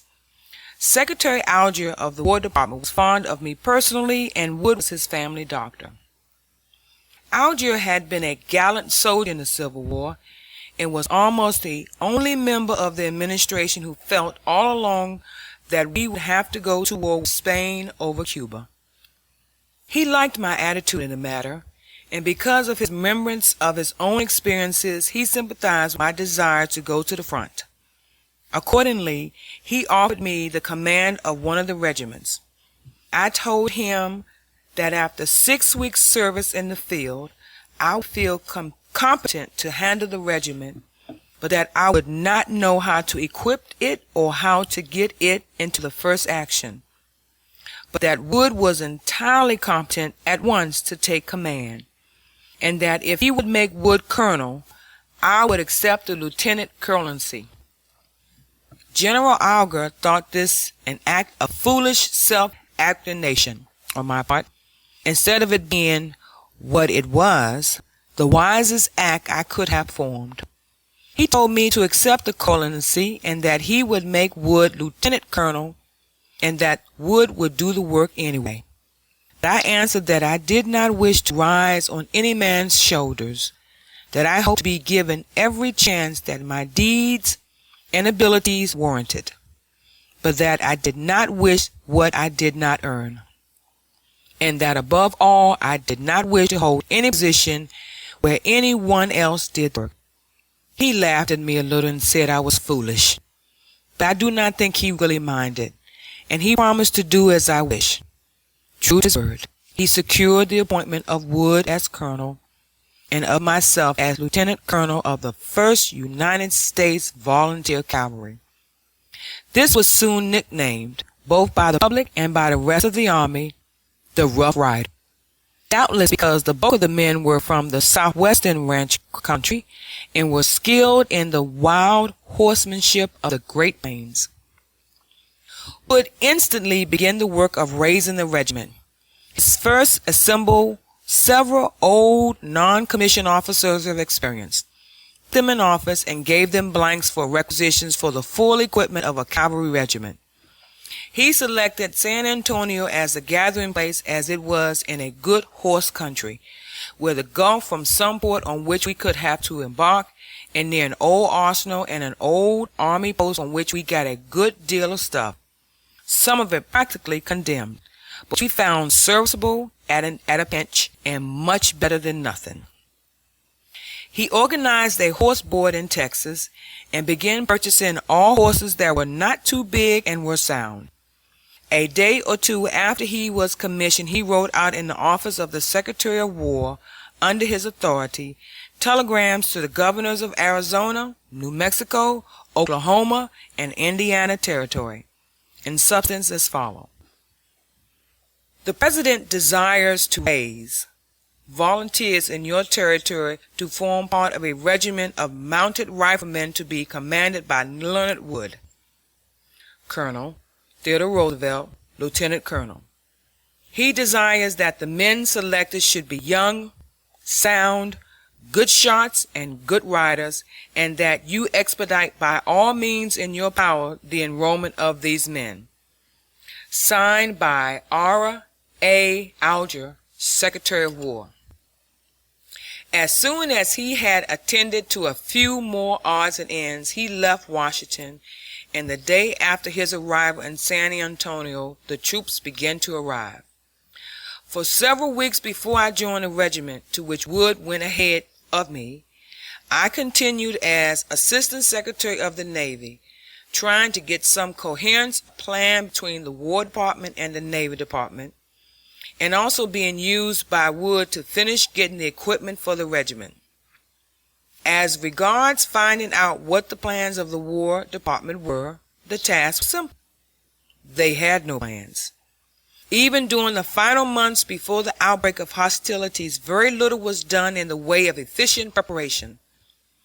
On one occasion, when everyone knew that the declaration of war was sure to come in a few days, I went on the military business to the office of one of the highest line generals of the Army, a man who at that moment ought to have been working 18 hours out of the 24 on the vital problems ahead of him. What he was actually doing was trying on a new type of smart-looking uniform on certain enlisted men. And he called me in to ask my advice as to the position of the pockets of the blouse, with a view to making it look attractive. An aide of this general, funny enough, a good fighting man in actual service, when I consulted him as to what my uniform for the campaign should be, laid special stress upon my purchasing a pair of black top boots for full dress, explaining that they were very effective on hotel piazzas and in parlors. I did not intend to be in any hotel if it could possibly be avoided, and as things turned out, I had no full dress uniform, nothing but my service uniform during my brief experience in the Army. I suppose that war always does bring out what is highest and lowest in human nature. The contractors who furnish poor materials to the Army or the Navy in time of war stand on a level of infamy only 1 degree above that of the participants in the white slave traffic themselves. But there is conduct far short of this which yet seems inexplicable to any man who has in him any spirit of disinterested patriotism combined with any power of imagination. Respectable men, who I suppose lack the imagination thoroughly to realize what they were doing, try to make money out of the nation's necessities in war at the very time that other men are making every sacrifice, financial and personal, for the cause. In the closing weeks of my service as Assistant Secretary of the Navy, we were collecting ships for auxiliary purposes. Some men, at cost to their own purses, helped us freely and with efficiency. Others treated the affair as an ordinary business transaction, and yet others endeavored, at some given crisis when our need was great, to sell us inferior vessels at exorbitant prices, and used every pressure through senators and congressmen to accomplish their ends. In 1 or 2 cases they did accomplish them too, until we got a really first-class board established to superintend such purchases. A more curious experience was in connection with the point chosen for the starting of the expedition against Cuba. I had not supposed that any human being could consider this matter save from the standpoint of military need. But one morning, a very wealthy and influential man, a respectable and upright man according to his own lights, called on me to protest against our choice of Tampa, and to put in a plea for a certain other port, on the ground that his railroad was entitled to its share of the profit for hauling the Army and equipment. I happen to know that at this time this very man had kinsfolk in the Army who served gallantly, and the circumstances of his coming to me were such as to show that he was not acting sick, and had no idea that there was anything out of the way in his proposal. I think the facts were merely that he had been trained to regard businesses as the sole object in life, and that he lacked the imagination to enable him to understand the real nature of the request that he was making. And, moreover, he had good reason to believe that one of his business competitors had been unduly favored. The War Department was in far worse shape than the Navy Department. The young officers turned out from West Point are precisely as good as the young officers turned out from Annapolis, and this always has been true. But at that time, something has been done to remedy the worst conditions since, and ever since the close of the Civil War, the conditions were such that after a few years the Army officer stagnated so far as his profession was concerned. When the Spanish War broke out, the Navy really was largely on a war footing, as any Navy which is even respectable, cared for in time of peace must be. The admirals, captains, and lieutenants were continually practicing their profession in almost precisely the way that it has to be practiced in time of war. Except actually shooting at a foe, most of the men on board ship went through in time of peace practically all that they would have to go through in time of war. The heads of bureaus in the Navy Department were for the most part men who had seen sea service, who expected to return to sea service, and who were preparing for needs which they themselves knew by experience. Moreover, the civilian head of the Navy had to provide for keeping the ships in a state of reasonable efficiency, and Congress could not hopelessly misbehave itself about the way the Navy without the fact at once becoming evident. All this was changed so far as the Army was concerned. Not only was it possible to decrease the efficiency of the Army without being called to account for it, but the only way in which the Secretary of War could gain credit for himself or the administration was by economy, and the easiest way to economize was in connection with something that would not be felt unless war should arise. The people took no interest whatever in the Army. Demagogues clamored against it, and inadequate thought it was in size, insisted that it should be still further reduced. Popular orators always appealed to the volunteers. The regulars had no votes, and there was no point in politicians thinking of them. The chief activity shown by congressmen about the Army was in getting special Army posts built in places where there was no need for them. Even the work of the Army in its campaigns against the Indians was of such a character that it was generally performed by small bodies of 50 or 100 men. Until a man ceased being a lieutenant, he is usually had plenty of professional work to attend to, and was employed in the field, and, in short, had the same kind of practice that his brother in the Navy had, and he did his work as well.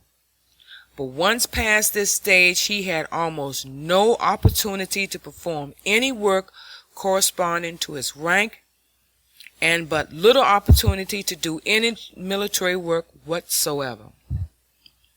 The very best men like Lawton, Young, Chaffee, Hawkins, and Sumner, to mention only men under or beside whom I served, remained good soldiers, soldiers of the best stamp, in spite of disheartening conditions.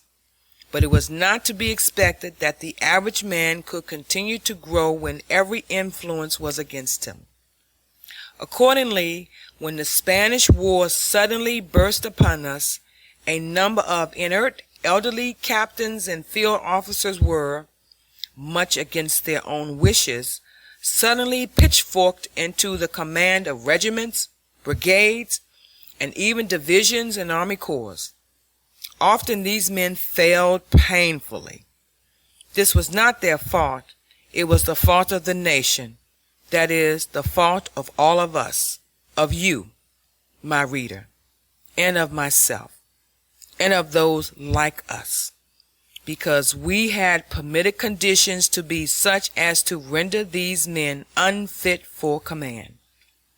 Take a stout captain of an out-of-the-way two-company post, where nothing in the world ever occurred even resembling military action, and where the only military problem that really convulsed the post to its foundations was the quarrel between the captain and the quartermaster as to how high a mule's tail ought to be shaved. I am speaking of an actual incident. What could be expected of such a man, even though 35 years before he had been a gallant second lieutenant in the Civil War, if, after his intervening do-nothing period, he was suddenly put in command of raw troops in a midsummer campaign in the tropics?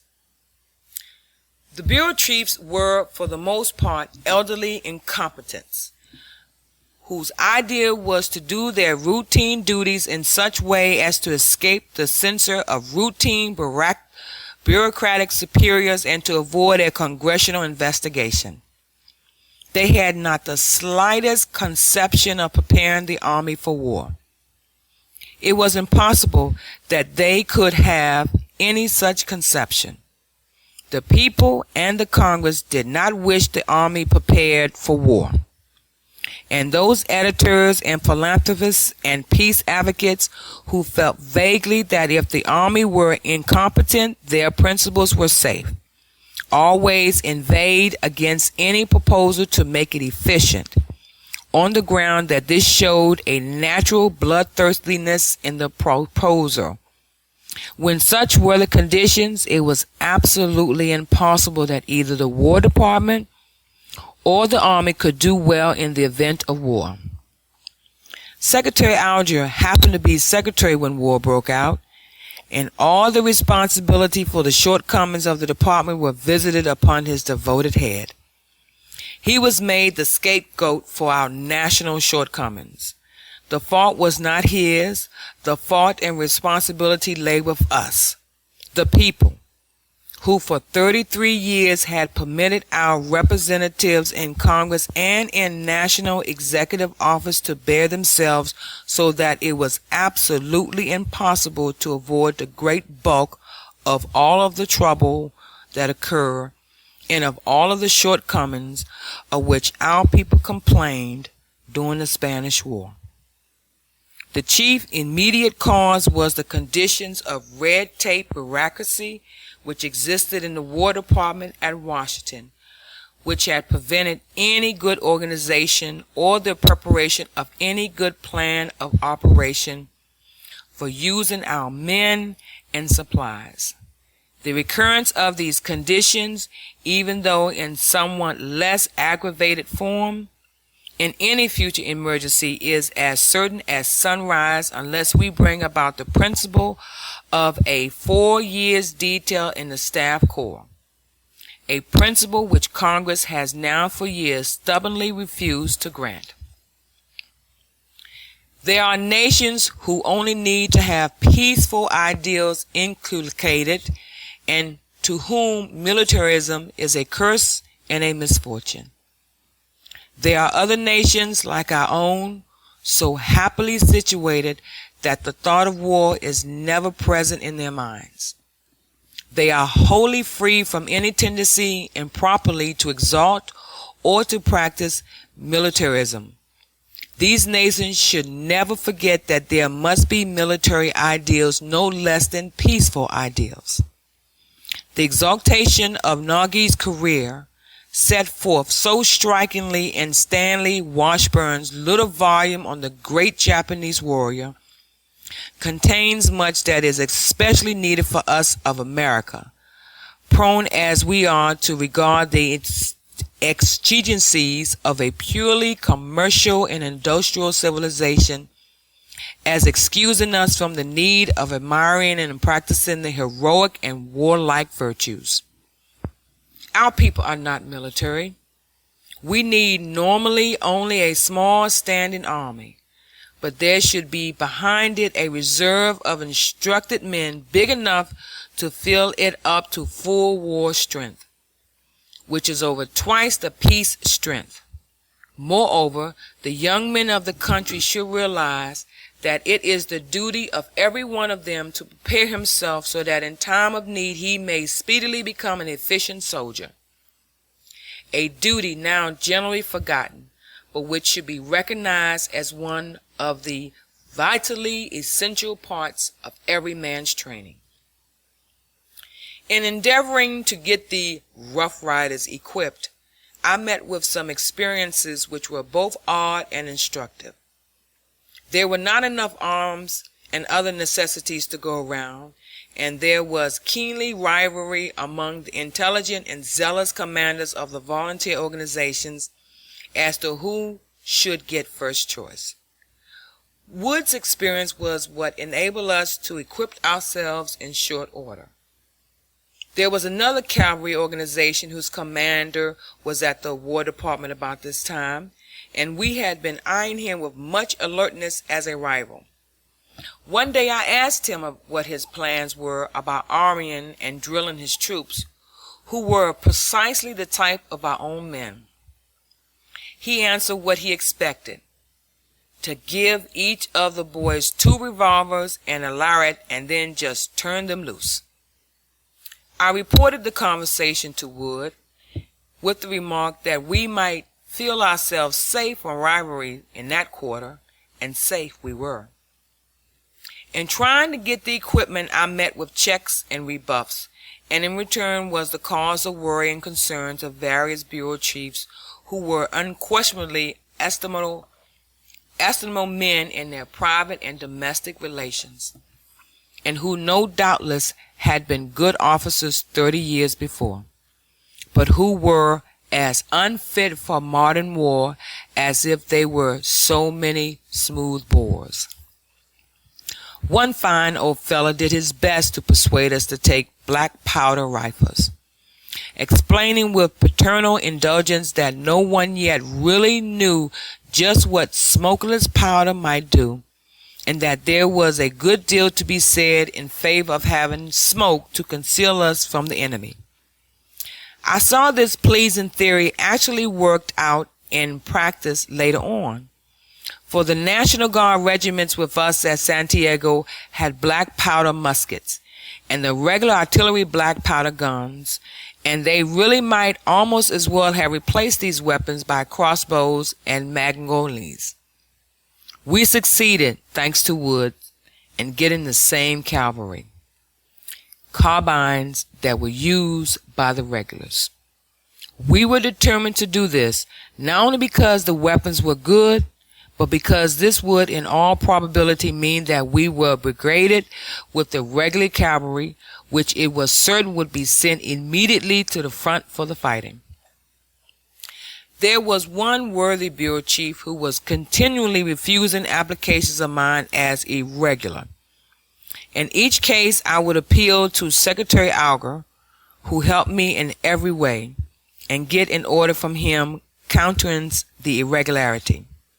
For instance, I found out that as we were near the July date than the January date for the issuance of clothing, and as it had long been customary to issue the winter clothing in July, so as to give ample leisure for getting it to all of the various posts, it was therefore solemnly proposed to issue the same winter clothing to us who were about to start for a summer campaign in the tropics. This would seem incredible to those who have never dealt with an inert officialdom, a red tape bureaucracy, but such is the fact. I rectified this and got an order for khaki clothing. We were then told we would have to advertise 30 days for horses. This meant that we would have missed the Santiago expedition. So I made another successful appeal to the secretary. Other difficulties came up about wagons and various articles, and in each case the same result followed. On the last occasion, when I came up in triumph with the needed order, The worried office head, who bore me no animosity, but who did feel that fate had been very unkind, threw himself back in his chair and exclaimed with a sigh, "Oh dear, I had this office running in such good shape, and then along came the war and upset everything." His feeling was that war was an illegitimate interruption to the work of the War Department. There were, of course, department heads and bureau chiefs and assistants who, in spite of the worthlessness of the system and of the paralyzing conditions that had prevailed, remained first-class men. An example of these was Commissioner General Weston. His energy, activity, administrative efficiency, and common sense was supplemented by an eager desire to help everybody do the best that could be done. But in Washington and again down at Santiago, we owed him very much. When I was president, it was my good fortune to repay him in part our debt, which means the debt of the people of the country, by making him a major general. The regiment assembled in Santiago, and when I reached there, the regiment assembled at San Antonio. When I reached there, the men, rifle, and horses, which were the essentials, were coming in fast, and the saddles, blankets, and the like were also accumulating. Thanks to Wood's exertion, when we reached Tampa, we were rather better equipped than most of the regular regiments. We adhered strictly to field equipment, allowing no luxuries or anything else unnecessary, and so we were able to move off the field when ordered, with our own transportation, leaving nothing behind. I suppose every man tends to brag about his regiment, but it does seem to me that there never was a regiment better worth bragging about than ours. Wood was an exceptional commander, of great power, with a remarkable gift for organization. The rank and file was as fine natural fighting men as ever carried a rifle or rode a horse in any country or any age. We had a number of first-class young fellows from the East, most of them from colleges like Harvard, Yale, and Princeton. But the great majority of the men were Southwesterners from the then territories of Oklahoma, Indian Territory, Arizona, and New Mexico. They were accustomed to the use of firearms, accustomed to taking care of themselves in the open. They were intelligent and self-reliant. They possessed hardihood and endurance and physical prowess. And above all, they had a fighting edge, the cool and resolute fighting temper. They went into the war with full knowledge, having deliberately counted the cost. In the great majority of cases, each man was chiefly anxious to find out what he should do to make the regiment a success. They brought first and last about 800 copies of the cavalry drill regulations and studied them industriously. Such men were practically soldiers to start with in all the essentials. It is small wonder that with them as material to work upon, the regiment was raised, armed, equipped, drilled, sent on trains to Tampa, embarked, disembarked, and put through 2 victorious offensive, not defensive, fights in which 1/3 of the officers and 1/5 of the men were killed or wounded, all within 60 days. It is a good record, and it speaks well for the men of the regiment, and it speaks well for Wood. To counterbalance the newspapers which ignorantly and indiscriminately praised all the volunteers, there were others who blame was of the same intelligent quality. The New York Evening Post on June 18th gave expressions to the following gloomy foreboding. Competent observers have remarked that nothing more extraordinary has been done than the sending to Cuba of the 1st United States Volunteer Cavalry, known as the Rough Riders, organized but 4 weeks, barely given their full complement of officers and only a week of regular drill. These men have been sent to the front before they have learned the first elements of soldiering and discipline, or have even become acquainted with their officers. In addition to all this, like the regular cavalry, they have been sent with only their carbines and revolvers to meet an enemy armed with long-range rifles. There have been few cases of such military cruelty in our military annals. A week or so after this not wholly happy prophet was promulgated, the cruelty was consummated, first at Las Guasimas and then in the San Juan fighting. Wood was so busy getting the regiment ready that when I reached San Antonio, he turned most of the drilling of it over to me. This was a piece of great good fortune for me, and I drilled the men industriously, mounted and unmounted. I had plenty to learn, and the men and the officers even more, but we went at our work with the heartiest goodwill. We speedily made it evident that there was no room and no mercy for any man who shirked any duty, and we accomplished good results. The fact is that the essentials of drill and work for a cavalry or any infantry regiment are easy to learn, which of course is not true for the artillery or the engineers or for the Navy. The reason why it takes so long to turn the average civilized men into good infantrymen or cavalrymen is because it takes a long while to teach the average untrained man how to shoot, to ride, to march, to take care of himself in the open, to be alert, resourceful, cool, daring, resolute, to obey quickly, as well as to be willing and to fit himself to act on his own responsibility. If he already possesses these qualities, there is very little difficulty in making him a soldier.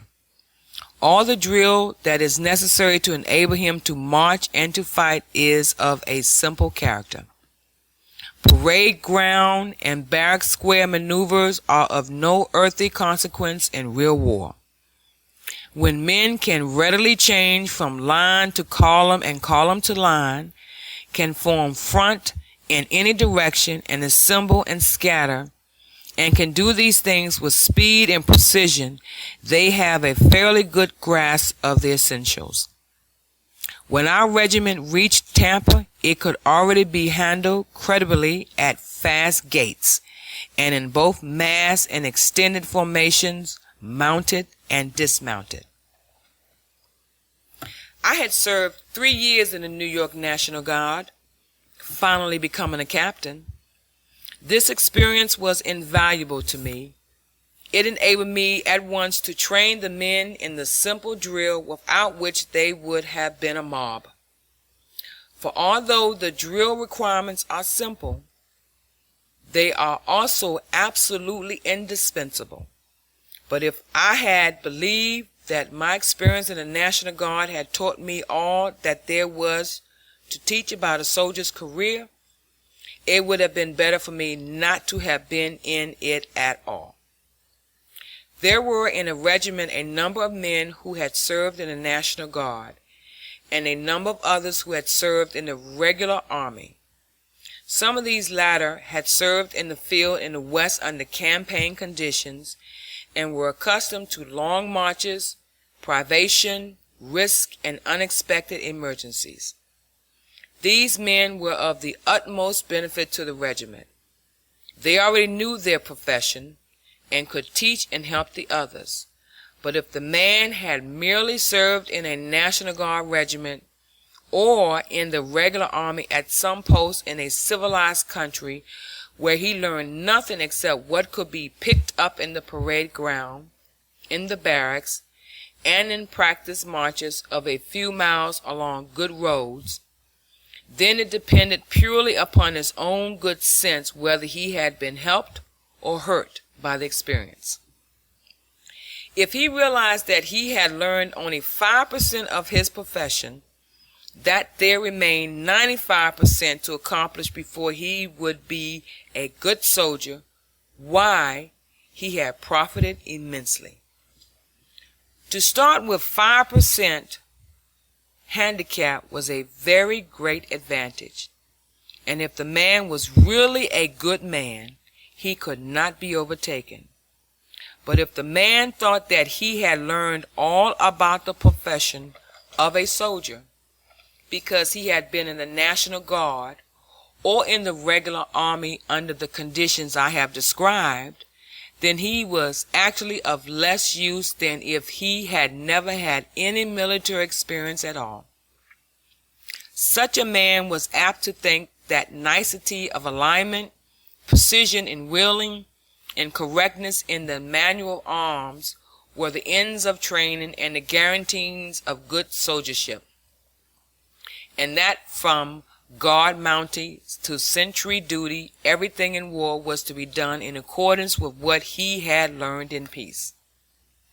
As a matter of fact, most of what he had learned was never used at all, and some of it had to be unlearned. The only thing, for instance, that a sentry ought never to do in an actual campaign is to walk up and down a line where he would be conspicuous. His business is to lie down somewhere off a ridge crest where he can see any one approaching, but where a man approaching cannot see him. As for the ceremonies, during the really hard part of a campaign, only the barest essentials are necessary, or are kept. Almost all of the junior regular officers and many of the senior regular officers were fine men, but through no fault of their own had been forced to lead lives that fairly paralyzed their efficiency when the strain of modern war came on them. The routine, elderly regular officer who knew nothing whatever of modern war was in most respects nearly as worthless as a raw recruit. The positions and commands prescribed in the textbooks were made into fetishes by some of these men and treated as if they were the ends, instead of the not always important means by which the ends were to be achieved. In the Cuban fighting, for instance, it would have been folly for me to have taken my place in the rear of the regiment, the canonical textbook position. My business was to be where I could keep most command over the regiment, and in a rough and tumble, scrambling fight in thick jungle, this had to depend upon the course of events, and usually meant that I had to be at the front. I saw in that fighting more than one elderly regiment commander who unwittingly rendered the only service he could render to his regiment by taking up his proper position several hundred yards in the rear when the fighting began. For then the regiment disappeared in the jungle, and for its good fortune the commanding officer never saw it again until long after the fight was over. After one Cuban fight, a lieutenant colonel of the regulars, in command of a regiment, who had met with just such an experience and had rejoined us at the front several hours after the close of the fighting, asked me what my men were doing when the fight began. I answered that they were following in trance in column of twos, and that the instant the shooting began I deployed them as skirmishers on both sides of the trail. He answered triumphantly, "You can't deploy men as skirmishers from column formation," to which I responded, "Well, I did, and, what is more, if any captain had made any difficulty about it, I would have sent him to the rear." My critic was quite correct from the parade ground standpoint.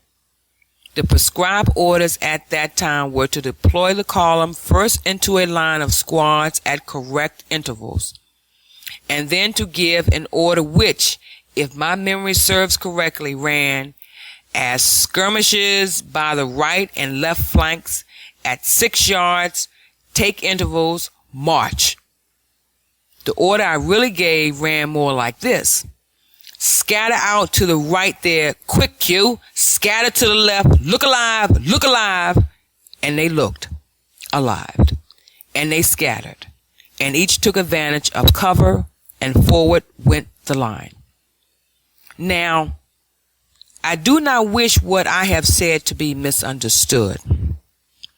If ever we have a great war, the bulk of our soldiers will not be men who have had any opportunity to train soul and mind and body so as to meet the iron needs of an actual campaign.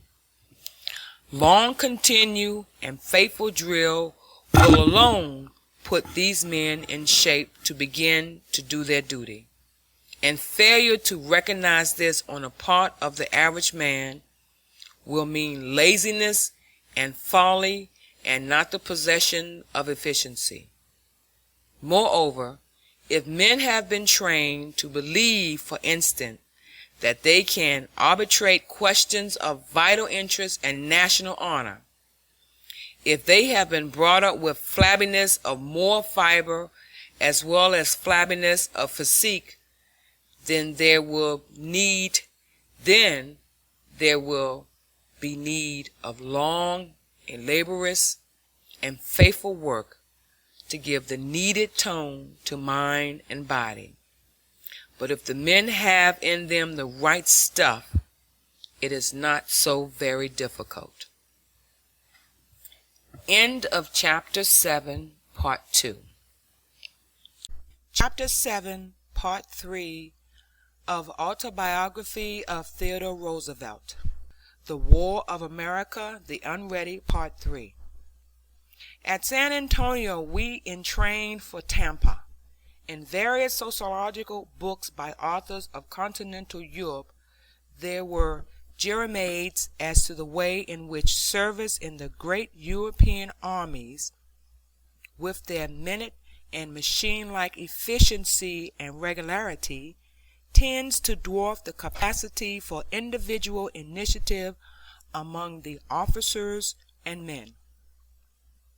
There is no such danger for any officer or man of a volunteer organization in America when our country, with playful light-heartedness, has practiced or has pranced into war without making any preparations for it. I know no larger or finer field for the display of an advanced individualism than that which opened before us as we went from San Antonio to Tampa, camped there, and embarked on a transport for Cuba. Nobody ever had any definite information to give us, and whatever information we unearthed on our own account was usually wrong. Each of us had to show an alert and not over-scrupulous self-reliance in order to obtain food for his men, provender for his horses, or transportation of any kind for any object. One lesson early impressed on me was that if I wanted anything to eat, it was wise to carry it with me.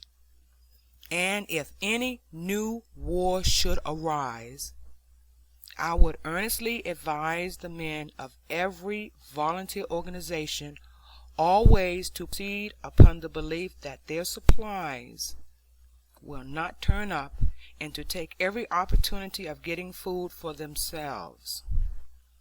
Tampa was a scene of the wildest confusion. There were miles of tracks loaded with cars of the contents of which nobody seemed to have any definite knowledge. General Miles, who was supposed to have supervision over everything, and General Schaefer, who had charge of the expedition, were both there. but thanks to the fact that nobody had had any experience in handling even such a small force as ours, about 17,000 men, there was no semblance of order. Wood and I were bound that we should not be left behind when the expedition started. When we were finally informed that it was to leave next morning, we were ordered to go to a certain track to meet a train. We went to the track, but the train never came. Then we were sent to another track to meet another train. Again, it never came. However, we found a coal train of which we took possession, and the conductor, partly under duress and partly in a spirit of friendly helpfulness, took us down to the quay. All kinds of other organizations, infantry and cavalry, regular and volunteer, were arriving at the quay and wandering around it, and there was no place where we could get any specific information as to what transport we were to have. Finally, Wood was told to get any ship you can get which is not already assigned. He borrowed without leave a small motorboat, and commandeered the transport Yucatan. When asked by the captain what his authority was, he reported that he was acting by orders of General Schaefer, and directed the ship to be brought to the dock.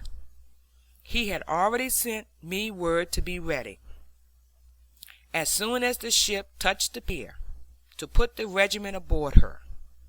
I found that she had already been assigned to a regular regiment and to another volunteer regiment, and as it was evident that not more than half of the men assigned to her could possibly get on, I was determined that we should not be among the men left off.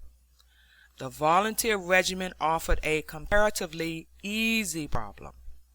I simply marched my men past them to the allotted place and held the gangway.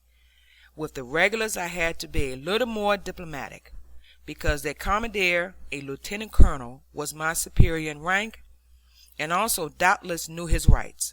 He sent word to me to make way, to draw my regiment off to one side, and let his take possession of the gangway. I could see the transport coming in, and could dimly make out Wood's figure thereon. Accordingly, I played for time. I sent respectful requests through his officers to the commander of the regulars, entered into parleys, and made protestations until the transport got near enough so that by yelling at the top of my voice I was able to get into a highly constructive communication with Wood. What he was saying, I had no idea, but he was evidently speaking, and my own responsibility I translated into directions to hold the gangway, and so informed the regulars that I was under the orders of my superior and of a ranking officer, and to my great regret, etc., etc., could not give way as they desired. As soon as the transport was fast, we put our men aboard at the double. Half of the regiment got on, and the other half and the other volunteer regiment went somewhere else. We were kept several days on the transport, which was jammed with men, so that it was hard to move about on the deck. Then we got under way, and we steamed slowly down to Santiago. Here we disembarked, higgledy-piggledy, just as we had embarked. Different ports of different outfits were jumbled together, and it was no light labor afterwards to assemble the various batteries. For instance, one transport has guns, and the other locks for the guns, the two not getting together for several days after one of them had been landed. Soldiers went here, provisions there, and who got ashore first largely depended upon individual activity. Fortunately for us, my former naval aide, when I had been Assistant Secretary to the Navy, Lieutenant Commander Sharp, a first-class fellow, was there in command of a little ship to which I had succeeded in getting him appointed before I left the Navy Department. He gave us a black pilot who took our transport right inshore, the others flowing like a flock of sheep, and we disembarked with our rifles, ammunition belts, and not much else. In theory, it was out of our turn, but if we had not disembarked then, heaven only knows when our turn would have come, and we did not intend to be out of the fighting if we could help it. I carried some food in my pockets and a light waterproof coat, which was my sole camp equipment for the next 2 or 3 days. 24 hours after getting ashore, we marched from Dequoy, where we had landed, to Sorbonne, also on the coast, reaching it during a terrific downpour rain. When this was over, we built a fire, dried our clothes, and ate whatever we had brought with us. We were brigaded with the 1st and 10th Regular Cavalry, under Brigadier General Sam Young. He was a fine type of the American regular, like General Chaffee, another of the same type. He had entered the army in the Civil War as a private. Later, when I was president, it was my good fortune to make each of them in succession Lieutenant General of the Army of the United States. When General Young retired and General Chaffee was to take his place, the former sent to the latter his 3 stars to wear on his first official presentation, with a note that they were from Private Young to Private Chaffee. The 2 fine old fellows had served in the ranks, one in the cavalry, one in the infantry. In their golden youth, in the days of the Great War nearly half a century before, each had grown gray in a lifetime of honorable service under the flag, and each closed his active career in command of the army. General Young was one of the few men who had given and taken wounds with the saber. He was an old friend of mine, and when in Washington before starting for the front, he told me that if we got in his brigade, he would put us into the fighting all right. He kept his word. General Young had actively superintended getting his 2 regular regiments, or at least a squadron of each, off the transports, and late that night he sent us word that he had received permission to move at dawn and strike the Spanish advanced position. He directed us to move along a ridge trail with our 2 squadrons, one squadron having been left at Tampa, with the 2 other squadrons of regulars, one of the 1st and one of the 10th. Under his personal supervision, he marched for the Valley Trail. Accordingly, Wood took us along the hill trail early next morning, till we struck the Spaniards and began our fight just as the regulars began the fight in the Valley Trail. It was a mountainous country covered with thick jungle, a most confusing country, and I had an awful time trying to get into the fight and trying to do what was right when in it, and all the while I was thinking that I was the only man who did not know what I was about, and that all the others did. Whereas, as I found out later, pretty much everybody else was as much in the dark as I was. There was no surprise. We struck the Spaniards exactly where we had expected. Then Wood halted us and put us into the fight deliberately and in order. He ordered us to deploy alternately by troops to the right and left of the trail, giving our senior major, Brody, a West Pointer and as good a soldier as ever wore a uniform, the left wing, while I took the right wing. I was told, if possible, to connect with the regulars who were on the right. In theory this was excellent, but as the jungle was very dense, the first troop that deployed to the right vanished forthwith, and I never saw it again until the fight was over, having a frightful feeling meanwhile that I might be court-martialed for losing it. The next troop deployed to the left under Brodie. Then the third came along, and I started to deploy it to the right as before. By the time the first platoon had gotten into the jungle, I realized that it likewise would disappear unless I kept hold of it. I managed to keep possession of the last platoon.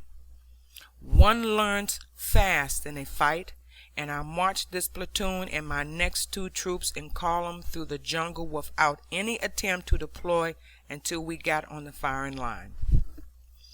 This sounds simple, but it was not. I did not know when I had gotten on the firing line. I could hear a good deal of firing, some over to my right at a good distance, and the rest to the left and ahead. I pushed on, expecting to strike the enemy somewhere between. Soon we came to the brink of a deep valley. There was a good deal of crackling of rifles way off in front of us, but as they used smokeless powder, we had no idea as to exactly where they were or who they were shooting at. Then it dawned on us that we were the target. The bullets began to come overhead, making a sound like the ripping of a silk dress, with sometimes a kind of pop. A few of my men fell, and I deployed the rest, making them lie down and get behind trees. Richard Harding Davis was with us, and as we scanned the landscape with our glasses, it was he who first pointed out to us some Spaniards in a trench some 3/4 of a mile off. It was difficult to make them out. There were not many of them. However, we finally did make them out, and we could see their conical hats, for the trench was a poor one. We advanced, firing at them, and drove them off. What to do then I not had an idea. The country in front fell away into a very difficult jungle-filled valley.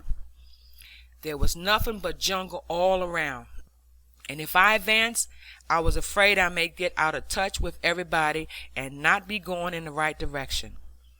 Moreover, as far as I could see, there was now nobody in front who was shooting at us, although some of the men on my left insisted that our own men had fired into us, an allegation which I soon found was almost always made in such a fight, and which in this case was not true. At this moment some of the regulars appeared across the ravine on our right. The first thing they did was to fire a volley at us, but one of our first sergeants went up a tree and waved a guillotine at them, and they stopped. Firing was still going on to our left, however, and I was never more puzzled to know what to do. I did not wish to take my men out of their position without orders, for fear that I might thereby be leaving a gap if there was a Spanish force which meditated an offensive return. On the other hand, it did not seem to me that I had been doing enough fighting to justify my existence, and there was obviously fighting going on to the left. I remember that I kept thinking of the refrain of the fox hunting song, "Here's to every friend who struggled to the end." In a hunting field I had always acted on this theory, and no matter how discouraging appearances might be, had never stopped trying to get in at the death until the hunt was actually over. And now that there was work and not play on hand, I intended to struggle as hard as I knew how not to be left out of any fighting into which I could, with any possible priority, get.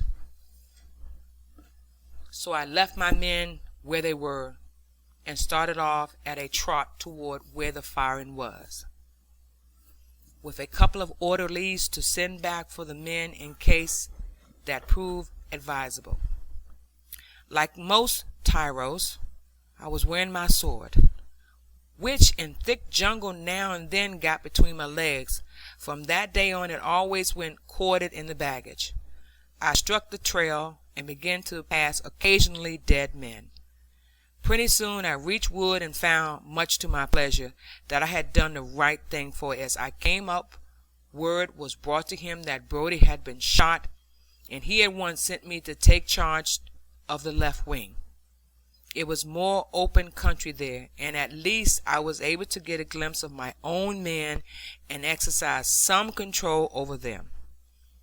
There was much firing going on, but for the life of me I could not see any Spaniards, and neither could anyone else. Finally we made up our minds that they were shooting at us from a set of red tile ranch buildings a good way in front, and these I assaulted, finally charging them, before we came anywhere near the Spaniards, who, as it proved, really were inside and around them, abandoned them, leaving a few dead men.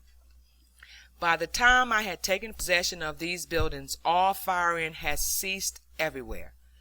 I had not the faintest idea what had happened, whether the fight was over, or whether this was merely a lull in the fight, or where the Spaniards were, or whether we might be attacked again, or whether we ought ourselves to attack somebody somewhere else.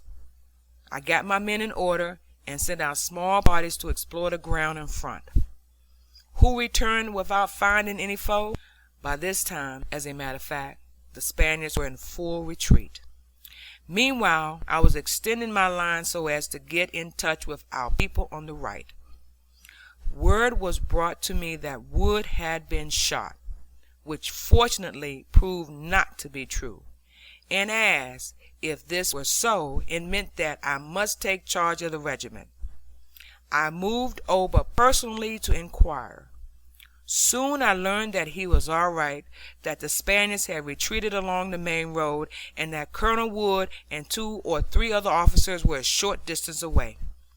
Before I reached them, I encountered a captain of the 9th Cavalry, very glum because his troopers had not been in time to take part in the fight, and he congratulated me, with visible effort, upon my share in our first victory. I thanked him cordially, not confiding in him that till that moment I myself knew exceedingly little about the victory, and proceeded to where Generals Wheeler, Lawton, and Chaffee, who had just come up in company with Wood, were seated on a bank. They expressed appreciation of the way that I had handled my troops, first on the right wing and then on the left.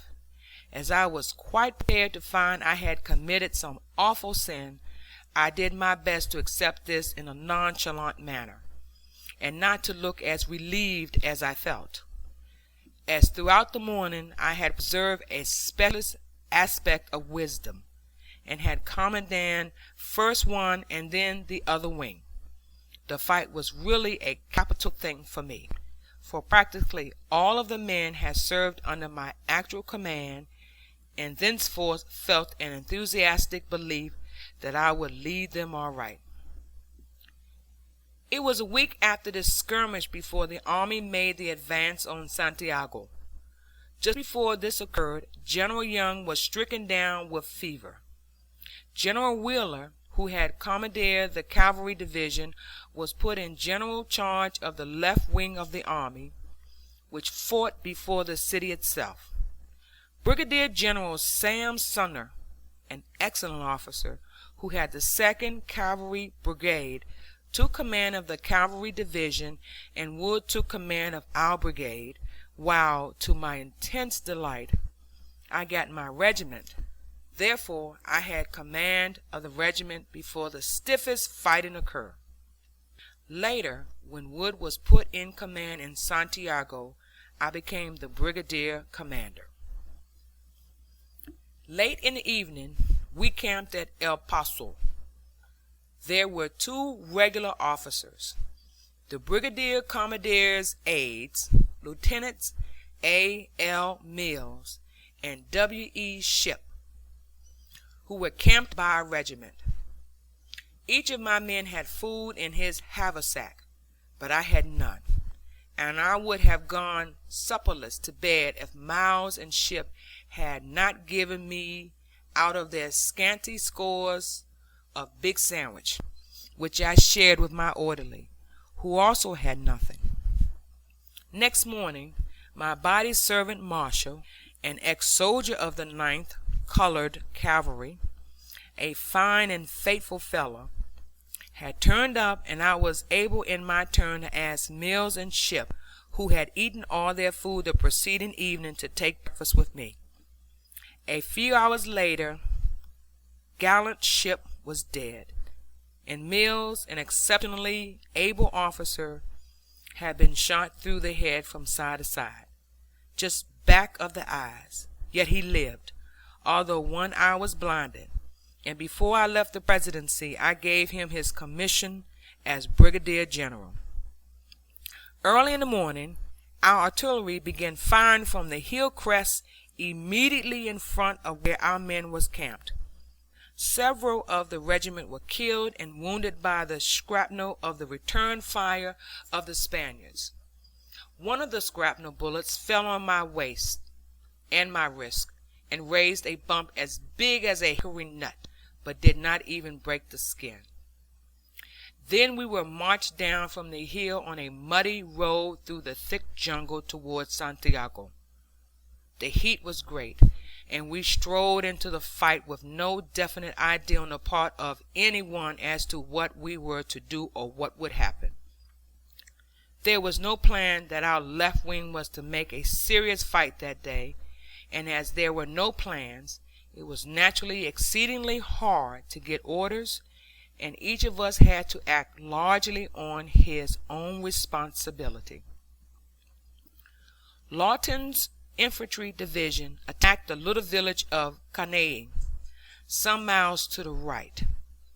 Kent's infantry division and Sumner's dismounted cavalry division were supposed to detain the Spanish army in Santiago until Lawton had captured El Caney. Spanish towns and villages, however, with their massive buildings, are natural fortifications, as the French found in the Peninsular War, and as both the French and our people found in Mexico. The Spanish troops in El Caney fought very bravely, as did the Spanish troops in front of us, and it was late in the afternoon before Lawton accomplished this task. Meanwhile, we of the left wing had by degrees become involved in a fight which toward the end became not even a colonel's fight, but a squad leader's fight. The cavalry division was put at the head of the line. We were told to march forward, cross a little river in front, and then turning to the right, march up alongside the stream until we connected with Lawton. Incidentally, this movement would not have brought us into touch with Lawton in any event, but we speedily had to abandon any thought of carrying it out. The maneuver brought us within fair range of the Spaniards' entrenchments along the line of hills which we call the San Juan Hills, because on one of them was a San Juan blockhouse.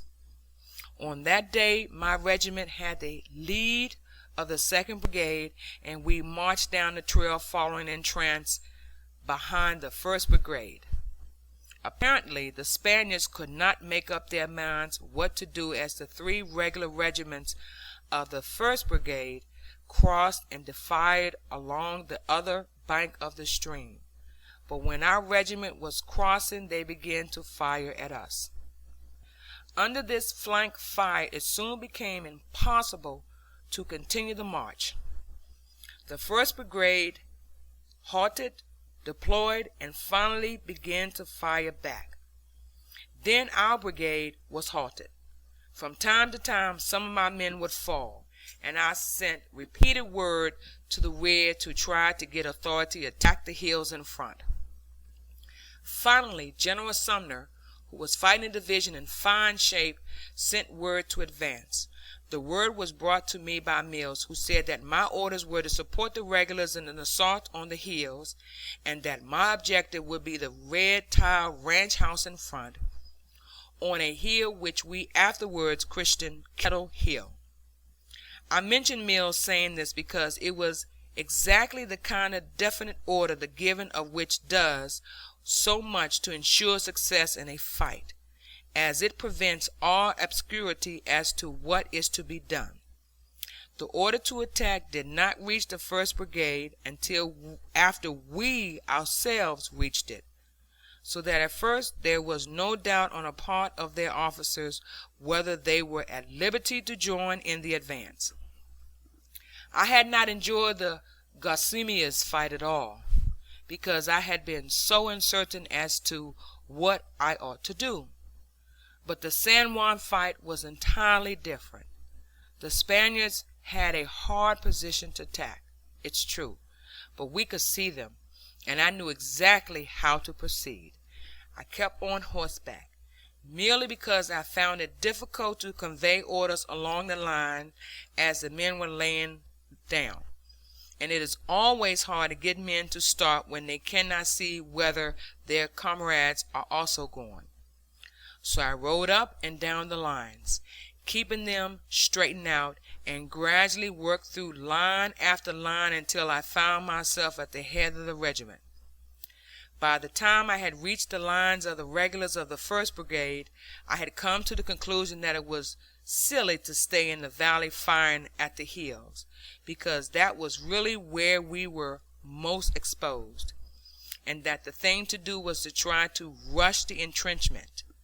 Where I struck the regulars there was no one of superior rank to mine, and after asking why they did not charge and being answered that they had no orders, I said I would give the order.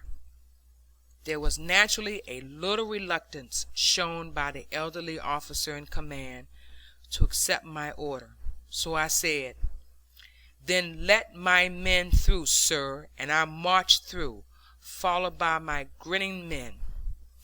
The young officers and the enlisted men of the regulars jumped up and joined us. I waved my hat, and we went up the hill in a rush.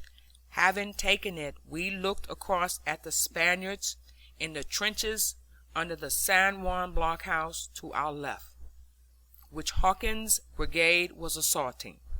I ordered our men to open fire on the Spaniards in the trenches. Memory plays funny tricks in such a fight, where things happen quickly, and all kinds of mental images succeed one another in a detached kind of way while the work goes on. As I gave the order in question, there slipped through my mind Mahane's account of Nelson's orders that each ship as it sailed forward, if it saw another ship engaged with an enemy ship, should rake the latter as it passed. When Hawkins' soldiers captured the blockhouse, I, very much elated, ordered a charge on my own hook to a line of hills still farther on. Hardly anybody heard this order. However, only 4 men started with me, 3 of whom were shot. I gave one of them, who was only wounded, my canteen and water, and ran back, much irritated that I had not been followed, which was quite justifiable, because I found that nobody had heard my orders. General Sumner had come up by this time, and I asked his permission to lead the charge. He ordered me to do so, and this time away we went and stormed the Spanish entrenchment. There was some close fighting, and we took a few prisoners. We also captured the Spanish provisions and ate them that night with great relish. One of the items was salted flying fish, by the way. There were also bottles of wines and jugs of fiery spirit, and as soon as possible I had these broken, although not before 1 or 2 of my men had taken too much liquor. Lieutenant Housey of the regulars, an aide of General Sumner's, brought me an order to halt where I was. He could not make up his mind to return until he had spent an hour or two with us under fire. The Spaniards attempted a counterattack in the middle of the afternoon, but were driven back without effort, our men laughing and cheering as they rose to fire, because hitherto they had been assaulting breastworks or lying still under artillery fire, and they were glad to get a chance to shoot at the Spaniards in the open. We lay on our arms that night, and as we were drenched with sweat and had no blankets save a few we took from the dead Spaniards, we found even the tropic night chilly before morning came. During the afternoon's fighting, while I was the highest officer at our immediate part of the front, Captains Brogton and Morton of the regular cavalry, two as fine officers as any man could wish to have beside him in battle, came along the firing line to tell me that they had heard a rumor that we might fall back, and that they wished to record their emphatic protest against any such course. I did not believe there was any truth in the rumor, for the Spaniards were utterly incapable of any effective counter-attack. However, late in the evening, after the fight, General Wheeler visited us at the front, and he told me to keep myself in readiness, as at any moment it might be decided to fall back. Jack Greenway was beside me when General Wheeler was speaking. I answered, "Well, General, I really don't know whether we should obey an order to fall back. We can take that city by a rush, and if we have to move out of here at all, I should be inclined to make the rush in the right direction." Greenway nodded an eager assent. The old general, after a moment's pause, expressed his hearty agreement, and said he would see that there was no falling back. He had been very sick for a couple of days, but sick as he was, he managed to get into the fight. He was a gamecock, if ever there was one, but he was in a very bad physical shape on the day of the fight. If there had been any one in high command to supervise and press the attack that afternoon, we would have gone right into Santiago. In my part of the line the advance was halted only because we received orders not to move forward, but to stay on the crest of the captured hill and hold it. We are always told that 3 o'clock in the morning courage is the most desirable kind.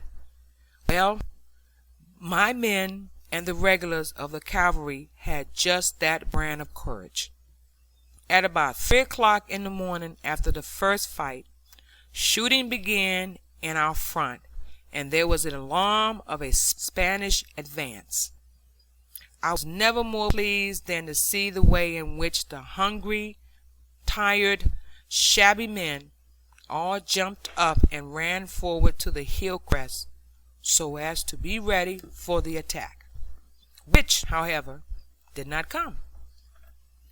As soon as the sun rose, the Spaniards again opened upon us with artillery. A shell burst between Dave Goodrich and myself, blacking us with powder and killing and wounding several of the men immediately behind us. Next day, the fight turned into a siege. There was some stirring incident, but for the most part it was trench work. A fortnight later, Santiago surrendered. Wood won his brigadier generalship by the capital way in which he handled his brigadier in the fight and in the following siege. He was put in command of the captured city, and in a few days I succeeded in the command of the brigade. End of chapter 7, part 3.